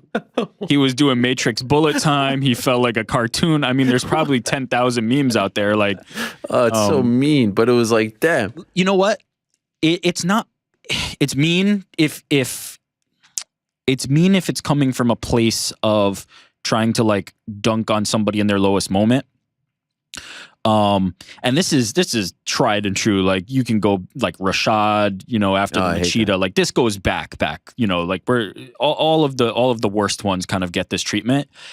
But to his credit, Johnny Walker is on Instagram saying like, look, wasn't my night eating pizza in the room with coaches and just being like, live to fight another day, or as his coach would say, win or learn, right? Like, I think Johnny Walker is not the type to really like let hit get him down. In fact, I think he'll probably like have a way to have fun with it. Now, I think there's an extreme of that, like when you go in the Tyron Woodley direction, where it's like you're courting and asking for memes to be made. I don't know if he goes quite that far, but I think Johnny Walker is going to be fine, and I think Johnny Walker is going to take it as a lesson and learn from it. But yeah, it can get mean. Certainly, it can get mean out there. But I do think there's a people are wanting to have fun with the moment because it's so shocking and something they haven't seen. I don't know if it's necessarily vitriol for Johnny Walker. You know what I mean? One thing that I hate about social media is that everyone is so quick to like mock, especially people who are on this like extremely high pedestal, like, you know, someone gets dunked on in the NBA and everyone's like, ah. Yeah. And I feel like that actually deters athletes because they don't, you know, it used to be you don't want to show up on or end up on like SportsCenter top 10. Right. Now you don't want to end 10. Up, or now you just don't want to end up like, no, even like the regular top 10. Oh, like I see. On the other side of the play, on the wrong side like of the let's play. say Iverson crosses you up, like, I don't want to end up on SportsCenter. I mean, Tyronn Lue is the example, right? Right. But now I feel like you don't want to end up on Instagram. You don't want to end up on TikTok. Yeah, absolutely. That's the a lot of forum pressure. Has changed. That's a lot of pressure for athletes. It is. And you know what? Like, but they'll be the first ones who want to be on the other side of it, right? Why didn't you post my highlight? Why didn't you post my knockout? Look at what I did to this guy. It's a double-edged sword. It's, you know, it is what it is. It's the economy of social media. But could you imagine that happening to you? And then all of a sudden, like if you wanted to avoid SportsCenter 25 years ago, you could easily avoid it. Yeah. And now it's like sent directly to you. Yeah. No, absolutely. You're 100% right. Social media makes it easier than ever for this to happen. I mean, there's a famous example. I was talking about Tyronn Lue. There's a famous example of Frederick Weiss, right? Like after Vince Carter dunked on him, he left the sport and kind of completely checked out. Yeah. Yeah. Horrible. Former Nick Cedric Weiss. Yeah. Frederick. Sorry. Weiss. But yeah, no, you're right. It's instantaneous and it's now kind of forever, right? Like SportsCenter would go away. There'd be replays, but it kind of goes away. Now it's eternal and being sent to you directly. You have to have thick skin to be a public figure these days. Absolutely you do. Absolutely you do. But as I said, credit to Johnny Walker. You know, like he's letting it roll off his back and he is taking the right approach to it. So what do we got? And that dovetails very nicely into my first Rick's pick for this week. Okay. Darren Till. Oh, big shout out to Darren Till. Yeah.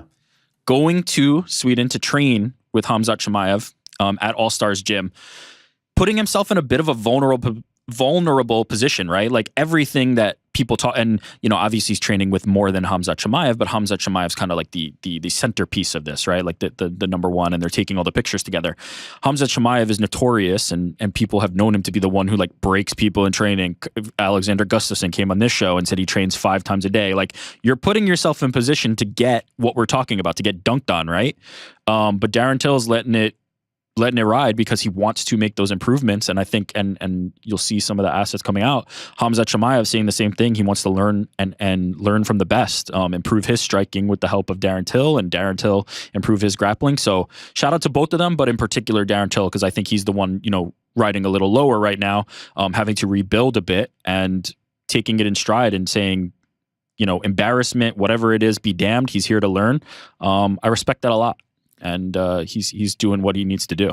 Great name, Smash Bros. Smash Bros. Yeah. Yeah. Also very smart on Darren's part. He's part of this, I don't know, blockchain. What is it? Yeah. The block asset. Is it asset? Is it called a blockchain company? Is that what you would call it? NFT company. Yeah. Anyway, they're the one producing this content. And so it's like a great way to get their name out as well. Very smart, very shrewd on his part. So yeah, that kind of came out of nowhere, and they've been very good about supplying this content and putting it out there. They're sending me stuff. They're sending, you know, MMA Fighting stuff, all the other MMA news stuff, news sites stuff, and it's very smart. And Till has never been the type of guy to take himself so seriously. So you know that, you know, he looks out of shape. He doesn't really care. And that's what he looks fine. He looks like a guy who's not have a fight. He doesn't have a fight coming up. Of course, he looks way better than any other regular schmo. Yeah, and that's kind of the joke, right? Like Khamzat's giving him guff because he's training 5 times a day, and he's hopefully moving toward a fight coming up. Darren Till doesn't have one. He's just looking to improve and hopefully get himself healthy. I think that's, for me, the most important thing for Darren Till is honestly, the skills of this are less important in my opinion, because I think when he's at his best, he's one of the best in the world. I think he just needs to get healthy. He's taking the right approach. He didn't force himself onto the London card. We'll learn a lot here in a good camp and get healthy and then compete. So I'm looking forward to it. But yeah, these two guys used to like talk real smack to each other. Remember, not that long ago. Yeah, but I don't think it was ever. I think it was always a little bit playful because I think they both kind of get it. You know, they're two of the guys who like get that this is a propaganda machine. You got to build these things up, and they're doing it well. Look, you start this, then down the line, you both get into a position where now you do the former training partners turned rivals. There's so many places you can go from this. It's smart by both of them. It's smart by anybody who's involved in it. And hopefully it pays dividends for both of them. All right. Next one, Mike Swick. Shout out to Mike Swick, who last week revealed that he's been battling cancer. I believe the timeline on that is he had said for 5 weeks. And now he's at home on his way to recovery. Nothing more than just wishing the best for Mike Swick in his battle. Amen. Mike Swick, legend. OG, the originator of the Swickatine. Swickatine. Yes, I wrote on Twitter that I hope he gives cancer the good old Swickatine. it's a scary thing because that guy is in shape. He appears to be in tremendous health and in great physical strength and all that. And so it's a reminder that it can happen to any of us. And he was doing big things, is doing big things over in Thailand with AKA Thailand. So I echo that sentiment and wish him the best and hope that he's able to knock out cancer and get well soon, very, very soon, get back to 100%. Yeah, and to your point, talking about, he's in good health and things like that, he didn't know, he had thought for weeks that he was healthy and had been taking tests and found out this unfortunate news. But shout out to Mike Swick. Amen. Jim Miller. Oh, yes. 39 UFC fights, 23 UFC wins, both records tied on the wins front with Donald Cerrone. Obviously, those things alone are worth the shout out. But I think the thing that I love about Jim Miller is he's not doing what is commonly done in MMA with this like foot in, foot out. I'm gonna walk away. I'm not. He's like, look, I don't have many left.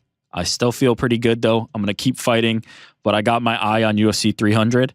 And I like that. I like the transparency of this. Like he's laying out the timeline, but he's not making any promises. He's not saying this is going to be my last one. That's going to be my last one. He's kind of playing it as it comes. And I respect the heck out of that as a guy who's done it for that long because he doesn't need to. He could kind of, be toying around with it and playing that game, but he's not. And I hope to everything that anybody could hope for, that he gets on UFC 300 because that would be special to fight on UFC 100, 200, and 300.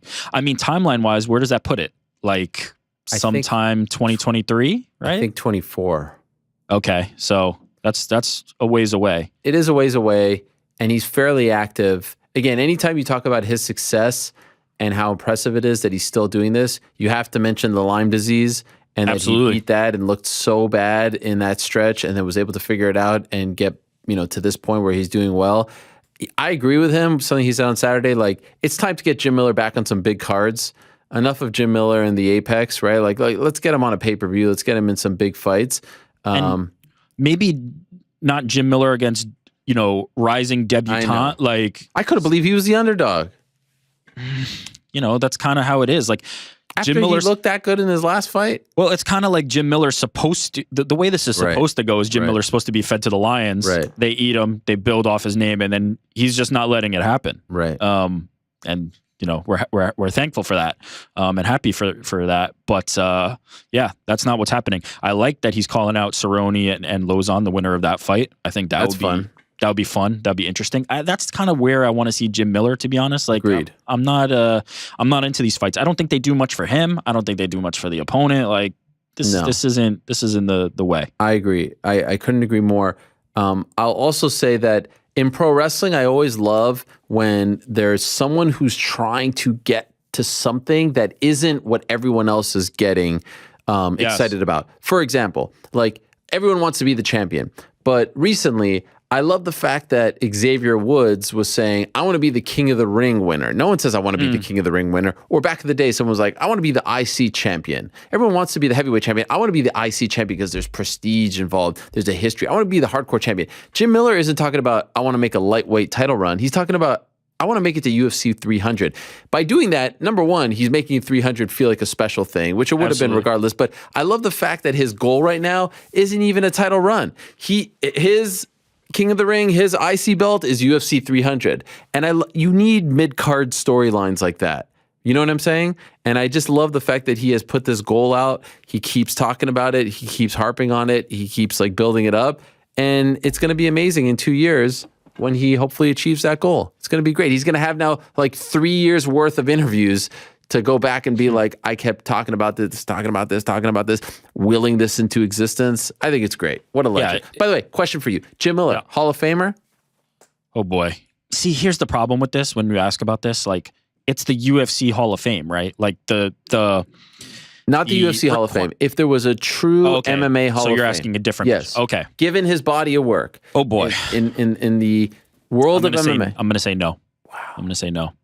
Most wins. My Hall of Fame is going to be a little more like the Baseball Hall of Fame than the Basketball Hall of Fame. Yeah, but over time, people don't get in first ballot. If I'm making a Hall of Fame, this is my personal opinion. If I'm making a Hall of Fame for MMA, it's going to be more baseball than basketball. Not everybody who did anything in the entire sport is getting in. There is going to be a bar. There is going to be a requirement. And look, being a champion's not going to be a requirement, but it's going to be something that definitely says something. You know, being a champion in one of the major organizations is something that I think will, you know, separate the rest of the pack. I agree with you on the basketball thing. They let too many people in, even though it's cool to see them. Like, it's a little bit wacky. Too many. Baseball, I think, is actually too strict. Too strict? Yeah. I mean, I lean that direction. I'll be honest. That's more where I go. You also said LeBron better than Jim Miller. So I mean, who's going to listen? Yeah, I mean, that's an obvious statement. Crazy statement. It's one of the worst hot takes of all time. I mean, how could you even argue it at this point? Like the careers are. One guy's undefeated in the finals. The other guy. Yeah, one guy has 2 decades of dominance. Like basketball's a team sport. What does dominance mean? Averaging. Getting swept in the finals? Yeah. Michael Jordan wasn't even making the finals. You can't just, when LeBron goes to that many finals, then obviously there's going to be some a crappy Eastern Conference. Yeah. Oh, because MJ's Eastern Conference was. Have you heard of the New York Knickerbockers in the 90s? I heard of those. Have you heard of the Detroit Pistons that he beat? Have you heard of the Indiana Pacers? The Detroit Pistons that he got beat down by, and then beat. Yeah. Okay. So LeBron did the same thing, right? Listen, I love LeBron. I'm not a LeBron hater, but it's a crazy comment. No, it's not even. I would honestly say like it's almost laughable to consider Jordan. Oh, that's a crazy comment. The career, you can have the debate. I agree with something that they said yesterday on TNT. It's like, why do we need a greatest? Why can't they just be like? I hate that. Terrible. Why? Terrible take. Why? Take a stand. Different. The stand is something. Participation trophies. No, it's not participation. Wins. But it's okay to say every era had different guys. Like to your point earlier, Bill Russell was the best back in the 60s. They cross over enough era that MJ and LeBron, but not Bill Russell and those Shaq. are further removed. And I have a hard time with those. LeBron and MJ, but you're also similar biased. enough. You'll admit you're biased. I'm not. In fact, what are you talking about? LeBron's not even like top 10 of my favorite players. Maybe fringe top 10. He's certainly Cavs very great significant. who delivered their only no championship. So no you're doubt. biased. You have to say you're biased. What are you talking about? I'm not. What do you say? If I didn't truly believe LeBron, if I didn't truly believe LeBron was better than MJ, I wouldn't say it. I don't think it. I think objectively, the 2 decades of dominance, the career milestones that he's hitting, the pressure that he faced when he came into the league at 18 years old to do what he's done. It's all great. And quite frankly, it's great for number 2. And quite frankly, he's done more off the court that matters. You know, that's not the debate. We're talking about on the court. We're not talking about who's a better guy. We're talking about greatness. Yeah. Well, I think the on the court stuff is significantly better as well. Also, you forget that Jordan went to go play baseball. I had a great run there. And then I don't care. Listen, I would like it to not be Jordan. I hated Jordan as a kid. Yeah. So it's not like I'm some Jordan lover. I think LeBron has him in the rear view. That's crazy. That's my opinion. You can't lose that many times in the finals and have him in the rear view. When Jordan was at the point in his career that he was playing for the Wizards, getting smoked by people, LeBron is dominating the league still. I mean, it's just a completely different thing. Bubble title longevity. By the way, that's one of the worst. That's one of the worst hot takes. That one didn't count. One didn't count. As if everybody else wasn't in the bubble too. Like it was just the bubble for them. Stupid. I don't even know how we started talking about this. How did we start talking about this? Because I tweeted about it. But no. But right now, Oh, because you said something about the basketball. It's going to be more like the baseball Hall of Fame than the basketball. No, Michael Jordan's pretty great. I can't even pretend. Jim Miller is a Hall of Famer. I don't agree. He's a Hall of Great. He's a Hall of Very Good. He's not in the Hall of Fame, unfortunately. You're going to have no one in your Hall of Fame. You're going to have like Absolutely 25 not guys. true. Absolutely not true. Yeah, for now, and then as the sport continues to grow, I mean, the Hall of Fame starts out. Look, he just doesn't have enough, in my opinion, to cross that bar. Love him. UFC event. Fan favorite. UFC event 2023. Are they bringing out the top 30 fighters in UFC history at a ceremony? That type of deal. Yeah, I mean, look at how successful it was for the NBA. 50 Is and there 75. any chance they both. do this? Could you imagine? No, because I think they have too many grudges. Yeah, I mean, you'd have to bring out people that are never going to make the UFC Hall of Fame. How cool would it be? How cool would it be if it was amazing. like Look, even if it was the UFC, even if it was only the UFC, as some kind of that's what I'm celebration. saying. UFC, because it'll be 30 years of UFC. I'm saying they get to choose it. Like even if they curated like their that would be whack. No, that would take away. No doubt in my mind that it would take away from it. But I think some kind of celebration of the year marks. They do such a poor job of this. Such a poor job. Well, I think they do a better job, and it's kind of the UFC's MO of celebrating the UFC's history, right? Like the UFC's milestones, that type of thing, but not the individual athletes that contribute to that necessarily. What is the difference? What do you mean by that? Like, for example, a celebration of NBA 75, they brought out all 70. Well, they tried to, obviously some have passed and some didn't attend. Those fake the Larry Bird one and Scottie Pippen. Yeah. They tried to celebrate the individual athletes as opposed to saying like this is 75 years of our history, the NBA's history, and focusing on the brand and focusing on the league. How far it's more we've a celebration. come, right. Exactly. It's a celebration of the athletes and their individual contributions and moments. The UFC does a very good job, and it's the nature of this beast and why the UFC is so successful of celebrating like UFC's history, right? This is their lineage. This is their This is how they've progressed over the years. The athletes, and I think UFC Hall of Fame does a decent job of this. That's probably the one place that does the best job of it. When they bring them out and have those speeches, they do celebrate them there, and I think that's probably the best way that it's done. It leans more toward the organization. And naturally would. There's not as much history for the athletes. Some of them had shorter careers. There's various reasons, but I would like to see something like that. Absolutely. And I know you tried to do that. I did it like last year. I did it late last year when they announced the 75 and there was all that kind of debate like about T-Mac and Klay Thompson not making it. Like, let me see. Dwight Howard, biggest snub by far. No, I think T-Mac for sure. Agree to disagree. T-Mac for sure. If Klay doesn't get injured in 2019, he's probably in as well because he's been active. I love Dame, but I think T-Mac probably. Dame's got to go. Dwight Howard, NBA champion, dominated a certain era. He belongs there. Whatever. I think it's a fun debate. But these types of debates are fun, right? This is something fun. that the UFC could benefit from, and MMA as a sport. Yes, and they don't embrace this. Like there's enough time that has passed where it goes from, the Hoist years to the Coleman years and Dan Severn and, everything that came afterwards. Like, man, wouldn't that be something where you have like all those dudes there, regardless of their relationship, you bring them out, you do a quick ceremony in the cage, they walk down the freaking aisle. Like, how cool would that be? To their music? I don't know. It'd be extremely cool, but much like, I mean, it's not, I'd say UFC's Hall of Fame is more similar to WWE's, right? Like they get to choose, and WWE way more inclusive. Way more inclusive. Perhaps. I can't say I'm as versed in it, but they've brought in some people who, they have. And there's some who haven't. There's some who, aren't on the best of terms. Bottom line is there needs to be an independent MMA Hall of Fame. Like the fact that there isn't, there's a Hall of Fame for every crazy thing out there. How there isn't an MMA Hall of Fame is just an absolute travesty to me. A travesty. There is enough MMA history at this point, even way before 93. Yeah. I mean, Ali Inoki, you could go back to, like, there's just so much. There needs to be an MMA Hall of Fame. I wonder where it would go. Got to be Vegas, right? You think so? Maybe Denver. First UFC event. Yeah, but then you're making it a UFC thing once again. Not necessarily.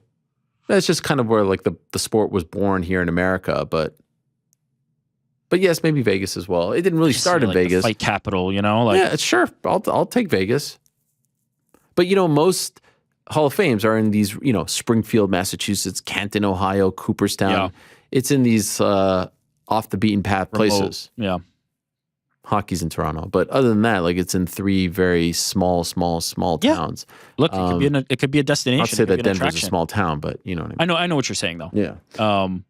Would be nice. Vegas is a little more action, a little more lively oriented.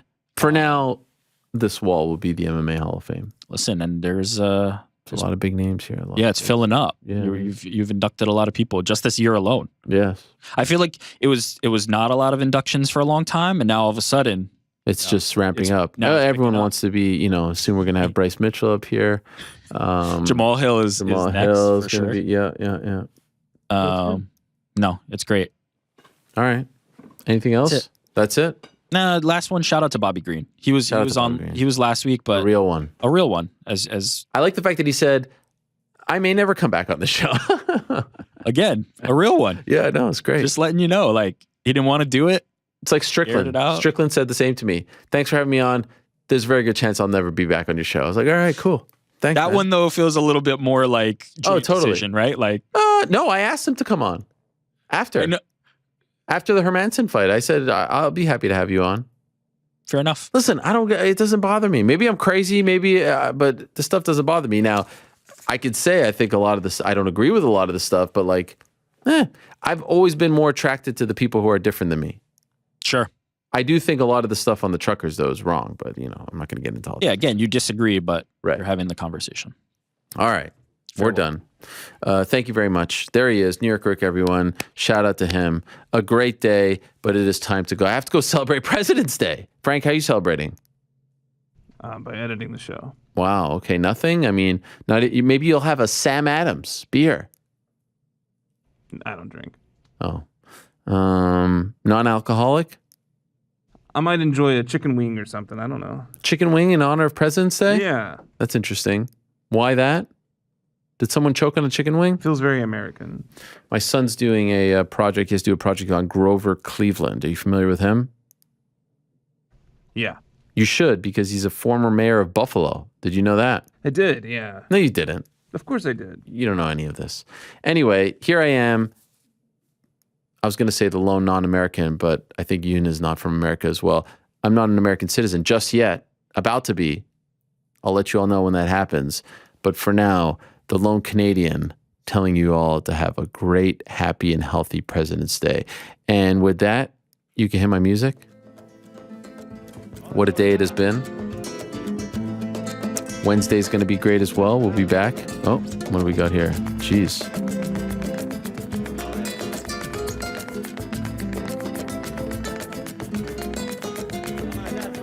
What?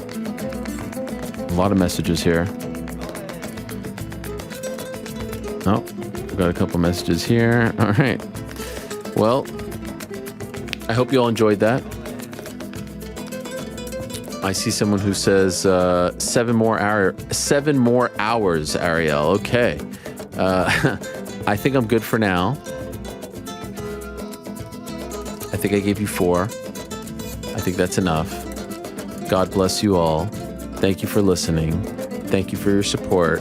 And we'll be back on Wednesday to do it all over again. Now, thank you very much to Joaquin Buckley. Congrats to him, and great job with the promotion. Great job with everything that he did in terms of getting the word out about his fight.